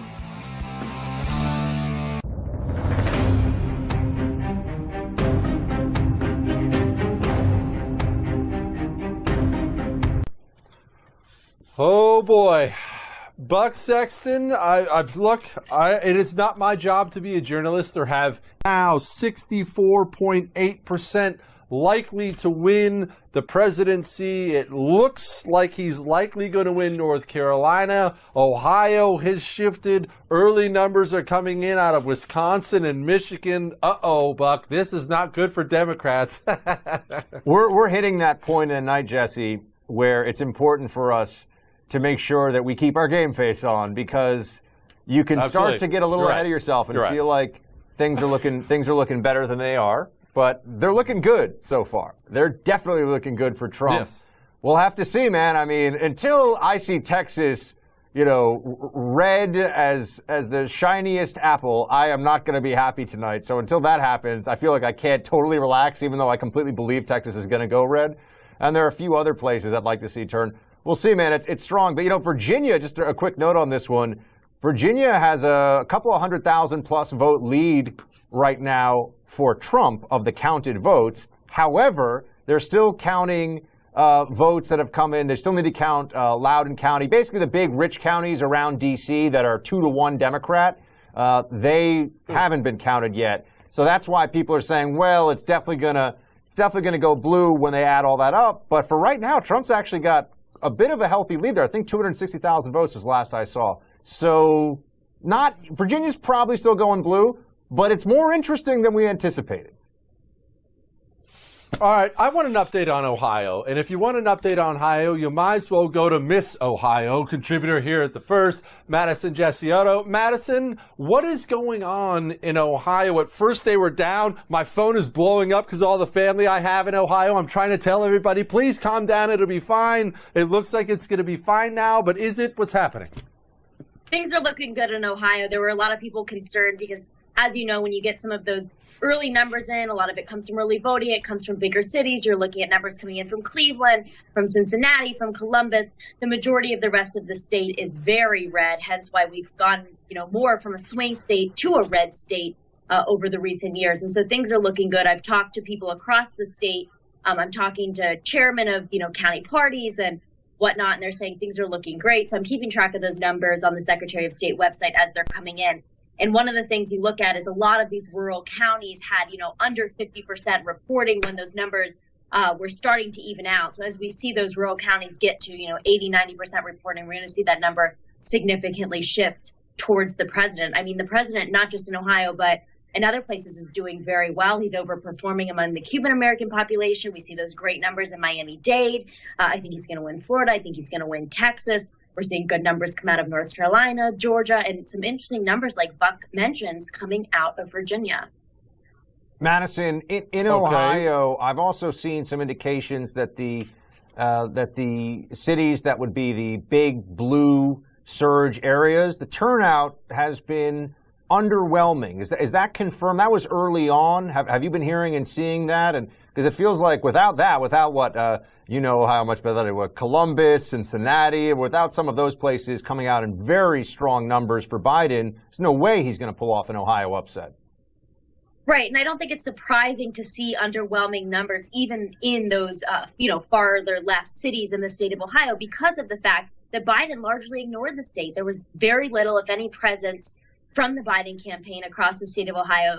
Biden himself barely visited here. He was here for the debate, then I think here one other time during the general election cycle, which is pretty much unheard of for the state of Ohio in a big presidential election like this. Most other candidates from the Democratic Party come to Ohio much more frequently. As you know, no Republican candidate has ever won the presidential election without winning the state of Ohio, and only 3 Democrats in history have won without winning Ohio. So it's a very, very important state.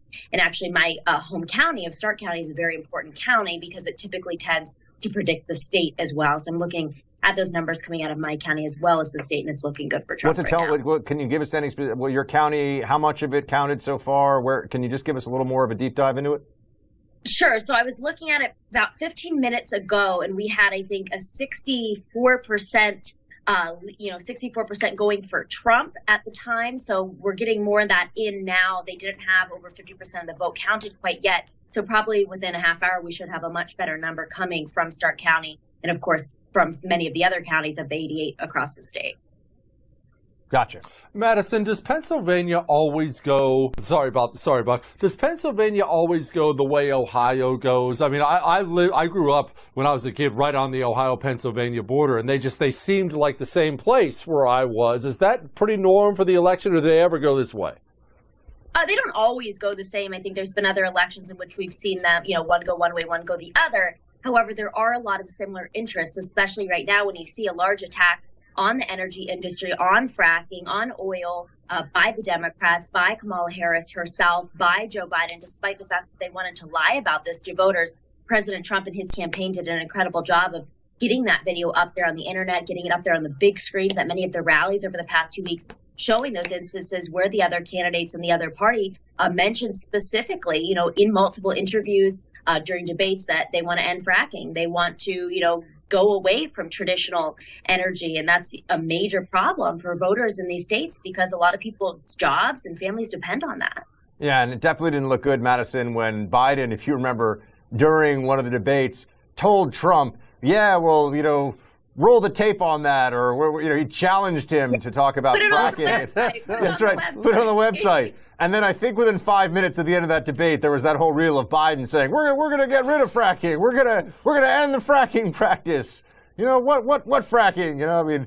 That's when he's not speaking in utter gibberish as he has in the last few days, which we're all supposed to ignore. But Jesse and I will stay focused on. We did see the video coming out, I think, yesterday, where he literally is supposed to be walking off stage, takes his mask off, and is trying to go to the mic. One more thing, and they're pulling him off, saying, no more things, Joe Biden, let's go.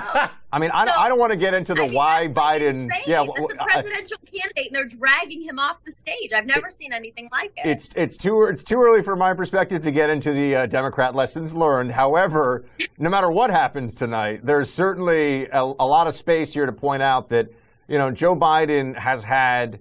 To call them gaffes is polite, and to say that some of the areas, look, to win this Democrat primary, he flatly had to cozy up to a radical left-wing Democrat party, and people, especially when, as you point out, Madison, places like Ohio, when it's going to affect their jobs and their ability to pay their mortgage, when all of a sudden it goes to the general election and he's your buddy Joe Biden who just rides the choo-choo and has a lunch pail and he's, blue-collar Joe and all this stuff. First of all, he rides the Acela in like a private car. It's like flying first class, okay? It's not some old-timey thing where he's, putting the coal in the furnace himself. But anyway, I think people remember, that he's essentially, with this fracking stuff and a lot of the jobs in Ohio and Pennsylvania that depend on it, a lot of fakery from him, Madison, and people remember that. They don't like dishonesty like that when it affects them. No, of course they don't like dishonesty. And it's not just that issue that we've seen dishonesty coming out of the Biden camp. We've seen it on the issue of Hunter Biden and potential, foreign or meddling when it comes to Joe Biden using his influence to obtain personal wealth for himself and his family. We saw major issues there. And of course, the fact that he was in Washington for 47 years and he was all talk, no action. And on a lot of issues, he actually harmed people. We look at the 1994 crime bill and what that did to many Black American families across this country. And he says now, it was a mistake. It didn't feel like a mistake to people who won't get those years of their lives back. And so as a result of criminal justice reform, many families have been reunited and made whole again by President Trump. They had 8 years under the Obama-Biden administration to do things like this. They didn't. They were all talk, no action. And I think a lot of people realize that. They see that. And this is just one example of many issues in which I think we'll see an underperformance for Biden as a result of people, looking at that. I think Trump will receive more of the Black vote this time around than in 2016. He definitely is receiving more of the Hispanic vote in Miami, and that's wonderful to see because I think he has been a president who has proven himself in terms of promises made, promises kept, which many were skeptical of in 2016.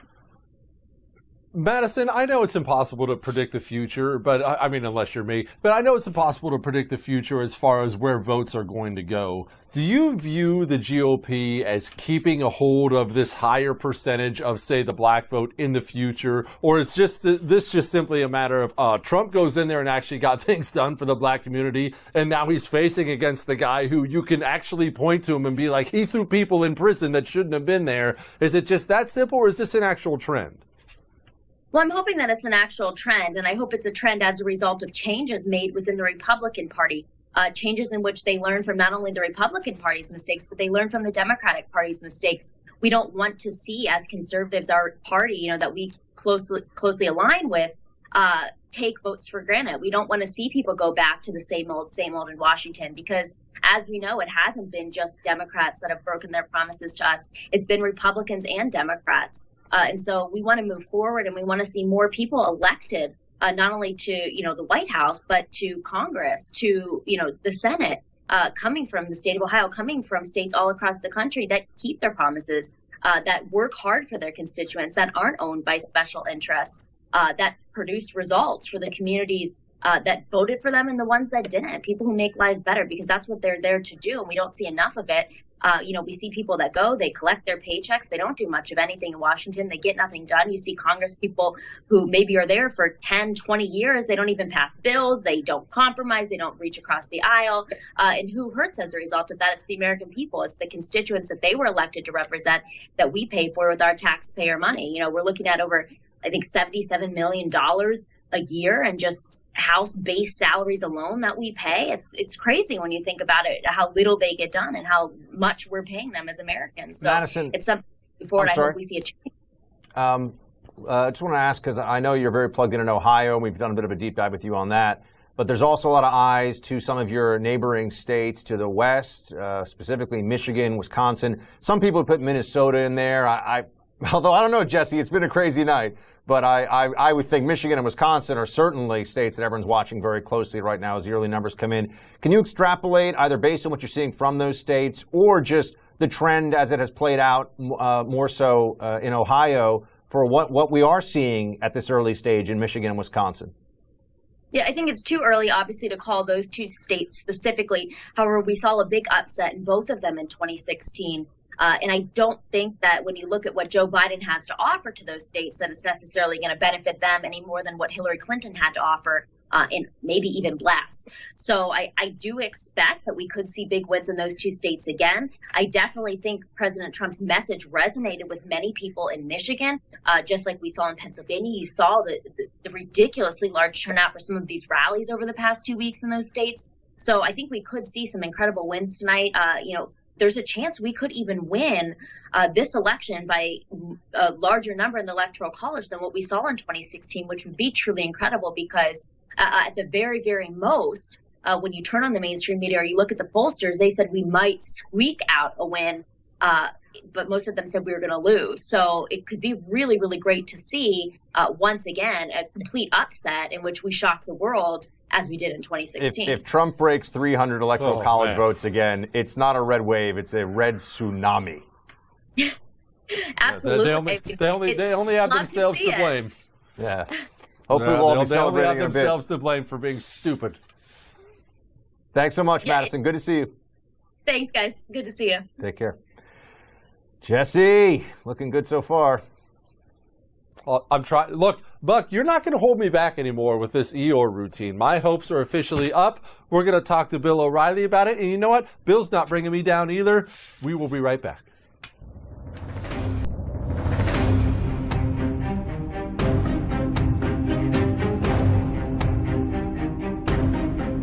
Hey, I got a scary firsthand look of a brutal cybercrime called home title theft. I saw it firsthand with a friend, and you do not want this to happen to you. Home title theft is the most devastating cybercrime because it will put you in debt, cost you a fortune in legal fees, and in some cases, it can cost you your home. Here's how it happens. The legal titles to all our homes are digitized and kept on government and banking servers and the cloud. And we know how often these servers are hacked. Thieves can find the legal titles to our homes, fill out a simple quitclaim deed stating you're selling your home to them, and forge your signature. Done. Then they get a loan after loan against your home, drain your equity, leave you in debt. And you won't even know it until lenders put you into collections for the loans you never took out. You're not protected, not by insurance, not by your bank, not by common identity theft programs. Home Title Lock protects you. Don't be a victim. Do what I did. Get Home Title Lock. Home Title Lock puts a barrier around your home's title. The instant they detect tampering, they shut it down cold. Please go to HometitleLock.com, register your home address to see if you're already a victim. Then use the code on your screen for 30 free days of protection.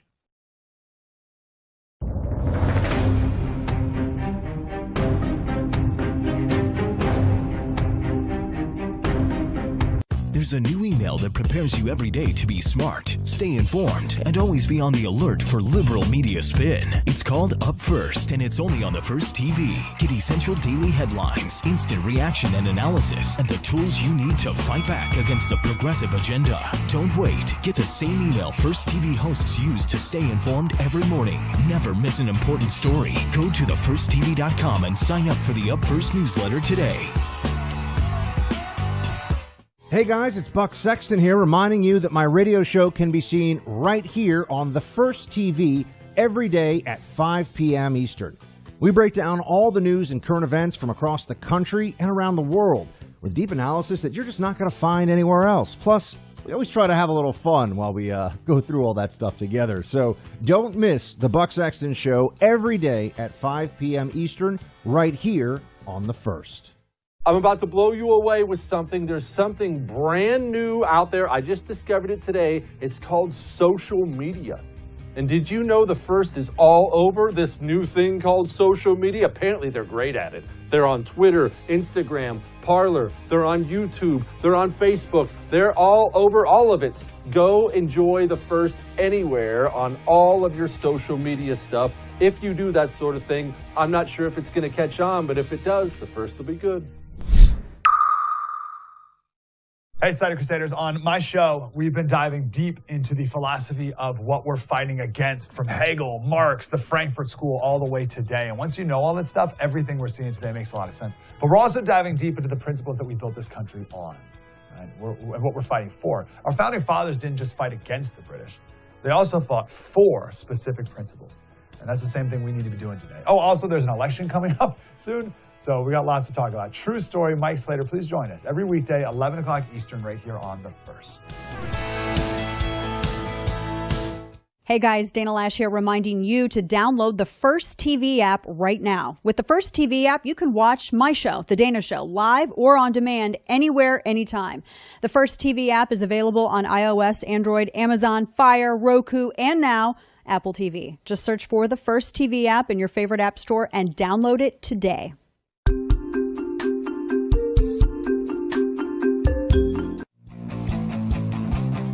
Hold the Line with Buck Sexton premieres tomorrow at 7 p.m. Eastern right here on The First.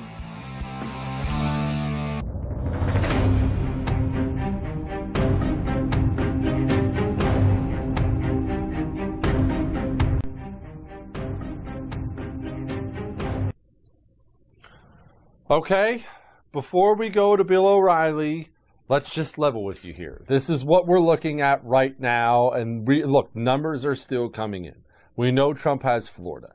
Let's assume Virginia is going to go for Biden. And I do have to say assume at this point in time. That is still, wow. I mean, it's amazing that's even an option. And let me be clear about something. When we're talking about Virginia, yes, there are a lot of electoral college votes there. I even have a little cheat sheet here called swing states, because I can't really remember things. It doesn't matter. I used to drink a lot of beer. The point is, Virginia is not on that list. Virginia is not a swing state. That we're even talking about that potentially being a swing state is jaw-dropping. But the situation on the ground is Trump has pulled ahead in Ohio. Trump looks like he has North Carolina. That's over, right? I mean, if it's not over, then I need Bill to tell me why it's not over, and I know he will not hesitate to do so. The great Bill O'Reilly of the No Spin News. Bill, obviously Donald Trump has Florida. It looks like he has North Carolina, correct me if I'm wrong, and it looks like he has Ohio. He's ahead, and we have only rural votes left to count. What am I missing here, Bill? What is the Biden path to victory? Well, you're a genius. All the stuff you said is right. Close, though. Really close. I mean, way too close for comfort. There's no comfort zone here. So my read on this is that this whole election is skewed because of the mail-in votes that we've never had before. And they apparently were counted first in most places, which gave the perception that Biden was going to walk over the president. And then when the rural counties and the people who voted today were counted, Biden was overtaken. So Virginia, keep your eye on Virginia. Now, that can turn because the Fairfax County vote is the largest county in the state. They'll go for Biden big. But Trump has a pretty big lead there right now. He turns that, I think he wins. I think he's going to squeak by in Ohio. Michigan, he's got a good shot. Doesn't look like Minnesota is going to vote for him. We don't have any information about Wisconsin yet. But the Republican Senate candidate in Michigan apparently won, the African-American candidate. And that means, and this is the big headline right now, that Republicans will hold the Senate. That's so important to every American. And Lindsey Graham, you saw, it looks like the Republican in Georgia is going to get more than 50% of the vote. So he'll be in, no runoff. And so it may turn into a very good night for the Republican Party. When I was on an hour ago, it was much more pessimistic. than it is now. But when I'm on an hour from now, it could go right back. That's how close and back and forth this whole thing is. Bill, I need you to explain to me Minnesota. I mean, obviously, Minnesota, I never assumed we'd have it, but everybody even remembers the old Reagan-Mondale map that was just this sea of red, and what was the gigantic blue blotch out there? It was Minnesota. And Minnesota just elected, I know it's not a statewide race, they just re-elected Ilhan Omar, not only a radical leftist, I would expect that, but mired in corruption, has these horrible things. What is wrong with Minnesota? Minnesota's worse than New Jersey. Well, it's one of those states where it's dominated by one city, all right, Minneapolis, St. Paul, two cities, the Twin Cities. So Minnesota is a rural state that outside of that city, with the exception of Duluth, which is very liberal, Trump was going to win 3-1. So it's not the state of Minnesota, it's that axis. It's like New York. You take New York City out, New York's a red state. And the same thing in California. You take LA and the Bay Area out, California is a red state. So when you have these huge population centers, they dictate everything that happens in the state. But I thought this time around, Minnesotans were so appalled by the destruction of Minneapolis after the George Floyd situation that they might say, you know, enough with this radical left craziness and vote Republican, but they won't. Bill, I know it's not election specific, but explain to me how we as a country bridge that gap. Now, I will tell you, full disclosure, I don't think we can bridge the left-right gap anymore. They've just gone that way, and they're not coming back together anytime soon. But this urban-rural problem, it is a problem, and it's a major problem for these states like Colorado. Like you just mentioned the other states, you go outside of Denver, these are some of the most, they make you look like a pacifist. These are the most blood red people on the face of the planet, but the state, they'll elect completely insane people. There has to be some way to fix this problem, right? How do we fix this problem? I don't see how you're going to do it. You have a very strong influx of foreign nationals that go into the big cities to work. The Democratic Party recruits them, and the Democrats are the party of entitlement, and a lot of foreign nationals need a leg up. They need help. So they go to the Democratic Party. But the best example in this country is Texas, because in Texas, you got Dallas and Houston, which have turned into liberal cities. When I worked in Dallas back in the 1970s, it was about as conservative a city as you could get. It's turned totally around. And Houston, of course, is too. So that's why Texas is in play. You take those cities out of the mix, and it's 80% Republican, traditional conservative. But that's the trend, and that's why they want to do away with the Electoral College. Because if that ever happened, then 10 cities in this country would dominate politics and would elect all of our presidents. Bill, it's not just the Democrat, like a Democrat-controlled city. As you alluded to, Democrats are going to control cities in general. In the rural areas, it's going to be more Republican. Urban, it's going to be more Democrat.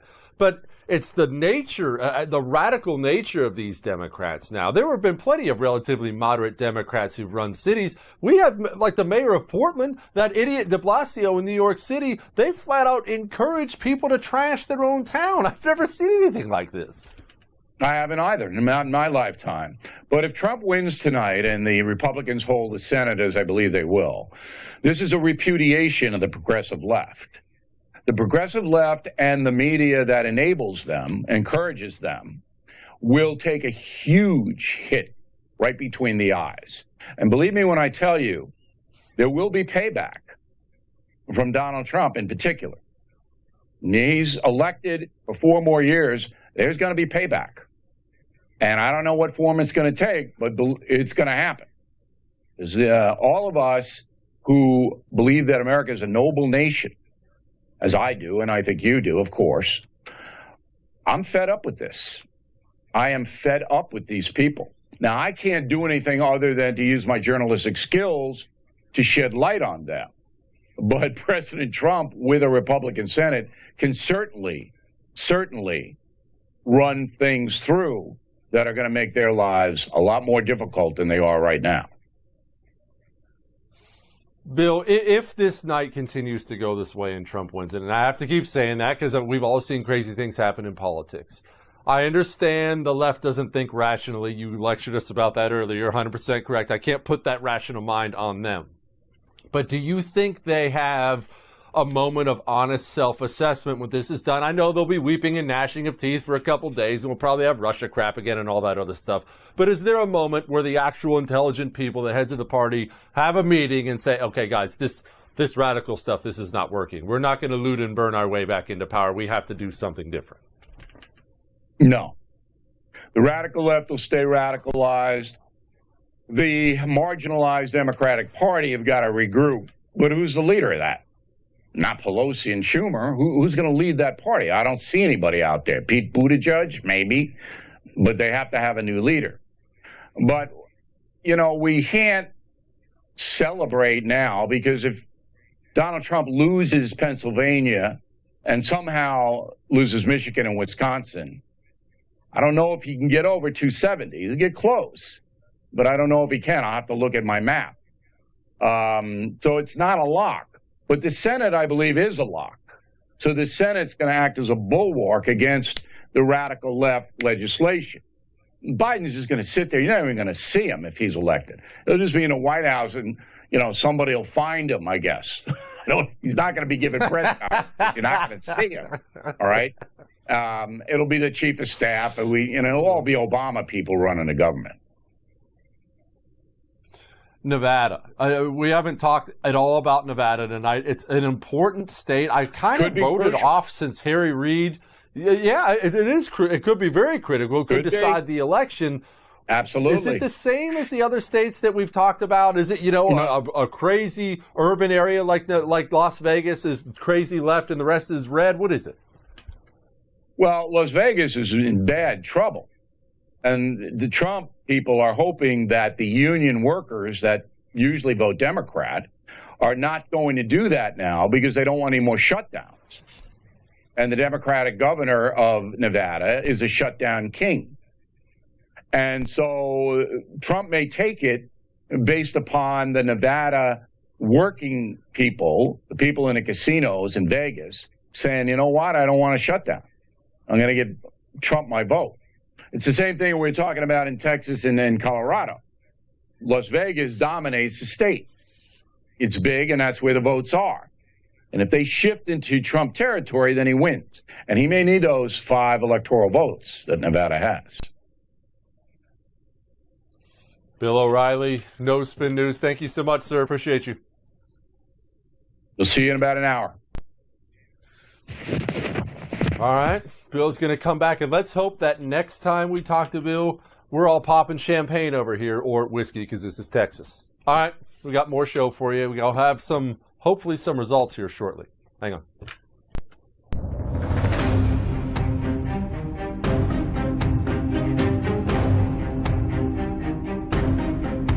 Hey, let me tell you a secret, a shave secret. You don't need all the butters, creams, gels, and fancy products that crowd your bathroom and break your wallet. You need one product, one small bottle. It's called Shave Secret. It's a blend of natural oils that leaves your skin feeling smooth, smelling great, and looking better. No more razor burn, no more overpriced nonsense butters, creams, and blades. All it takes is a few drops of Shave Secret into a wet palm, massage into your skin, and have the best shave of your life. Trust me when I tell you, this is quality at its finest. I use Shave Secret, and I love it. Shave Secret works great for women, too. The best part, each bottle is less than $7. So improve your skin, smell great, save money, enjoy shaving. What else do you want to hear? Please order Shave Secret today. Available through Amazon, Walmart, ShaveSecret.com. And if you order directly, use discount code BILL. ShaveSecret.com, discount code BILL.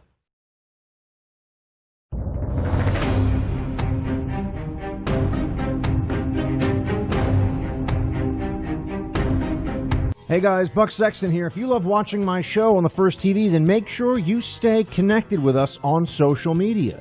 You can follow us on Facebook, Instagram, Twitter, Parler. You can even watch us on YouTube. Stay connected and stay informed with First TV anywhere and everywhere. We'll see you there. Don't have the First TV app yet? What are you waiting for? Download it and get instant access to Bill O'Reilly, Dana Lash, Jesse Kelly, Buck Sexton, and Mike Slater on your phone, tablet, or smart TV. The best part, it's absolutely free. Watch your favorite programs live or on demand, anywhere, anytime. Don't wait. Download the First TV app right now on Roku, Amazon Fire, Android, iOS, and Apple TV. Just search the First TV in your favorite app store and start watching today. Stay informed. Stay connected. Download the First TV app right now. It's free. A wise man once said you should do something great every single day before you go to sleep at night, and I have great news for you. Now you can. What can you do? Well, you can watch me.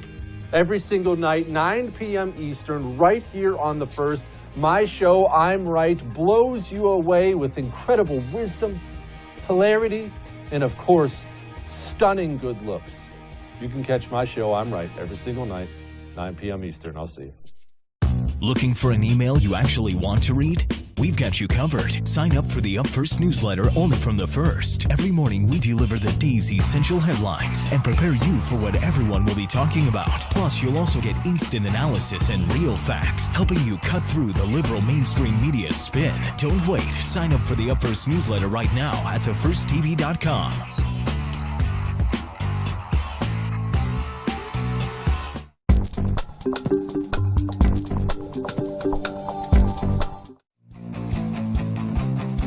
Hold the Line with Buck Sexton premieres tomorrow at 7 p.m. Eastern right here on The First.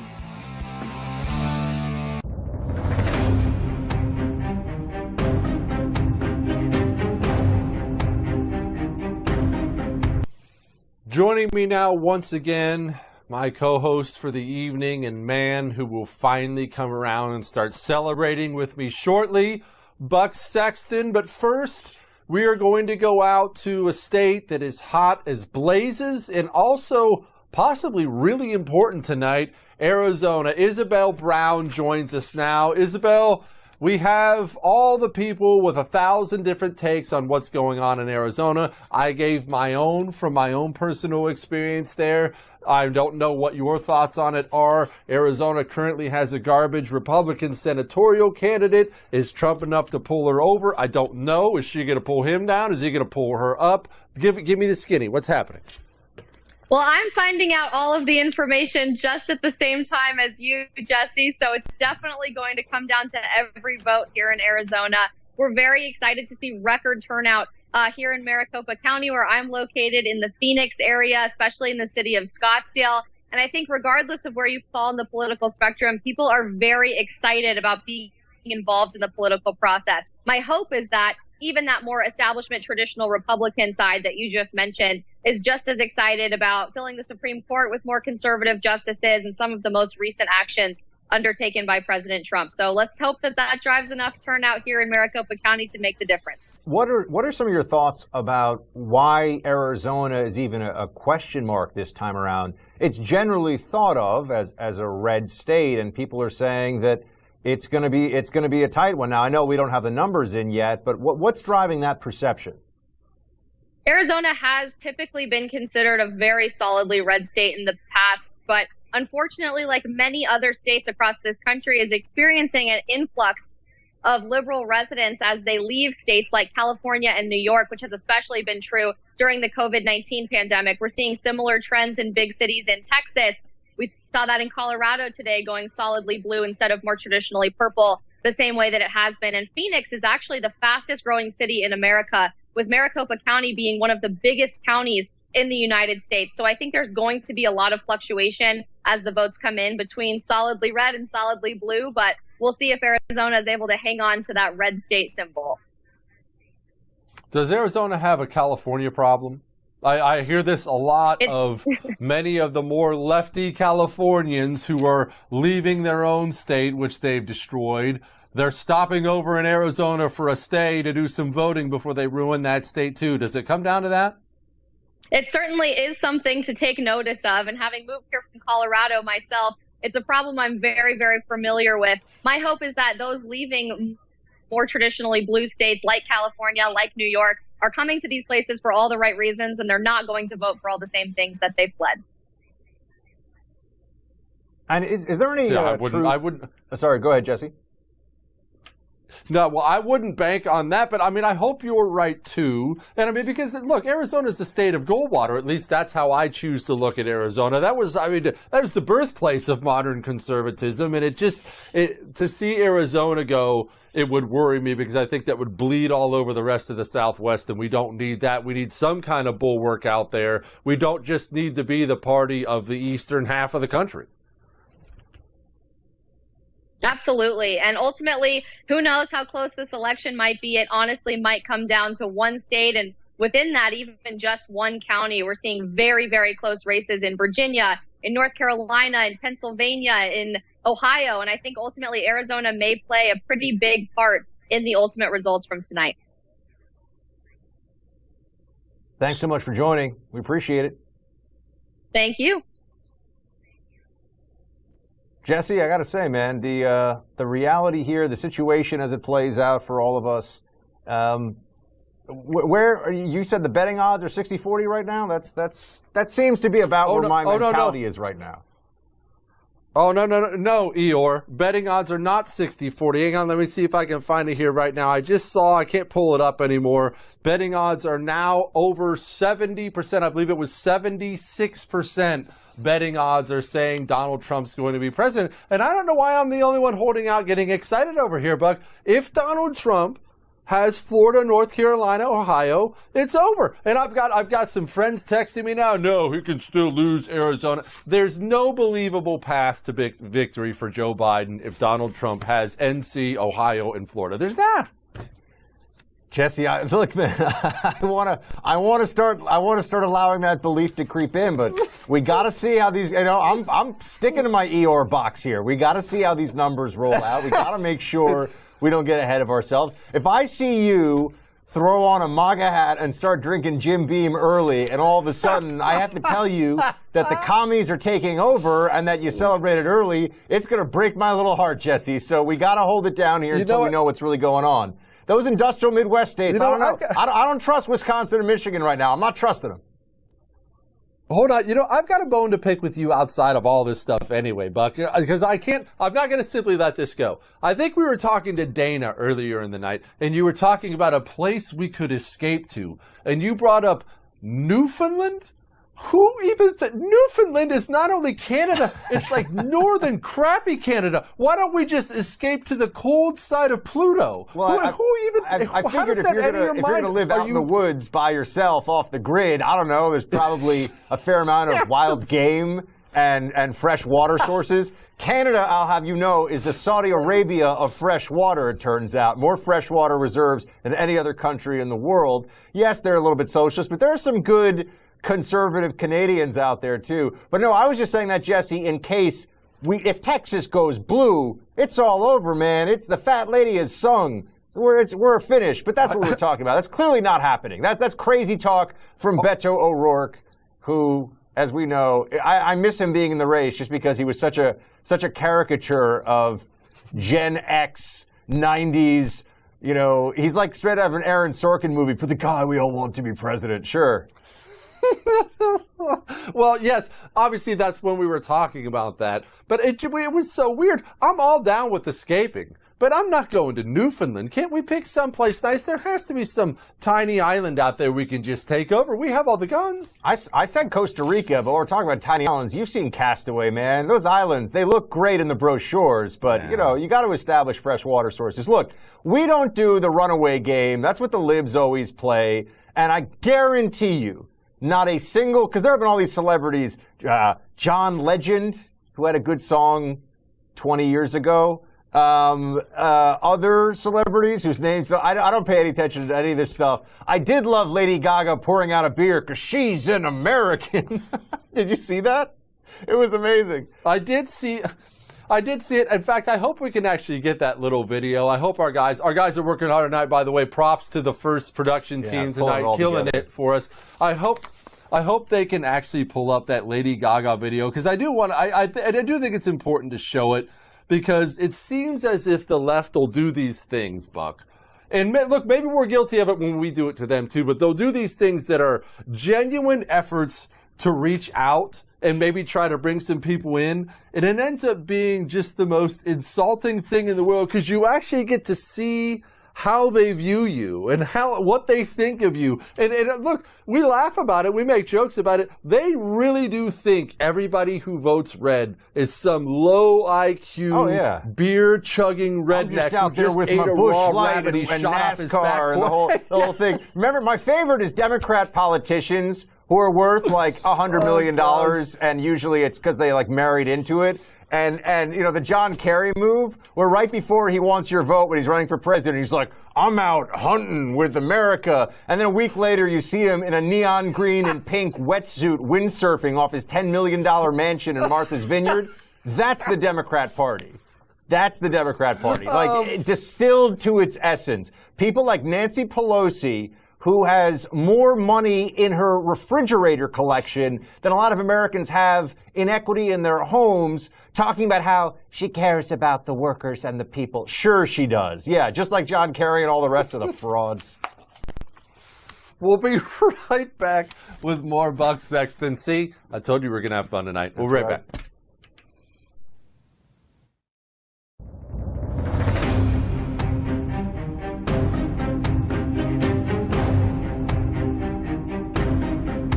Hey, I got a scary firsthand look of a brutal cybercrime called home title theft. I saw it firsthand with a friend, and you do not want this to happen to you. Home title theft is the most devastating cybercrime because it will put you in debt, cost you a fortune in legal fees, and in some cases, it can cost you your home. Here's how it happens. The legal titles to all our homes are digitized and kept on government and banking servers and the cloud. And we know how often these servers are hacked. Thieves can find the legal titles to our homes, fill out a simple quitclaim deed stating you're selling your home to them, and forge your signature. Done. Then they get a loan after loan against your home, drain your equity, leave you in debt. And you won't even know it until lenders put you into collections for the loans you never took out. You're not protected, not by insurance, not by your bank, not by common identity theft programs. Home Title Lock protects you. Don't be a victim. Do what I did. Get Home Title Lock. Home Title Lock puts a barrier around your home's title. The instant they detect tampering, they shut it down cold. Please go to HomeTitleLock.com, register your home address to see if you're already a victim. Then use the code on your screen for 30 free days of protection.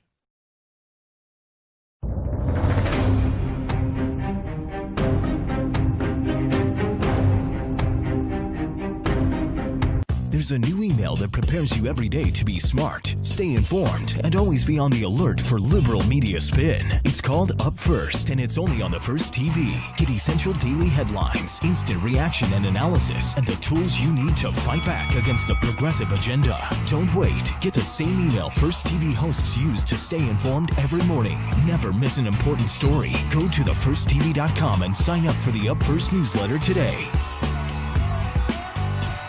Hey guys, it's Buck Sexton here, reminding you that my radio show can be seen right here on the First TV every day at 5 p.m. Eastern. We break down all the news and current events from across the country and around the world with deep analysis that you're just not going to find anywhere else. Plus, we always try to have a little fun while we go through all that stuff together. So don't miss the Buck Sexton Show every day at 5 p.m. Eastern right here on the First. I'm about to blow you away with something. There's something brand new out there. I just discovered it today. It's called social media. And did you know the First is all over this new thing called social media? Apparently they're great at it. They're on Twitter, Instagram, Parler. They're on YouTube. They're on Facebook. They're all over all of it. Go enjoy the First anywhere on all of your social media stuff. If you do that sort of thing, I'm not sure if it's going to catch on, but if it does, the First will be good. Hey, Cider Crusaders, on my show, we've been diving deep into the philosophy of what we're fighting against, from Hegel, Marx, the Frankfurt School, all the way today. And once you know all that stuff, everything we're seeing today makes a lot of sense. But we're also diving deep into the principles that we built this country on. and what we're fighting for. Our founding fathers didn't just fight against the British. They also fought for specific principles. And that's the same thing we need to be doing today. Oh, also, there's an election coming up soon, so we got lots to talk about. True story, Mike Slater, please join us every weekday, 11 o'clock Eastern, right here on The First.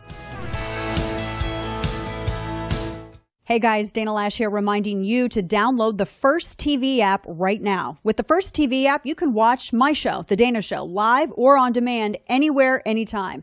The First TV app is available on iOS, Android, Amazon, Fire, Roku, and now Apple TV. Just search for the First TV app in your favorite app store and download it today.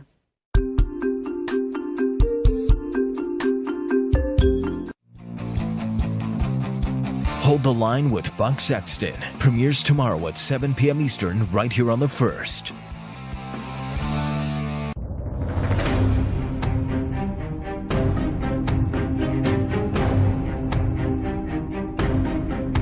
One of my favorite people in the world to talk to outside of myself is about to join Buck and I now. He is the former congressman and current dean of business at Liberty University, Dave Brat. Congressman, now it looks like it's about time for me to pop one of these Bud Heavies over there. Please tell me why I shouldn't.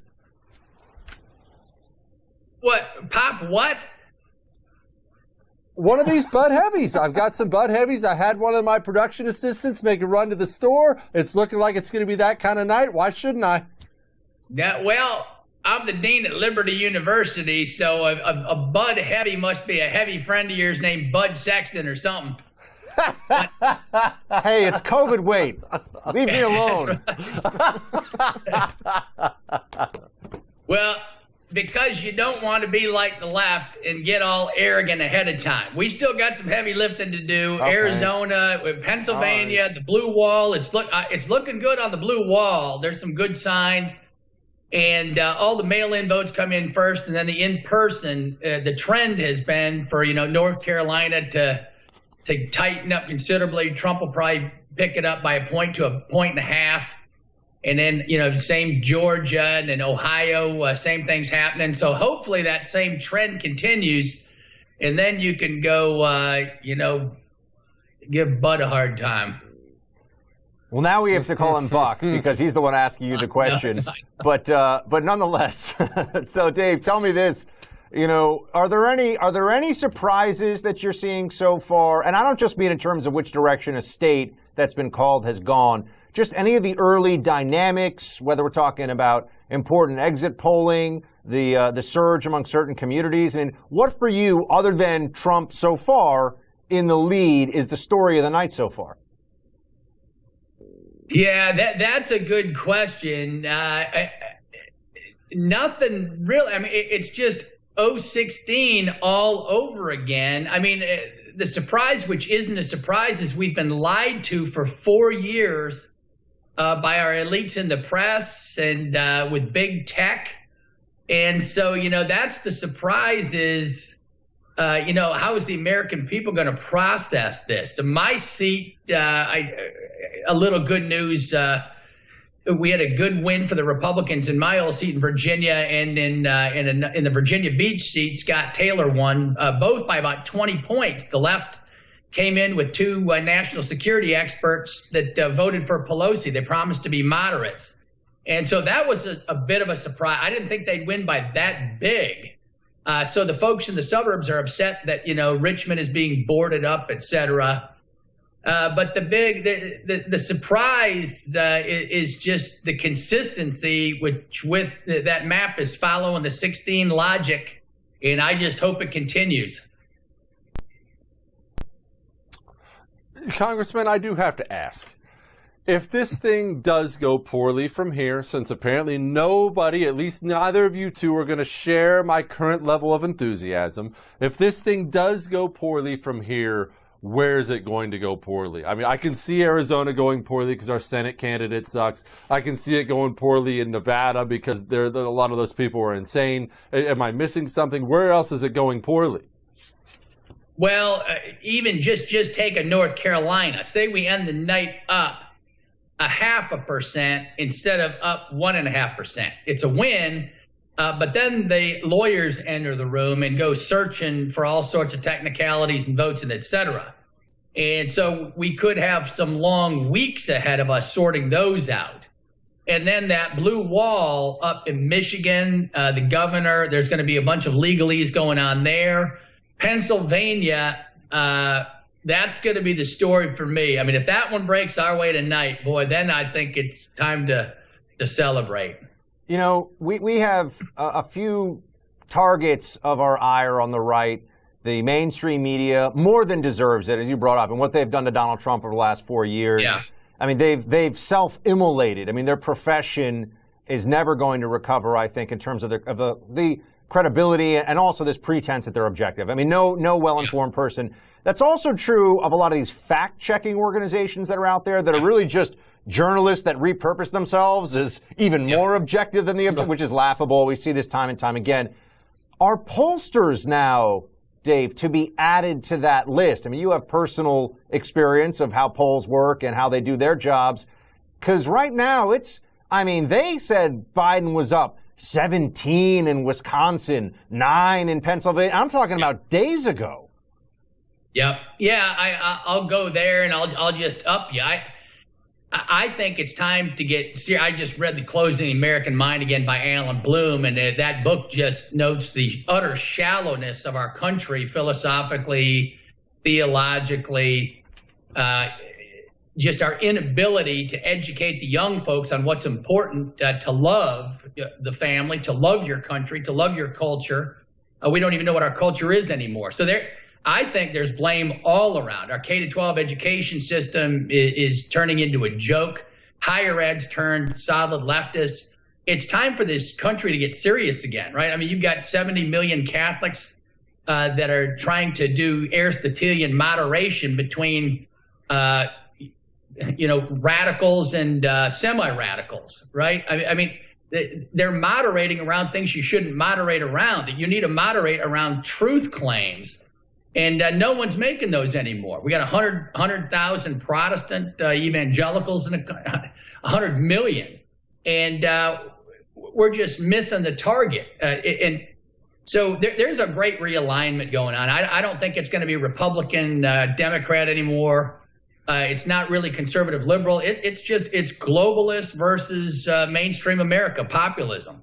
And I think really that is going to be the divide. When you look at that map and when we say which way Pennsylvania goes, right? Are they going to go with Delaware globalist Biden, or is Scranton going to get their head on straight, and say, no, we've lost jobs for 47 years under your watch. You didn't make African Americans and Hispanics better off. Wages have been flat for 40 years. And this country just needs to get intelligent again.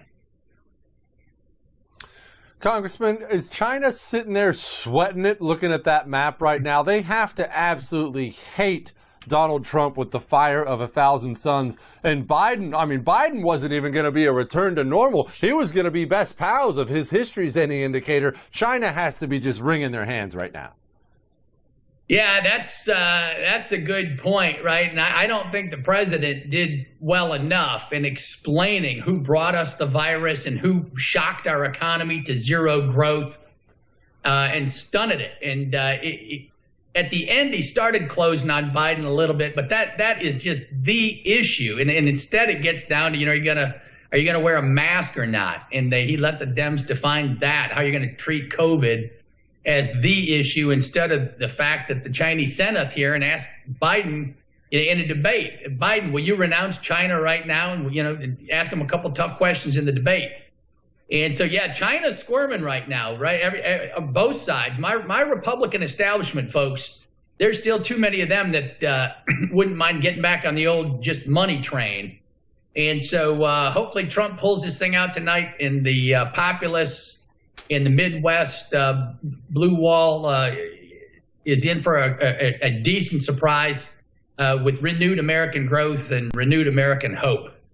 Now, I'm going to get a little ahead of where the polls are here, which will make my friend Jesse very happy, because he's just a couple of steps away from spraying Busch Light all over the cameras down there in Texas But I got to ask, I mean, do you think that, let's just assume, we're getting this out now, so we're not calling anything for anybody, in the grand scheme. But let's assume that the trend continues and it is, in fact, Donald Trump's night. Do you feel like the Democrat Party learns any lesson from this? Do you think that there's anything that they take away ideologically that will be changed? Or are they just going to scream and be in fits of rage and double down with the leftism that would have brought them to this point in the first place? Yeah, I hate to get too theological on a late show, but you got religious people and then you got people where politics and ideology have become the religion. And it's a thin religion without any philosopher or theologian or book they can even note. And they're just in a rage. They're shaking their hand. And so it's not about learning. We're beyond reason. And that's Bloom's book, right? Closing the American Mind. We're beyond the great compromise we made to keep a majority government working. And that was to believe in truth and the belief that reason leads us all for the common good around rights for everybody. And that rights arrangement was going to work out well for every single group. But now the elitists and the coastals, they got their noses up in the air. They can't bring themselves down to hang out with the masses. That just won't do in elite society. And it just goes on and on from there. So there's no learning. There's no debate of ideas even being had right now. On the university campuses, you're hard pressed to go find a debate and to find a liberal. You have the left present. Liberals like JFK would be solid Republicans right now. JFK was a good Catholic. You can raise your issues there, but he's for tax cuts. He loved the country. He was against the Soviets. He was for tax cuts, right? JFK liberals who respect others' opinions, and we can quibble over the size of the federal government. That used to be the debate. That's not the debate anymore. Now the debate is, do we believe in reason and rights claims and the Constitution, or do we just believe in achieving power for its own sake? This new Marxist move that's on the march, and they're strong. They're very strong. All right, Dave. Thanks so much. Oh, I'm sorry, Jesse. You have one more for the man? Go for it. No. Let's let the man go. He's an important person, and I am not. Thanks, Dave. You guys are great. Thanks, Buck. Thanks, Jesse. Jesse, I got some good news I want to present you, my friend. You ready for this one? Because you brought this up. You brought this up give before. It to me. You brought this up before. The Chinese yuan, or the renminbi, the yuan is tanking right now. Tanking. Why would Chinese currency on election night all of a sudden start dropping off a cliff? Maybe it's almost like they had hoped that, and I'm talking investment in the Biden family was going to pay some great dividends. Maybe, I don't know, end a trade war. Maybe stop the Trump confrontation of China that's about 30 years overdue. Too bad. Well, but we don't know. We don't know. I'm not. You see, you just tricked me there with your happy face, and you're making it seem like the map is not done, sir. We don't know yet. We don't know. I've been writing for a week that Trump is going to win, and I cannot let myself get there until it's impossible for the libs to take this out of my cold, dead hands, Jesse.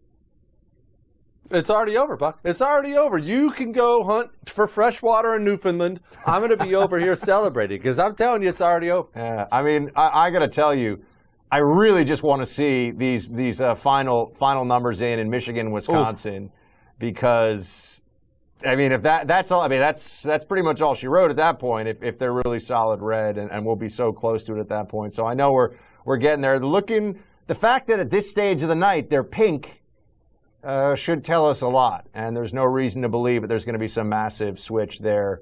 But we'll have to see, Jesse. But yeah, you're a very astute comment on China, because China's watching this, and they're not happy with what they're seeing so far. That's for sure. Well, I mean, honestly, it wasn't even tongue in cheek. Think about it. I mean, as you know you talk about it on your shows too. How many? This isn't even on Obama. How many decades Republicans and Democrats have been running to China? Hands out, hands off policy with China. We love China. These horrible deals with China, kind of letting them do what they want. And all of a sudden comes Donald Trump, this real estate guy who's been sticking it to him for 4 years. For 4 years, he's been sticking it to them, making their life a living hell. And then he might get 4 more. You know they've got to be pulling their hair out. It's got to be. And not only is he successful, he's showing America there's a path forward here where we can freeze them out and do pretty well for ourselves. Donald Trump beat the consensus that had existed in D.C. And, I come from a foreign policy background with I worked at think tanks before I went to the CIA, so that's a whole other conversation. But Donald Trump managed to confront the consensus on China, which, just to distill it down, Jesse, it was a bipartisan belief for really as long as you and I have been alive. We're about the same age, I think.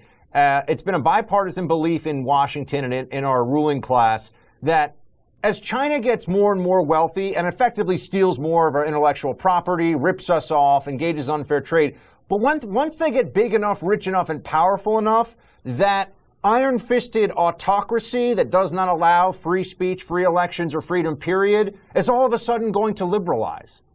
That was the great theory. Yeah. And Donald Trump comes along and says, that's dumb. And he was right. And he was right. And think about the risk he took. I talked about this a lot. And I don't do this politicians are these warriors leading the charge thing. I don't do that, not with Trump, with anyone else. But I said for a politician, for his career, for his re-election chances, people forget about this. How brave was it of Trump to take some steps to hammer down on China that hurt Americans and hurt the Americans who voted for him too? Farmers were hurting for a while because of what Donald Trump was doing to China. And Trump was, he was telling them, look, I'm sorry, we have to realign things here because they're killing us. He actively hurt his re-election chances because he thought it was for the good of the country. Honestly, it's underserved and under-talked about. It's one of the most patriotic things I've seen out of a president. What politician hurts his own chances because he views it's better for the nation's security? China was micro-targeting, and everybody should remember this because the media, of course, is never going to. China was micro-targeting its response to the Trump, really was a Trump counter-trade war. I mean, people keep talking about the trade war. It was a one-way trade war, and Trump says this can't continue. China was trying to damage Trump politically with how it was responding to the trade war, looking at states, trying to find ways to hurt industries that would hit him politically where it hurts at home. So that should give you a sense of just how much they're paying attention to and tied into. Never mind, of course, the NBA and all the other ways that the Chinese Communist Party has far more influence in this country than it should have ever been allowed to have. Our tech monopolists bow to China while they will absolutely, turn a blind eye to anything going on there and turn their backs on the U.S. military, turn their backs on U.S. companies and U.S. government projects that need their AI research. So his confrontation of China, I know we're also focused on COVID and the economy right now, but you're absolutely right, because he did that not only against Democrats, but against all the Republicans who thought they were so much smarter than him. They were wrong. 100% right. And with that, I'm going to hand it off to Buck Sexton himself and the first very own Mike Slater. They're going to take over the reins here for just a few. I will be back. Do we have the man himself, Mr. Mike Slater? There he is. What's up, boys? How we doing? We're good, man. We always we're letting Jesse has been speaking for hours.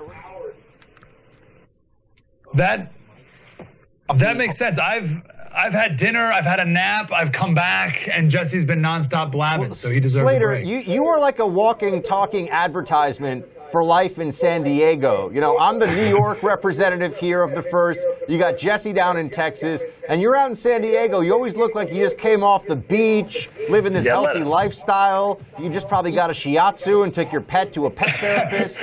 Everything's going well in Southern Cali. And it's only 8 o'clock over here. The night is young. You got to let the coat off, let a button loose, man. Lighten up. And what a great day. Now, listen, I know you're reserving your grand celebration, and I respect that. What, however, is it going to take? Because my wife's the same way. When she's watching the Cowboys, they can be up by 50 points, and it doesn't matter until the game's over. What is it going to take for you to be excited? What is it going to take for you to know Trump's going to win? Victory. And I can smell it. I can smell it. And I know it's getting close. But see, I'm somebody who, man, I'm all in, right? Like, if I believe that Donald Trump has this thing in the bag, I'm going to start dancing on this table and saying silly stuff. And then if all of a sudden it goes, oh, we can't decide tonight, oh, Pennsylvania, you know, that video of me that's going to go viral with my bat. I'm going to do the Trump. Remember that dance that he did? The other, that's sort of that thing. We're going to do the Trump here on the show. But if we pull that lever, my friend, we can't unpull it. You know, we can't unring that bell. Right. Tell me what you're seeing. What are we seeing out west? Because the polls have closed now. California, Idaho, Oregon, Washington. What are we going to see, and why does it matter? Well, I'll tell you, California is going to be the bluest wave you've ever seen in any election ever. So that's what's going to get Biden over the popular vote, right? But that's not a thing. But the Democrats sure want to pretend that's a thing, right? So California's the lost cause. We have a ton of local ballot measures, California ballot measures that are tax increases galore. We'll find out here real soon if they're going to pass, and I'm sure every single one of them will pass. San Diego, I don't want to get too in the weeds of San Diego, but we used to be this conservative bastion in the bottom of the state. We don't even have a Republican running for mayor. We currently have a Republican mayor, the largest in the country, largest city with a Republican mayor by far. And we don't even have one running this go around. So California is a total lost cause. So all the more reason why I need to be celebrating a Donald Trump victory, because we got nothing to celebrate out here in California. Yeah, officially up there, California, which is hemorrhaging residents with its leftist policies. I mean, there is an actual app, friends, in San Francisco that tells you how to avoid the human poop on the streets. That's what one of the most beautiful cities, I would argue, in America, maybe even the world, has been reduced to under these leftist policies. Los Angeles, there are homeless encampments that look like you're in some third world country, and they're not doing anything about it. California going very blue already. Oregon, despite Portland's insane Antifa antics and nonsense, as blue as it gets, and they've already called Washington State.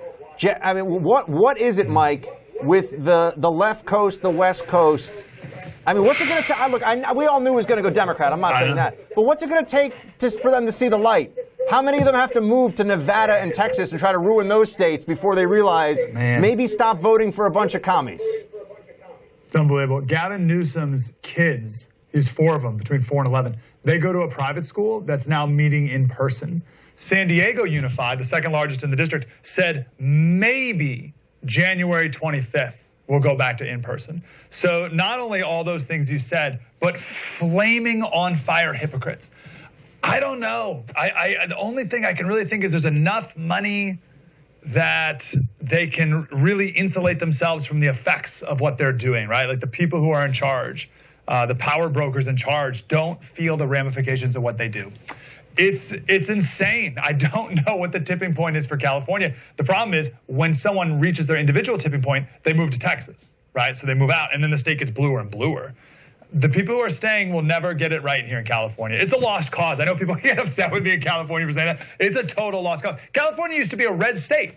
California used to be a red state. In our lifetime. Well, you're very young, but at least you young whippersnapper, in my lifetime, California was a red state and was reliably red in presidential elections. I mean, I think that more than a few, millions and millions of illegal immigrants arriving throughout the 90s and the early 2000s certainly played a large role in that. But also just the problem, and then you see this, and it's true, whenever there's a socialist revolution, and they've almost had a kind of quiet socialist coup in California, it takes a while to ruin something. And it takes a while to ruin something as beautiful as, by the way, not just California, Oregon, Washington. I've been in Oregon's Pacific Coast, some of the most beautiful place on earth. I mean, there's so much these places. You got Silicon Valley, Hollywood, which isn't what it used to be, but you have all the tech sector in Northern California, enormous areas of financial resources pooled together and all this talent, and yet, you know, they're still ruining the state. I mean, because they have that tax base to draw upon, they can keep this stuff going for a while. But the outflow tells the tale. By the way, same in New York City. I mean, you and I are both odd men out where we come from state-wise. Because, I mean, right now, I have friends I've talked to friends who are brokers in Florida and North Carolina. and they can't even keep up with the demand right now for the kind of houses people want, leaving New York and New Jersey. Same thing you're seeing in California. That's awesome. And listen, I can bemoan California all day, right? It's really sad because it used to be such a great state. But I'm grateful that the people of it, maybe perhaps Michigan and Wisconsin, are not continuing down that road, right? Well, let's just do Democrat forever and ever and ever. Oh, that's not working. Let's vote for crazier Democrats. Oh, that's not working. Let's just go full on socialist. Oh, that's not working. Let's hire Maxine Waters for 30 years, who doesn't even live in the district, as was pointed out by that guy who's running against her. Remember that ad? Did you see that ad, right? He's like, I'm in Maxine Waters' house, $8 million mansion. You know where I'm not? In the district she represents in Congress. Right? So Michigan, Wisconsin, hopefully, we'll see today, like in an hour probably, not going down that road of going bluer and bluer. Thank All right, goodness. we got this breaking news here. It's official. Trump wins Florida. Finally. His other home state, in a sense. I got to say, Mike, this is big stuff, big news here, because I know we've been looking at it going this way all night, but right now, for Biden to come back and win, we're talking, I mean, he would have to run the table of what's left in a way that would make 2016 look predictable. I mean, it feels like, I'm not saying it's impossible, but I am saying it's looking pretty unlikely. No. What's your take? Yeah, definitely. And it's amazing. One of the postmortems is going to be the Hispanic vote. And then we'll see people break it down into like, oh, is it just the Cuban vote or is it the Hispanic vote? And how did that translate across the country as well? But it's pretty, I'm trying to be sarcastic. It's not that shocking that people who have experienced socialism aren't voting for the socialists, right? We should be listening to these people who got on rafts to escape it, as they're saying, hey, don't vote for those two in the Democratic Party.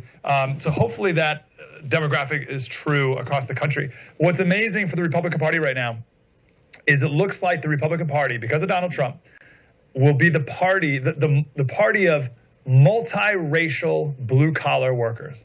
How about that? The party of multiracial blue-collar workers. That will be a seismic shift across the country, and hopefully we continue down that road for a long time. And also, but wonderful news, obviously. Also, you know, with what we're seeing so far, I mean, Florida is that big story, especially Miami-Dade. Clearly, the Cuban community, and one of my mentors when I lived in D.C. and worked for the government was Cuban and fled Castro, was actually fought in the Bay of Pigs, whole other story. But that community is just, I love them. They're awesome. So many great people. And they're such an asset to the American dream and the American experience. Yes. That same thing with former Soviet emigres who come here, people who have experienced real statism, real totalitarianism, and then their appreciation and love for this country is something that honestly inspires people that grew up here their whole lives. I mean, I hear the stories about the passion that they feel for this. And they clearly recognize, Mike, that at some level this election wasn't just about determining the top marginal tax rate. It wasn't just about, figuring out, who's going to be putting certain judges in the courts or things like this that maybe people would just have their differences about. There was a fundamental philosophical difference between the direction that the Democrats, as we saw in their primary, forget about the warmed over, quasi-moderate make-believe stuff that Biden was coming up with in the last few months. But there was a fundamental shift toward the left. We all see it with AOC, Bernie Sanders, Elizabeth Warren. And you got to think, if you left that or your family left that, and someone is trying to bring that here to America, you go to whatever lengths you could to stop that from happening. And so God bless those who saw it that way, because it looks like they were a big decider in down in Florida. And also, Mike, the increase in general in Hispanic, and also we haven't seen this confirmed yet, but it looks like Trump may outperform the usual GOP vote among African Americans. Remember, one of the favorite knocks on Trump is that he's a white supremacist, and this is what the left always says about him. How are they going to run with that narrative when Trump, assuming he wins, and I'm not there yet. But assuming he wins, how do they keep saying? I mean, I know they will, but it's just so dishonest. Clearly, people. Yeah, let me. Go ahead. No, I don't mean to jump in. Sorry. There's 2 points. Let me do your first one. If Trump wins, when Trump wins, Black Lives Matter, we owe a debt of gratitude to. Sam Harris, Sam Harris, he said, whatever happens, can we agree that defund the police was among the most idiotic phrases ever uttered in the hopes of achieving a political goal. All right, so clearly that did not resonate among the Hispanic community in this country, either the Black Lives Matter and or defund the police, because both of those movements were want to wave Che Guevara flags among other crazy Marxist communist rhetoric around it, right? To your first point. Your second point about the white supremacist. I got an exit poll here. I think this is a nationwide exit poll. It's going to be a little skewed because mostly Republicans voted in person, but this poll also did some phones. So whatever, take it for what it is. But from 2016, Trump increased his vote in every demographic except for white men.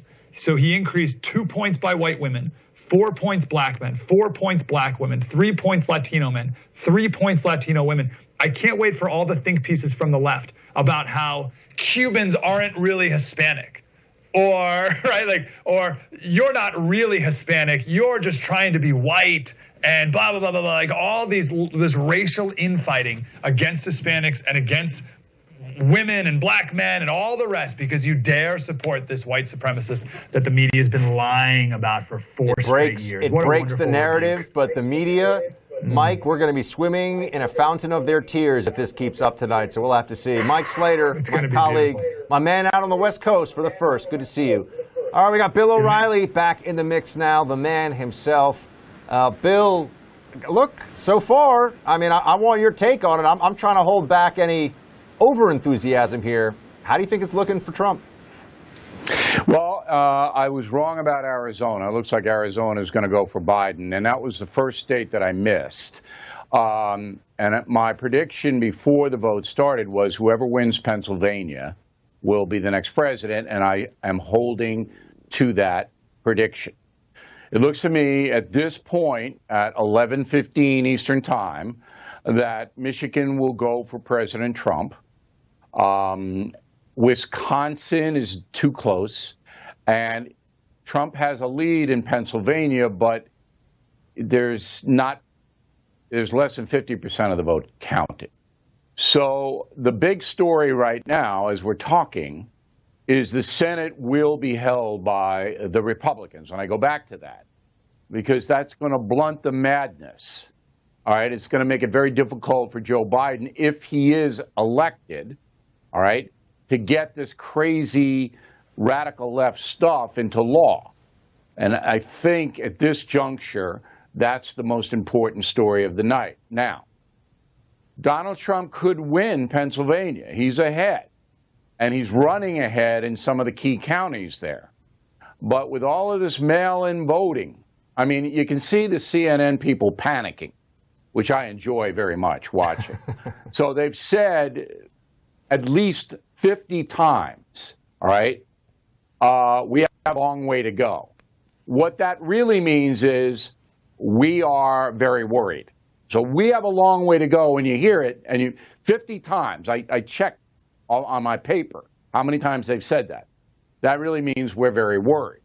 All right, so they were hopping up and down about Florida. Florida went to Trump. They were hopping up and down about North Carolina. North Carolina went to Trump. So he's knocking it down. Ohio, they were, Ohio. It's going to go. No, Ohio's to Trump. Because in the beginning, all of these mail-in votes were counted first.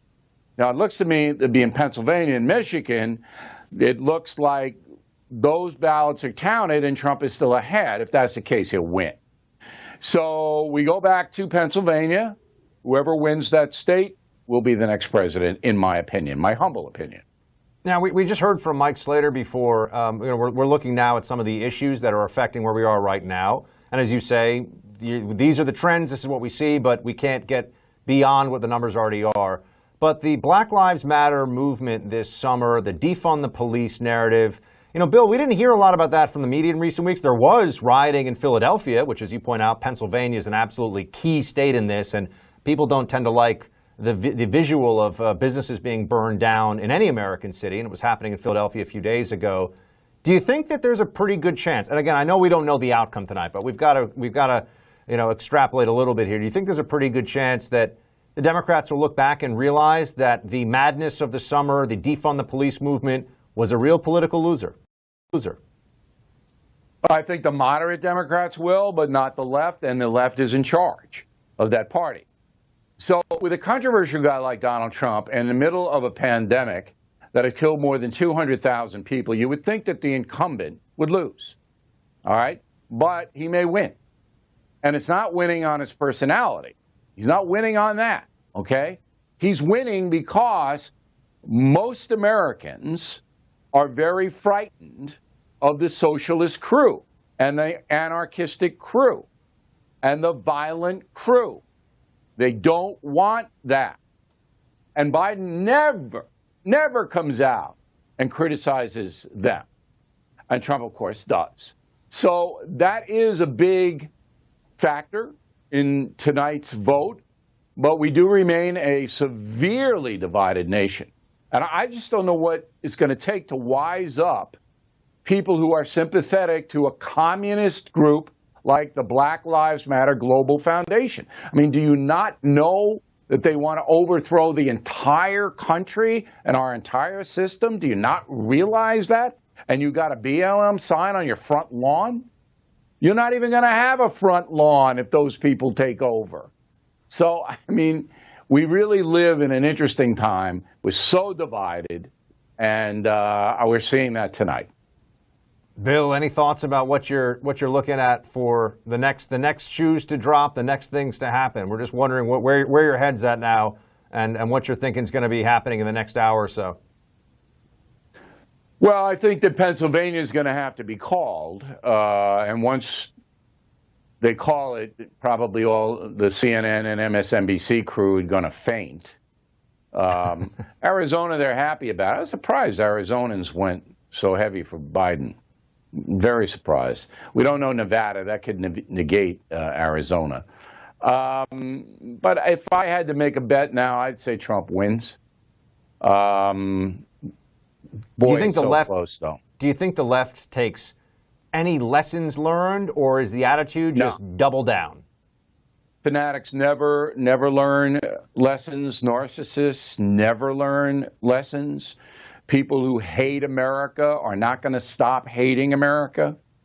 And I think that the American public is wise enough to sense the danger, which is why the Senate stayed in the hands of the Republicans. The people were going, people in Michigan, all right, going, we can't give the Democrats power. But the hardcore zealots on the far left, they'll never learn. Yeah, there was a recklessness, it seems, in much of the approach from Democrats in the national stage over the summer that I think is coming back to haunt them in a pretty big way. Just want to ask you about the media. You keep bringing up CNN. I was actually a CNN contributor some years ago when the place was sort of crazy. It is now, or in the last few years, completely lost its mind. There's not going to be any change then, right? I mean, our expectation should be, let's assume Trump wins, as you said, looking, but we don't know. Let's assume he wins. No change whatsoever in the transformation of CNN, MSNBC, I would argue ABC News, NBC News, these places into effectively anti-Trump organs, right? I mean, you don't think that they're going to say, you know what, we're tired of this thing. We're actually, Jeff Zucker or whomever, if someone replaces him, is going to take over at CNN and try to take it back toward the middle, right? They're just going to do more of the same. Well, I think there's going to be disaster ahead for all the television news agencies, no matter what happens. Trump loses and his show leaves, they're all going to fall apart fast. Nobody's going to watch Joe Biden. If Trump wins, the drama is over, and the repetition of "we hate Trump" every night. I think Zucker, the head of CNN, will get fired, but they won't say that. They'll say, well, he's resigning, or he's going to do other projects, and I don't think he's long for AT&T. AT&T knows that their reputation's getting hammered. NBC, CBS, and ABC, they're going to drastically decline their news agencies, just like their programming is. And I see all of that happening in the next 12 months. There'll be interest between now and the inauguration, and then everything's going to fall off the cliff. But no, they're not going to change. It's too late for them to change. It's too late. They can't say, all right, now I'm going to be fair. You're branded. You're unfair, and that's how you're going to go to your grave. unfair. Totally agree. Bill O'Reilly, everybody. Bill, great to see you. Thanks for sharing your insights. Always a pleasure. Thank you. Be back in just a moment with a lot more.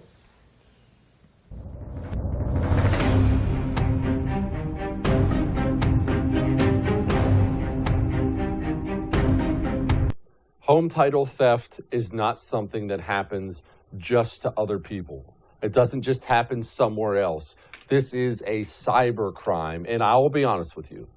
Cybercrime is still hard for me to wrap my mind around. I'm not used to that. Crime is supposed to be a gun. Give me your wallet on the sidewalk. That's old thinking. All the money now is made online, and your home title, it's probably your biggest financial vulnerability. You want to get evicted from your home or have to sink tens of thousands of dollars into a lawyer? You're going to have to if these thieves steal your home title. They'll forge your signature on it, take a loan out against it, and you have to pay that back. Do not get caught. Home Title Lock can stop them, and it will. I have it, you get it. Go to HomeTitleLock.com. That's HomeTitleLock.com. Use the promo code RADIO. That gets you 30 days of free protection. HomeTitleLock.com.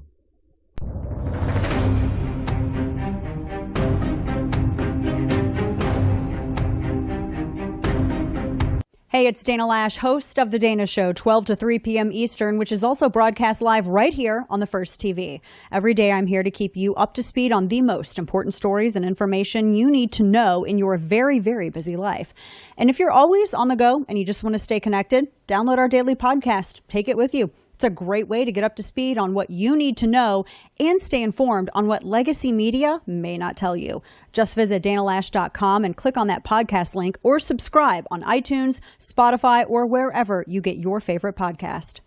Don't have the First TV app yet? What are you waiting for? Download it and get instant access to Bill O'Reilly, Dana Lash, Jesse Kelly, Buck Sexton, and Mike Slater on your phone, tablet, or smart TV. The best part, it's absolutely free. Watch your favorite programs live or on demand, anywhere, anytime. Don't wait. Download the First TV app right now on Roku, Amazon Fire, Android, iOS, and Apple TV. Just search the First TV in your favorite app store and start watching today. Stay informed. Stay connected. Download the First TV app right now. It's free. Hey guys, it's Buck Sexton here, reminding you that my radio show can be seen right here on the First TV every day at 5 p.m. Eastern.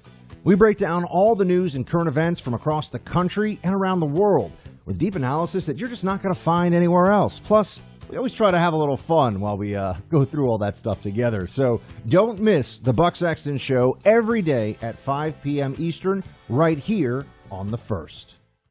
There's a new email that prepares you every day to be smart, stay informed, and always be on the alert for liberal media spin. It's called Up First, and it's only on the First TV. Get essential daily headlines, instant reaction and analysis, and the tools you need to fight back against the progressive agenda. Don't wait. Get the same email First TV hosts use to stay informed every morning. Never miss an important story. Go to thefirsttv.com and sign up for the Up First newsletter today.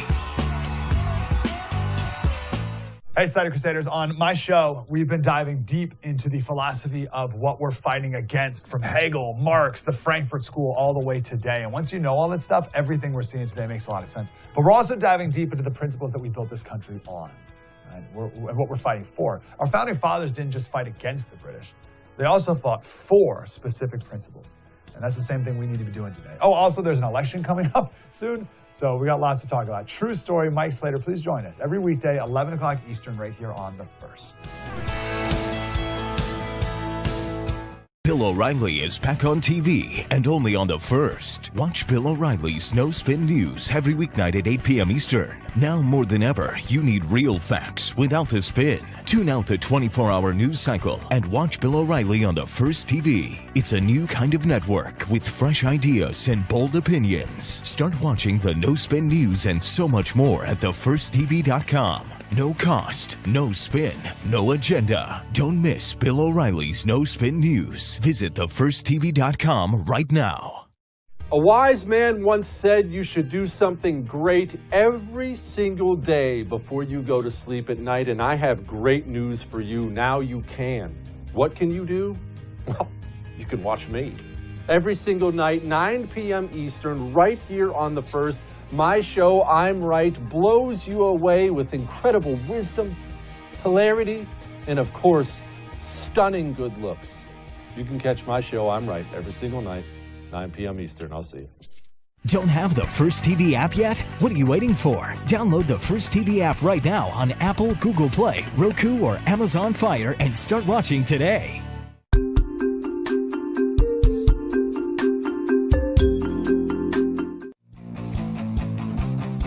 Hold the Line with Buck Sexton premieres tomorrow at 7 p.m. Eastern right here on The First.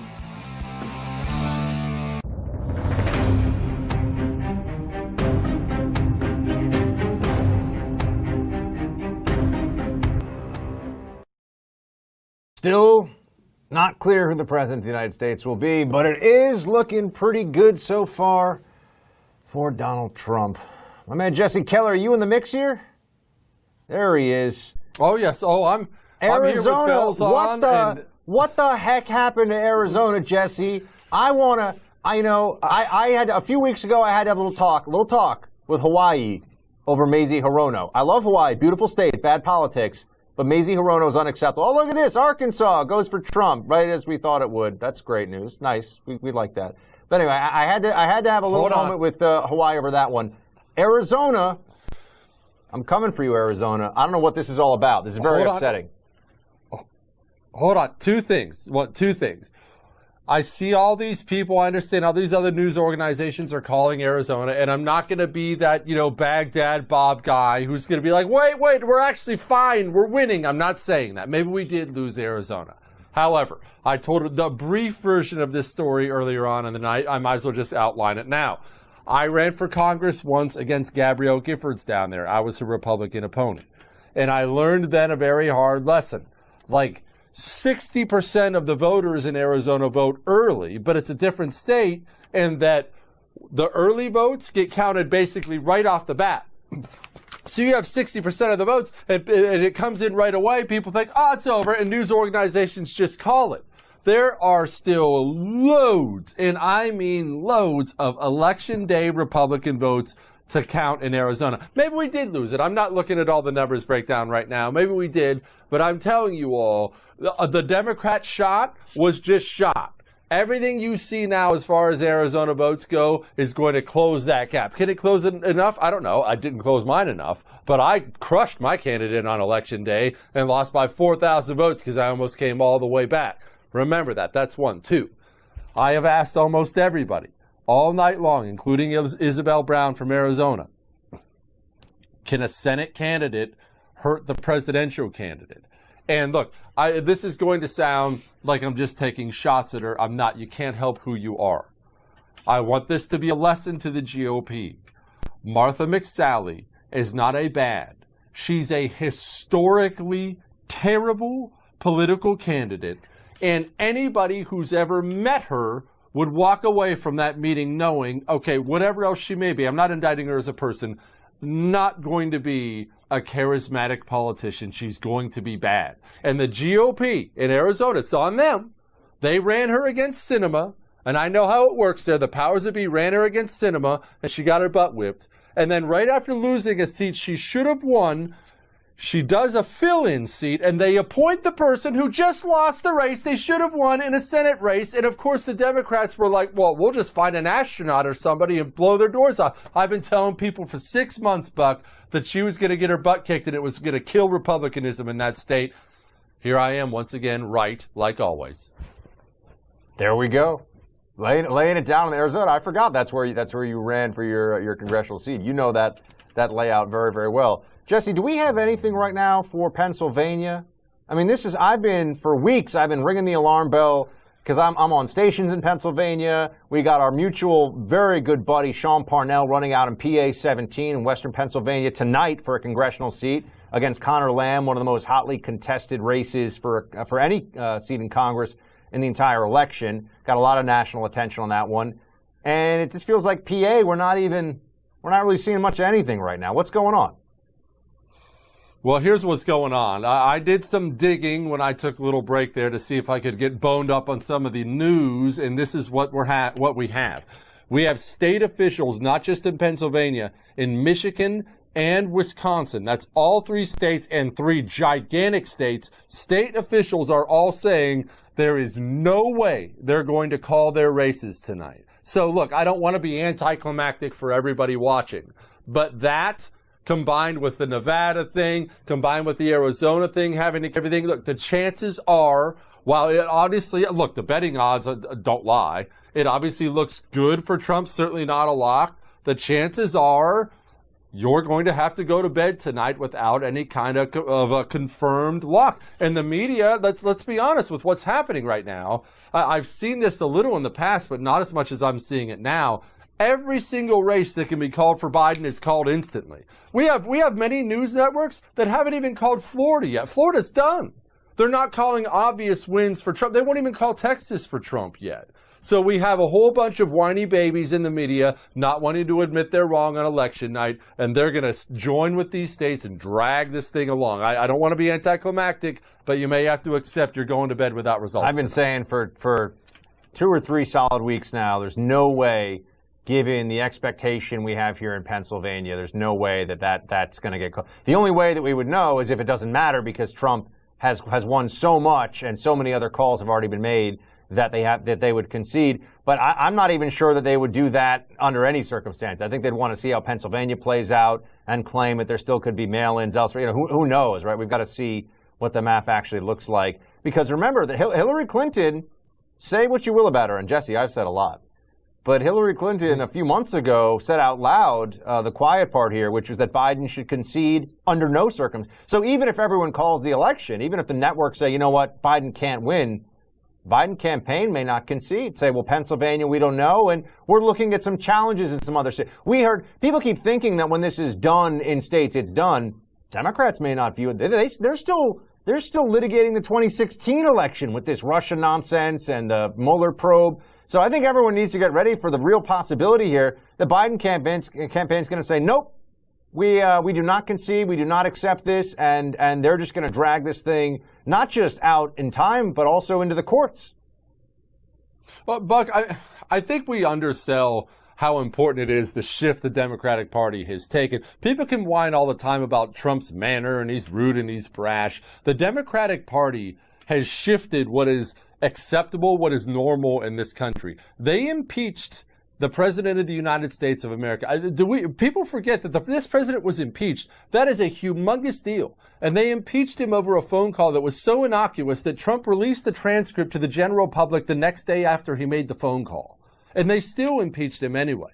There are no norms anymore. And Democrats will have no qualms whatsoever about completely destroying the faith of the American people and the election system if it means a chance at power. They are now all in on this game, and let's not underestimate this. These people are not only lunatics, these people are desperate. And anybody who knows anything about human nature or has looked at history at all knows a desperate person is dangerous. You and I can look at this culture and think the left owns it all. The left doesn't look at it that way. They look at this and think, we don't have the presidency, and now we're down 6-3 on the Supreme Court, and he's about to win again. They will burn this place to the ground if they have to, if it means getting to the result they want. They just will. They wouldn't even hesitate. That's a perfect transition for us into some early footage. You know how people look at exit polls to get a sense of how things are going, Jesse? You can also look on Twitter and just the internet in general to see where the psycho libs are punching people, attacking police, lighting things on fire. It's already starting in D.C. I think we actually have some of that footage. You're starting to see, there you go. Oh, okay.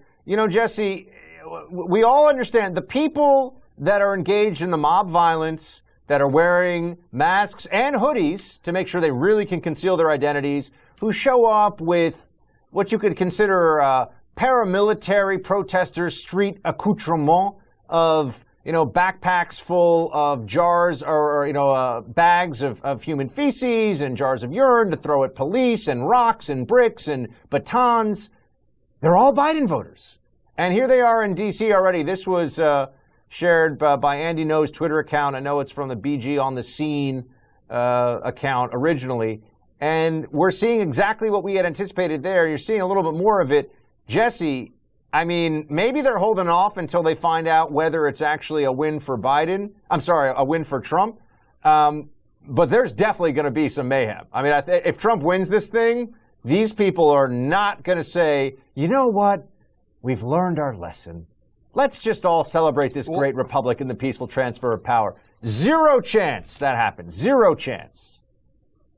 Well, Buck, I mean, you're going to have to forgive me. Maybe it's not the time and place, but this is partially on the GOP, too. Remember, right after that killing of George Floyd in Minneapolis, right after it, what did Republicans do? They can all do this law and order routine now and back the blue and all this other stuff. Right after that, they were running to the microphone. I think we should change the name of military bases. What we need is a Juneteenth bill. Can we get a Juneteenth bill? We had Tim Scott on the floor of the House trying to pass a federal police reform bill, jumping on that anti-cop bandwagon. And what it did was it gave all the backing in the world for the Democrats to continue to pour gas on this street violence fire. And now these people believe they can do it. And now I'll be honest with you, and I don't get like this often. I'm embarrassed for my country. I am embarrassed that other nations look at us and they look at that crap going on our streets and they think we're weak because of it. And you know what, Buck? We are weak. A nation that's powerful does not, that first scene, that scene you're looking at right there, in case anybody's wondering, those white pillars in the background, that's the White House. That's where the president and the first lady and their kids, that's where they bed down at night. And we allow that in front of the White House. Every single one of those scumbags should be in a drunk tank right now with a big old egg on their forehead and $1 million bail and looking at 10 plus years in prison. And all this stuff would stop. And somebody foreign who's funding all this, they should be worried about something else. And that's what strong nations do. Instead, our nation, well, I mean, look, maybe this is the language of the unheard. What a bunch of crap. And now we encourage all this. Now we have businesses that have to board up their business on election night. I think it's disgraceful.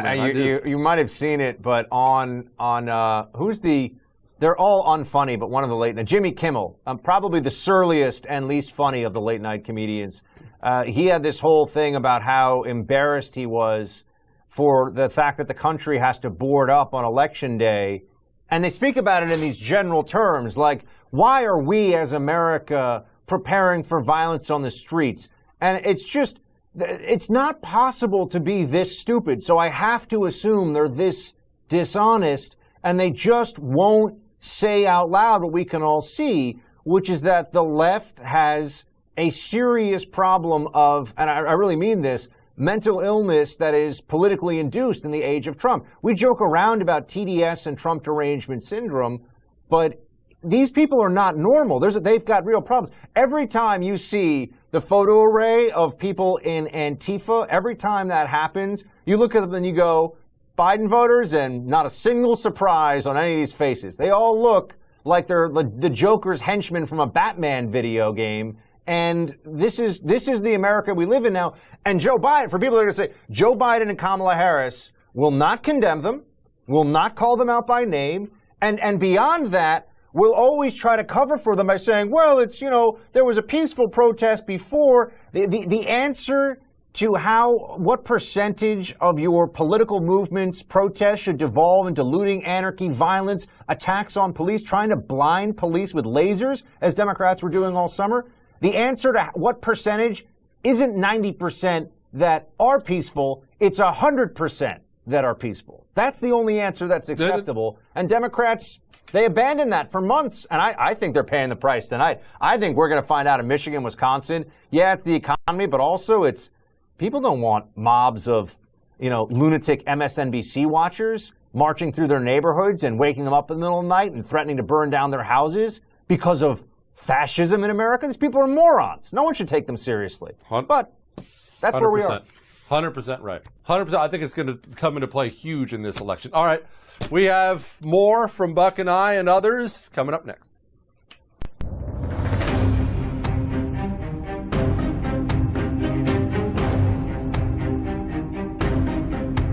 You can see the news. $3 trillion. Wrap your mind around just that number for a minute. $3 trillion. Our deficit this year alone, I didn't say debt, our 1 year deficit is going to be over $3 trillion. You're not a fool. you know how that story ends. It doesn't mean you run around screaming the sky is falling. It doesn't mean you pull all your money out of the stock market and the banks and just go hide somewhere. But it does mean you have to diversify your portfolio. You just have to. Get a gold IRA. It should be part of everybody's portfolio, and get one from Gold Alliance. They have an A+ rating with the Better Business Bureau. They know what they're doing. They will walk you through it. They make it easy. Go to goldalliance.com/Jesse. That's goldalliance.com/Jesse. They will take care of you.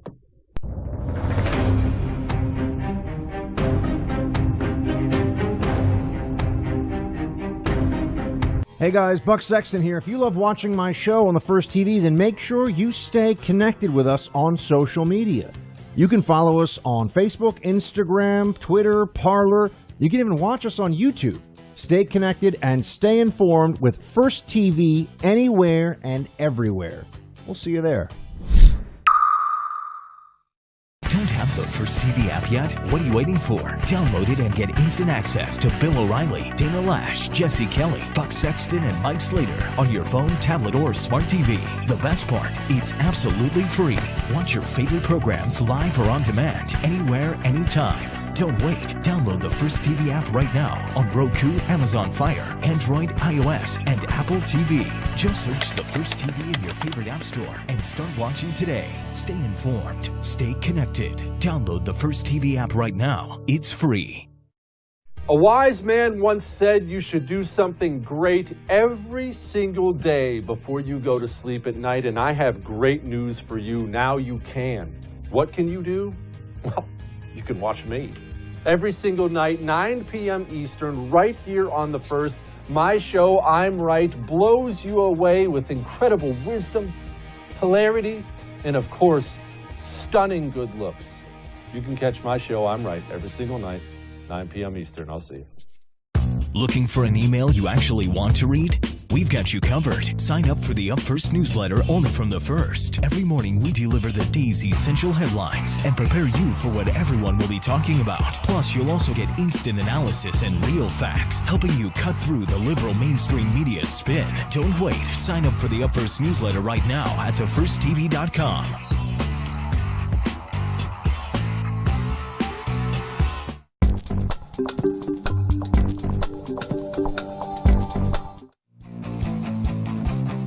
Hold the Line with Buck Sexton premieres tomorrow at 7 p.m. Eastern right here on The First.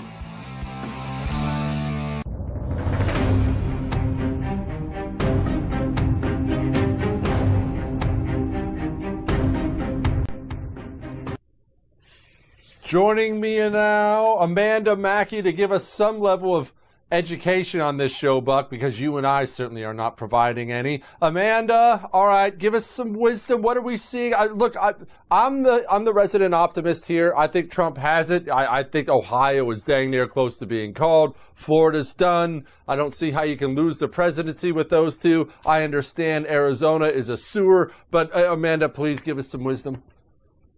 I will just say this. I think that the reason that the Midwest states and Pennsylvania basically called off making any decisions and stopping counting the votes is because I think Donald Trump has solidified his win there. And I think it's just as we expected, the fracking argument, the lie that Joe Biden flip-flopped on with saying he was against fracking and then he was for it and then he wasn't sure. And so I think that's really hurt him and his chances in states like Ohio and Pennsylvania, despite being the third senator from the state of Pennsylvania.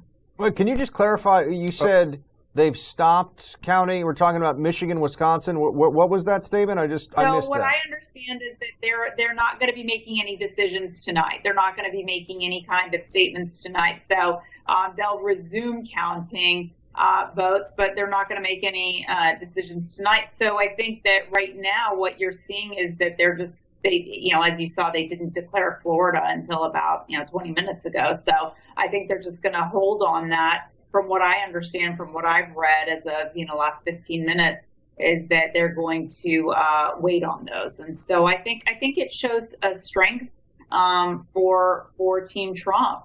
But I'll tell you, in Florida, what we've seen, which has just been huge, obviously President Trump winning Florida is significant and all important. And I think Florida is just such a melting pot of so many different things. You have your Midwest, the I-4 corridor is, very Midwest focused. You have a lot of the Northeast, states like Pennsylvania, where people come and move to Snowbird here and then eventually end up living here. And then you have the South Florida base of people who have fled oppression, people who have fled communist regimes, socialist regimes. And so they know what that's about and they don't want it. And that's why they rejected they rejected Joe Biden and Kamala Harris's agenda.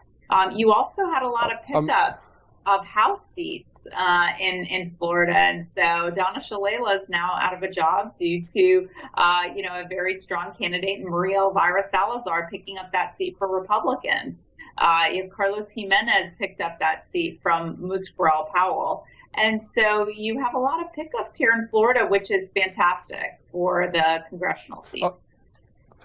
Amanda, I need you to help me understand something, because from what I understand, Trump way overperformed in Miami-Dade. Apparently that is a hardcore blue place, and still blue, obviously, but Trump really overperformed there. And you can say, now I understand there's a ton of Cubans there, you can say that's because they fled socialism and wanted something different. Well, they were still fleeing socialism back when, Barack Obama was stomping everybody in that place. What have they seen in Trump specifically, or the GOP specifically, that has brought them around? They've seen something.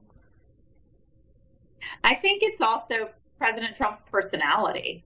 I think from what I've read, the machismo personality and just basically not willing to just be diplomatic about everything, but rather taking the bull by the horns, telling people exactly how you feel, falls in line culturally with the with those particular cultures that South Florida tends to have more people from that persuasion, and so I think that has also been a factor for their excitement about Trump, someone who stands up for himself. I guess that's what it comes down to. We just want to jump in real quick and tell everybody that, yes, indeed, Ohio, you saw that on the screen, want to just tell you officially, Ohio has been called for Donald Trump. Amanda, it's seeming more and more like we're not going to have an answer tonight, but it's looking mathematically better and better for Trump as the night goes on. How would you gauge this at this point? How would you assess the likelihood that this momentum, just based on what's already been called and where things are heading right now, that we could wake up tomorrow perhaps with an enormous and for many of us very unwelcome surprise? I think it's still going to be close, so I don't think that we'll know tomorrow per se, but just thinking about Pennsylvania, I think we won't know until Friday. And obviously Pennsylvania is significant. So I think if you look at these states again, where just the industrial Midwest, these Reagan Democrats that really Trump has been able to bring back home to us. We haven't had these Reagan Democrats for, 2-3 decades. And what he did in 2016, I think he's overperforming what he did in 2016. So I think that what you will see is strong pickups in those Midwestern Rust Belt states due to the Reagan Democrats, due to independent voters, and of course Republicans. And I think even though we kept hearing, the seniors are, especially here where I am, Pinellas County, you do have a lot of seniors here, and they kept saying, well, the seniors are not going to support him because of COVID. And I think you saw just the opposite. President Trump did extremely well with seniors, despite that rhetoric. So I think you're going to see a Trump victory. Can we and ask, I think that's what the markets are hedging on to. Can we ask about polling in general? This is your area of expertise. Pollsters are getting a rough night on social media, I can tell you that much. And I don't think it's a minor thing, because you're wrong one time in 2016, and I know they argue a lot of them would say they were in the margin of error, but they were all in the margin of error favoring Hillary Clinton. And there was this tightening that occurred right before the election. The polls that we were seeing in some of these states that have already even been called were considerably off. Some of them, especially I'm thinking about these industrial Midwest states, Michigan, Wisconsin, were wildly off.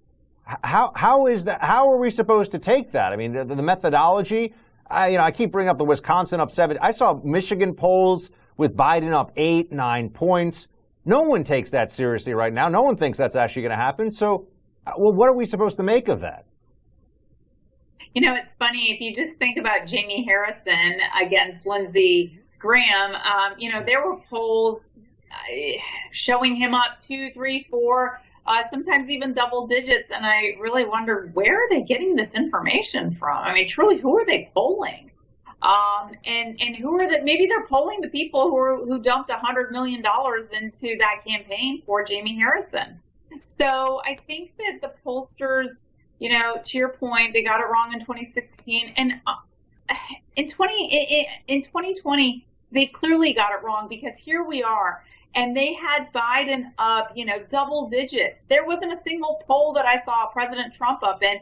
And we may have President Trump win. And there was not a single poll, not once, showing President Trump ahead. So maybe pollsters will be put out of business after a Trump victory, if that's in fact what happens. Amanda Mackey, thank you so much, ma'am, for giving us some wisdom. Thank you. All right, quick break. Then you get more us. Hang on.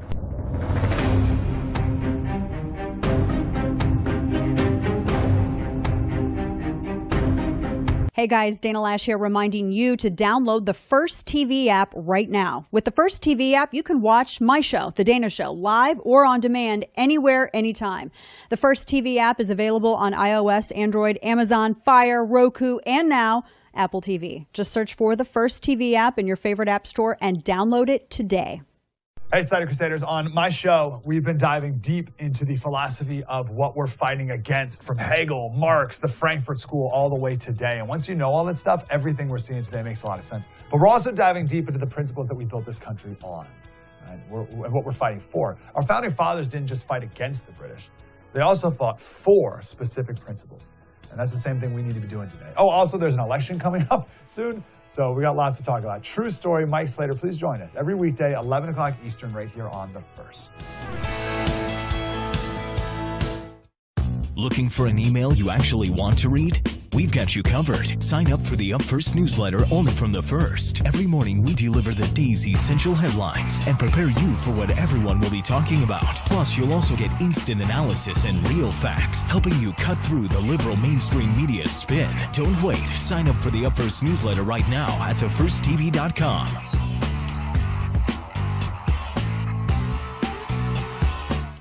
A wise man once said you should do something great every single day before you go to sleep at night, and I have great news for you. Now you can. What can you do? Well, you can watch me. Every single night, 9 p.m. Eastern, right here on The First. My show, I'm Right, blows you away with incredible wisdom, hilarity, and of course, stunning good looks. You can catch my show, I'm Right, every single night. 9 p.m. Eastern. I'll see you. Hey guys, Buck Sexton here. If you love watching my show on The First TV, then make sure you stay connected with us on social media. You can follow us on Facebook, Instagram, Twitter, Parler. You can even watch us on YouTube. Stay connected and stay informed with First TV anywhere and everywhere. We'll see you there. Don't have the First TV app yet? What are you waiting for? Download it and get instant access to Bill O'Reilly, Dana Lash, Jesse Kelly, Buck Sexton, and Mike Slater on your phone, tablet, or smart TV. The best part, it's absolutely free. Watch your favorite programs live or on demand, anywhere, anytime. Don't wait. Download the First TV app right now on Roku, Amazon Fire, Android, iOS, and Apple TV. Just search the First TV in your favorite app store and start watching today. Stay informed. Stay connected. Download the First TV app right now. It's free.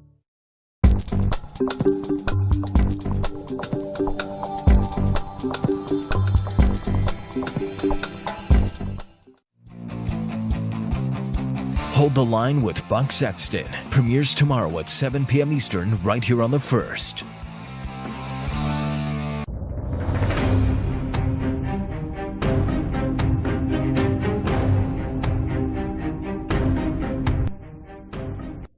All right, our coverage here continues on the first, live and in real time, and I'm joined by my main man, Jesse Kelly, which has become his unofficial title because I have him on my radio show so much. And Jesse, I got some news for you. I got some good things for you. You ready for this?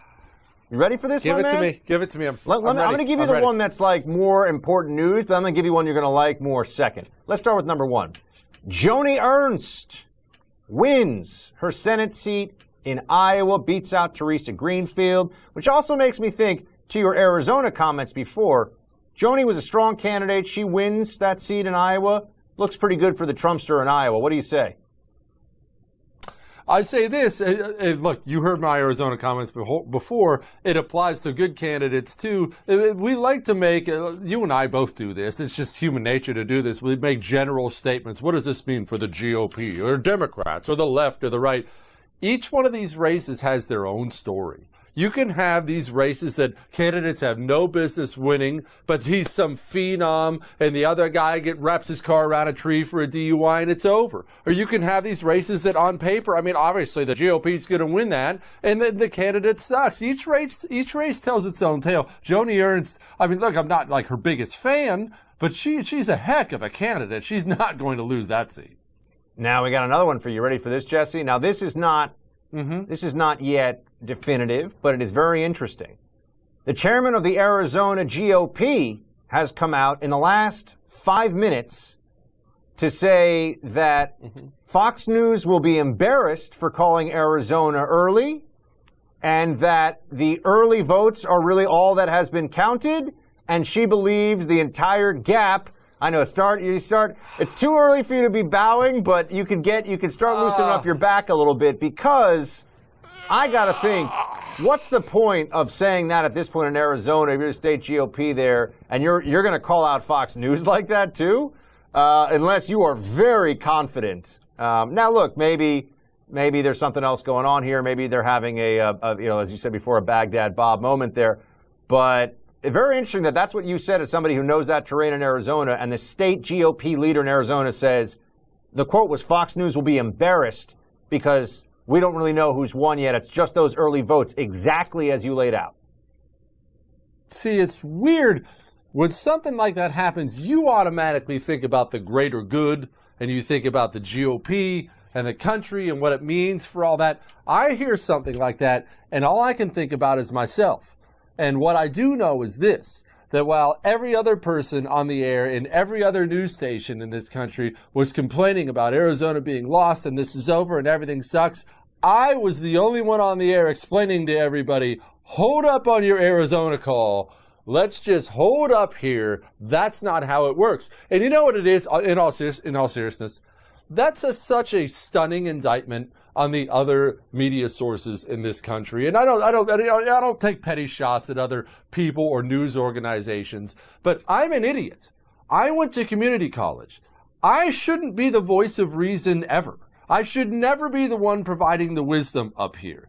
I'm a moron, and I know all the Democrats vote early. Like 2/3 of the votes vote early, and in Arizona, because they have their system basically computerized, the early votes are the first ones you see. So every time, right off the bat, it's going to look like Democrats are far, far ahead. And then every single step of the way from then on out, the Republican is going to close the gap. Will they close it all the way? I don't know. But this is a fact of life. If I know this, Buck, how do the other major news organizations don't know this? So it seems to me fair at this point to say that, I mean, it was too early a call to make, and some places, Fox News called this one, Arizona, very early. Some places that made that early call are just hoping and praying that when all the votes are actually counted, it ended up being the right call, even though it's looking more and more like they went with that one way too early. Because again, that was sort of stunning too. We knew that Arizona was going to be in play,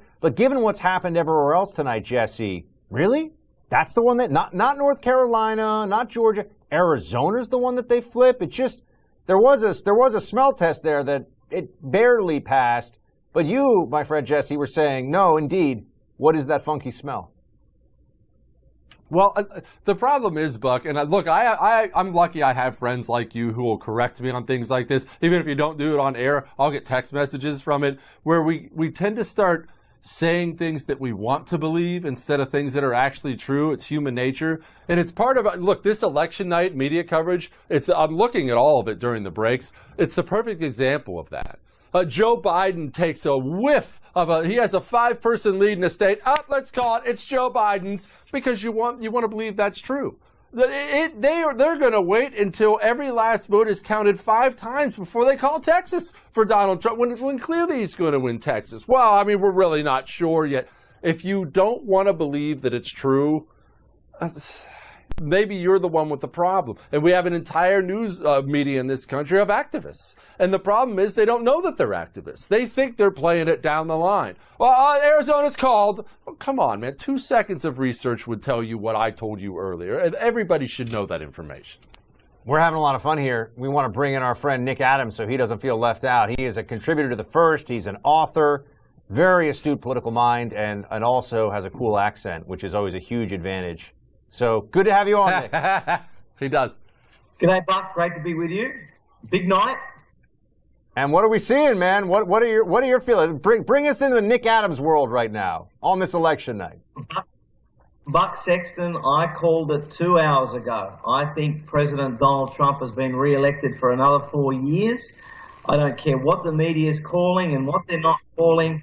When I look at that map, when I have a look at everything that's going on, when I compare it to 2016, I think that this president has won tonight, and I think it's absolutely shameful that so many of the mainstream media are deliberately trying to make this into more contest, create more suspicion, and if I wanted to be conspiratorial, I'd say they're trying to set up the framework to steal it away from him. But I think it's been a phenomenal night for conservatives, a fabulous night for patriots. Anybody that loves this country right now should be rejoicing and celebrating, beer in hand or whatever your poison is, because this is a fabulous night for America. Nick, what are you drinking over there? Are you drinking a Foster's? Do Australians actually drink Foster's, or is that what an American thinks Australians drink?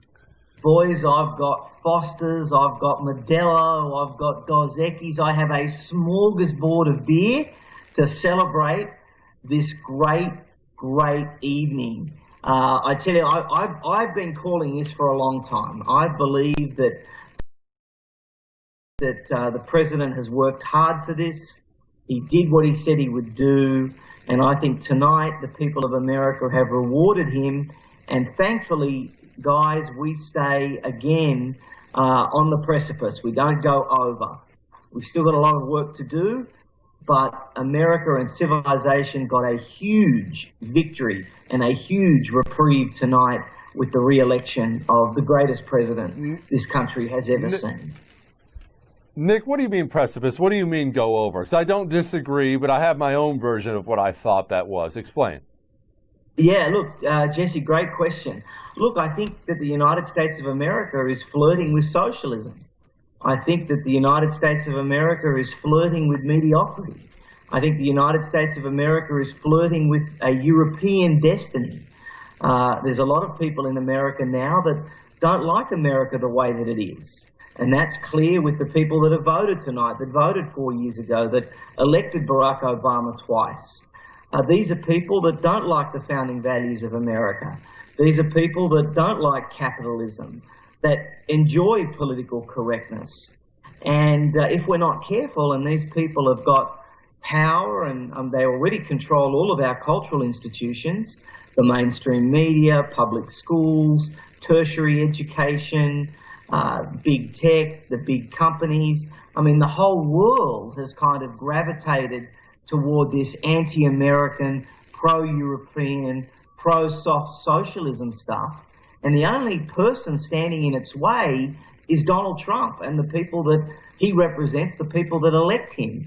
So I'm somebody that chose to come to America. I came because I loved America the way that it is, and I want America to stay the same, that it's always been. That it's attracted, a place that's attracted people like me to come here for opportunity, for freedom, because it is so fundamentally unique and different to everywhere else. And these guys want to do away with that, and I fear for that, because I want to make sure that the America that I fell in love with as a young Australian, the America that everyone watching this broadcast right now feels about the United States of America, the America they know. I want to preserve that for our children, for our grandchildren, for our great-grandchildren. That's what I've dedicated my life to. And politics is one part of that. And I think that's why Donald Trump's agenda, this American First agenda, is so critical to achieving that end.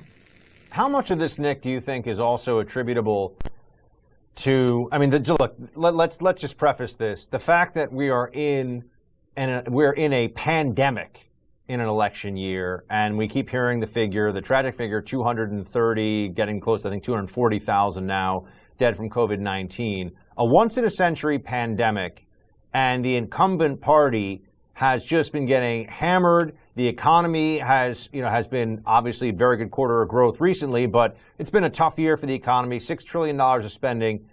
If they couldn't win this election with the two-term vice president who's supposed to be the kind of gold standard guy in the Democrat Party now, what does that really say about their whole operation and the candidate they put forward this time? I mean, do you think they'll ever come to the recognition that Joe Biden, many of us saw this in the beginning, was a horribly flawed candidate and that was completely uninspiring, and there's a reason he wasn't the candidate in 2016? Buck, you raised some very sentient points there. You're absolutely right. Joe Biden was a horrendous candidate from the very beginning.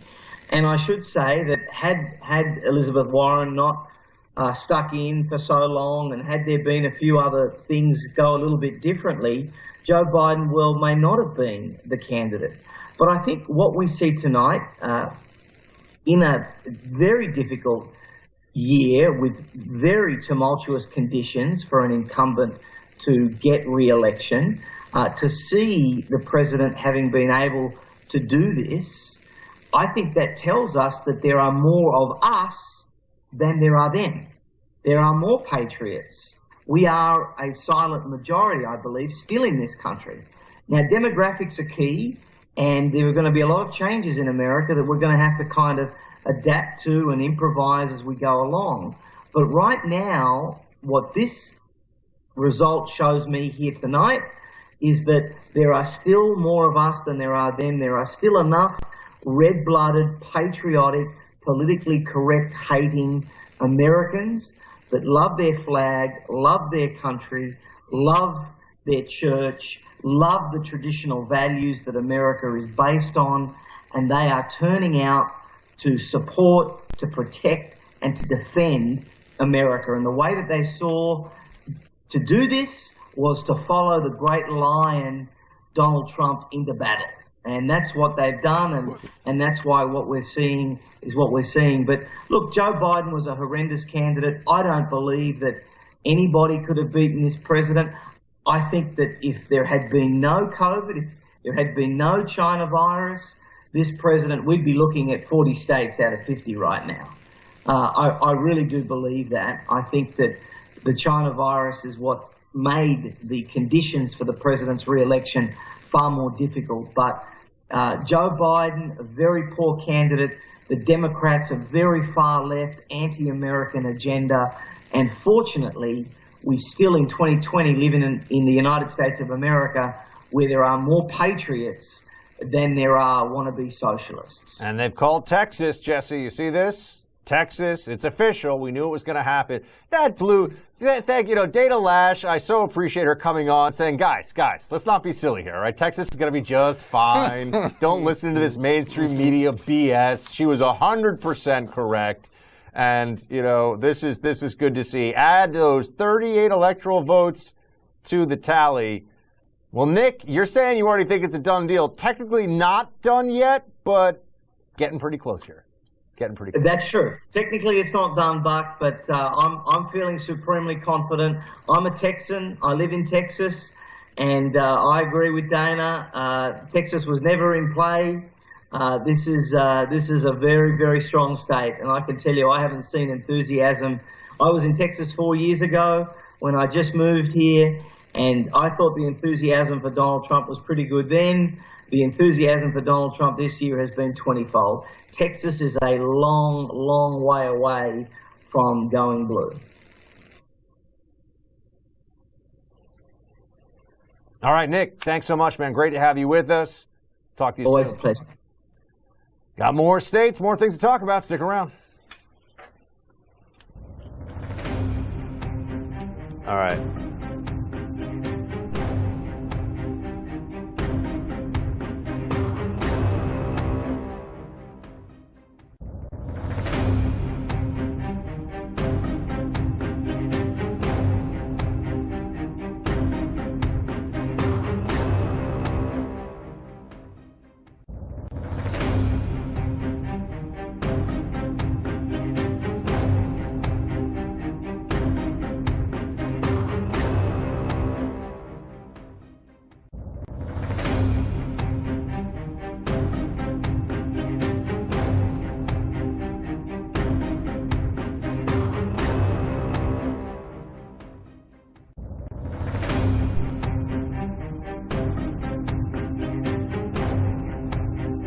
Okay.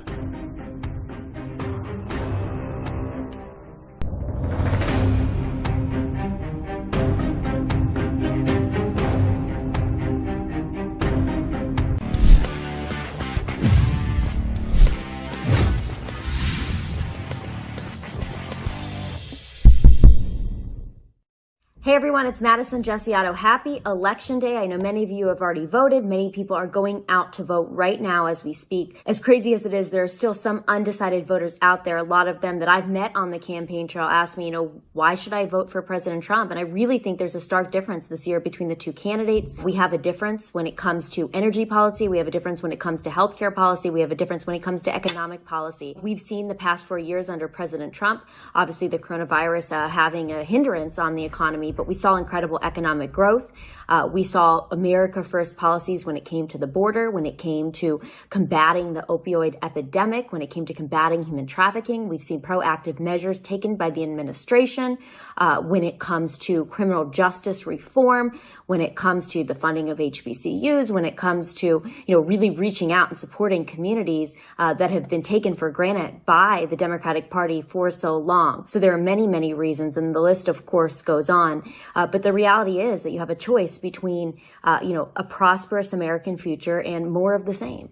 More of what we saw for 47 years with Joe Biden in Delaware. More of what we saw for many years with, both Republicans and Democrats in Congress who were elected, made all the promises, and didn't keep them. President Trump has been a man of his word, and today is going to be a crucial election for the future of our nation. Of course, what states should we really be looking out for when we're looking at that board, looking at that map tonight? Pennsylvania is going to be a huge and critical state in this election. It's going to be one, obviously, that the president definitely wants to maintain. He won that state in 2016 against, the odds. Many people said he wasn't going to win. They said Hillary Clinton was up in the polls.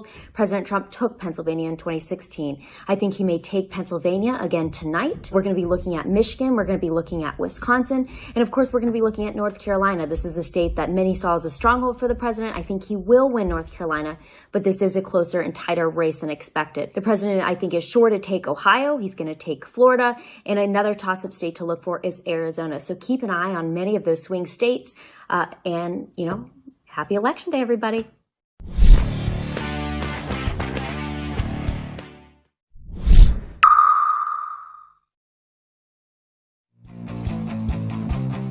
Hold the Line with Buck Sexton premieres tomorrow at 7 p.m. Eastern right here on The First.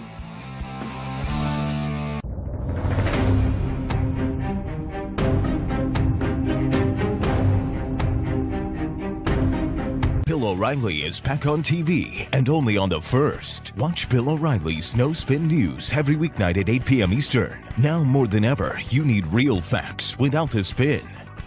Bill O'Reilly's No Spin News tonight at 8 p.m. Eastern, right here on The First.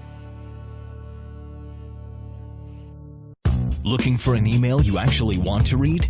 We've got you covered. Sign up for the Up First newsletter only from The First. Every morning we deliver the day's essential headlines and prepare you for what everyone will be talking about. Plus, you'll also get instant analysis and real facts, helping you cut through the liberal mainstream media spin. Don't wait. Sign up for the Up First newsletter right now at thefirsttv.com.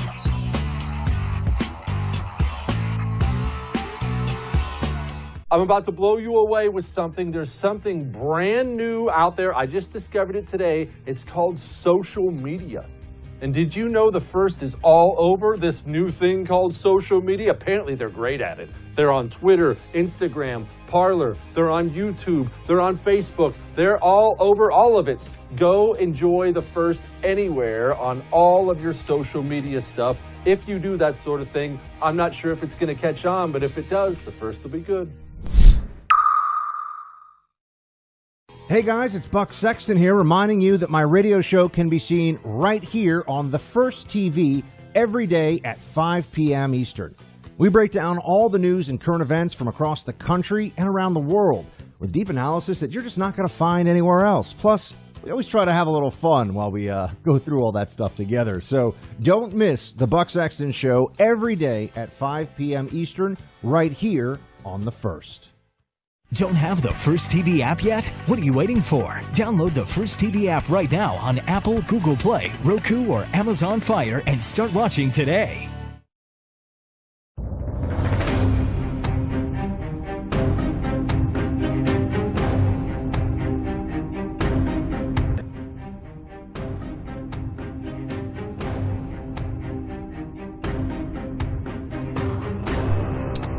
And we are back, wrapping things up for tonight here on our election 2020 coverage right here on The First. Buck Sexton, I have two pieces of good news. First piece of good news. Oregon just became the first U.S. state to decriminalize possession of all drugs, including cocaine, heroin, and meth, for personal use. So let's go ahead and cross that one off the bucket list, unless you're Hunter Biden, of course. And the second piece of great news is, I hear there's something worth watching coming up at 7 o'clock. Buck, could you maybe elaborate? The Buck Sexton extravaganza known as Hold the Line, which I hope everybody's going to be checking out tomorrow for the first time. That's right, here on The First TV. Hold the Line will debut. I will be the host. So you'll have me, you'll have Bill O'Reilly at 8, Jesse Kelly at 9. I am the shortest of the three hosts, but what I lack in height, I make up for in spirit. That is amazing. You are the shortest. You're like 6 feet tall. Yeah, I know. You and Bill, extremely tall you network. and Bill are friggin' giants. You guys are huge. You guys could both be centers in the NBA. It's unbelievable. Have you guys stood back to back? I don't even know who's taller. Buck, it's not the length of my body, it's the size of my heart. That's why people watch this show. Right. It's the size of my heart. And now we have a Trump win in Iowa. No big surprise there. But whenever there's a Trump win, we have to raise the sound of our voice and act like this was totally unexpected. Donald Trump takes Iowa. That's great. So we got Iowa, we got Texas. And Jesse, I just want to point out as we continue in this deep dive for one of my favorite really uncalls or call that you made about a previous call, turns out that neither CNN nor MSNBC has been willing, at least as I last checked, to call Arizona for Biden. It was Fox News that called Arizona for Biden. And you got to figure, if Jesse Kelly and CNN and MSNBC at least were slow to call it, and maybe, as I've seen now, are still not yet called. Something's up, man. Something's up. So we really got to see what ends up happening with those Rust Belt states tomorrow.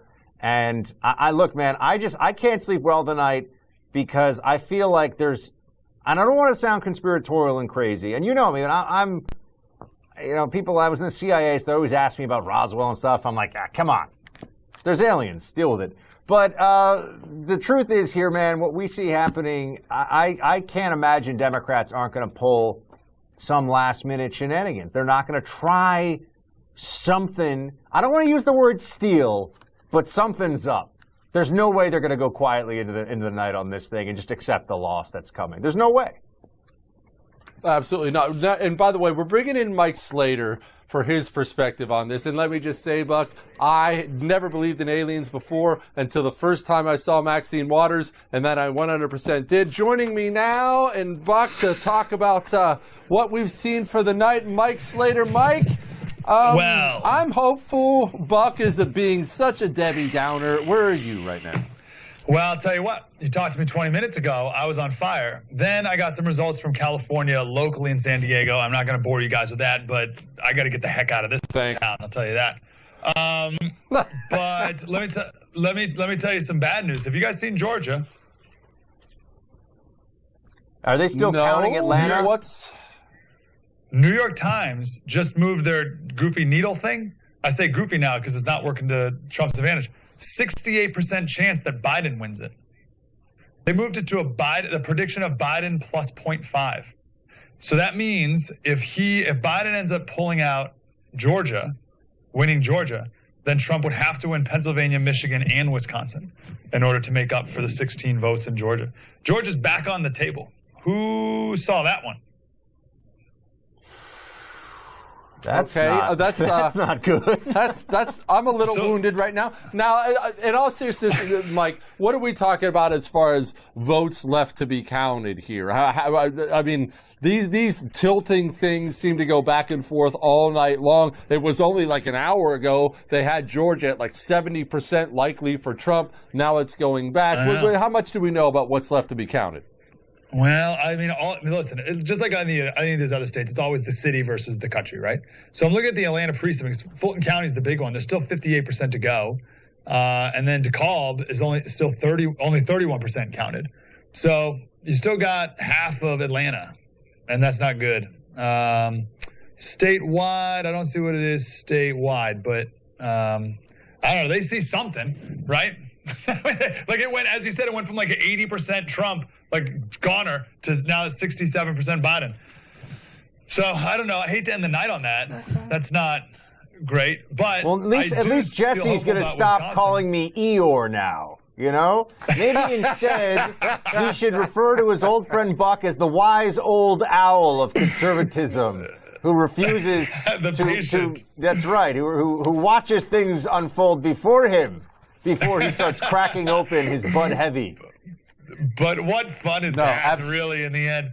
Listen, I don't want to go to bed a total Debbie Downer. I still feel hopeful about Pennsylvania, Michigan, Wisconsin. His fracking comments, all those things are still true that were true yesterday. And they seem to be polling well. But as you were saying, Buck, I think it's going to be a while until because they stopped counting. Philadelphia, you do this once every 4 years. And they're like, we're beat.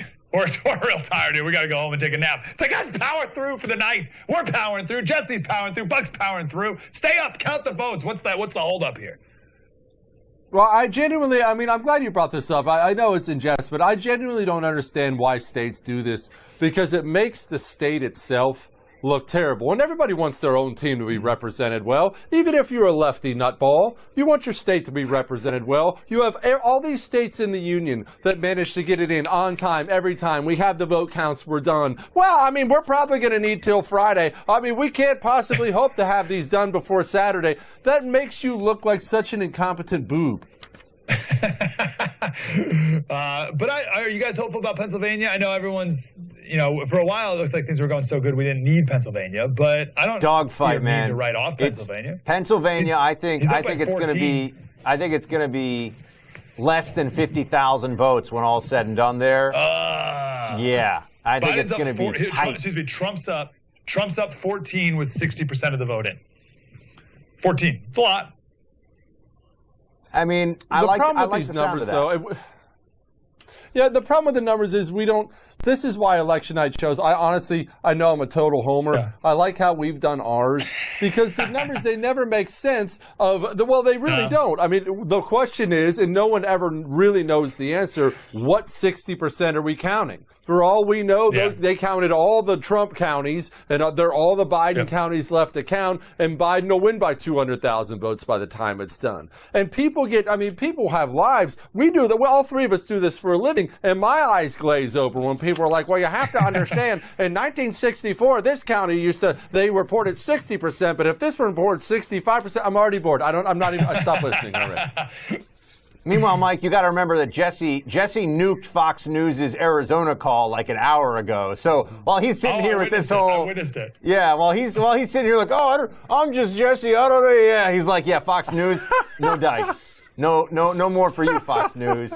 Pulling the plug on you on Arizona. The money call, like right away, it was like, no, don't believe it, not happening. And it turns out you may be right on that one, but I don't know.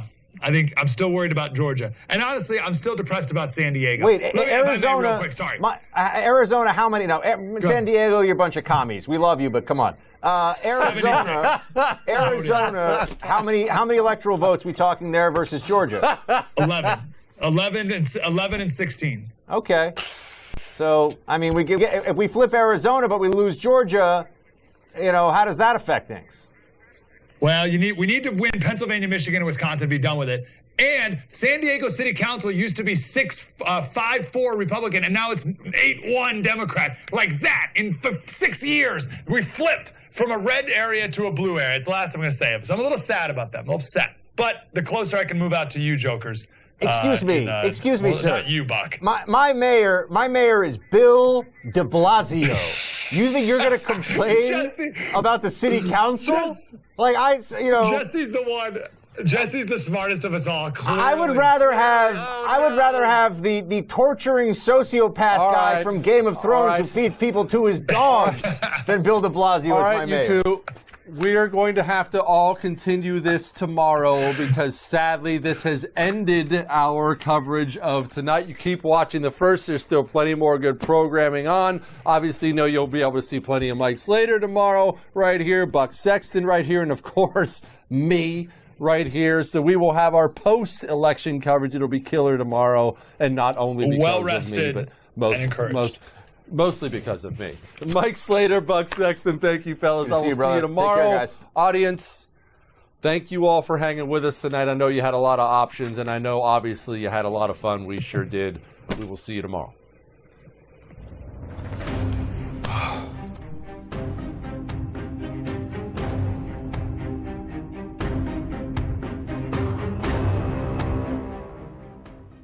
Analysis that you're just not going to find anywhere else. Plus, we always try to have a little fun while we go through all that stuff together. So don't miss the Buck Sexton Show every day at 5 p.m. Eastern, right here on The First.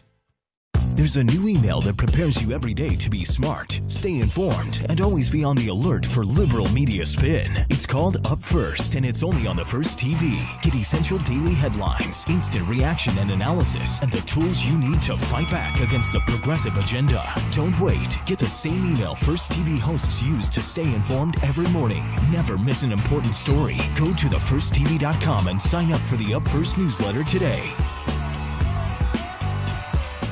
Hey, Slider Crusaders, on my show, we've been diving deep into the philosophy of what we're fighting against, from Hegel, Marx, the Frankfurt School, all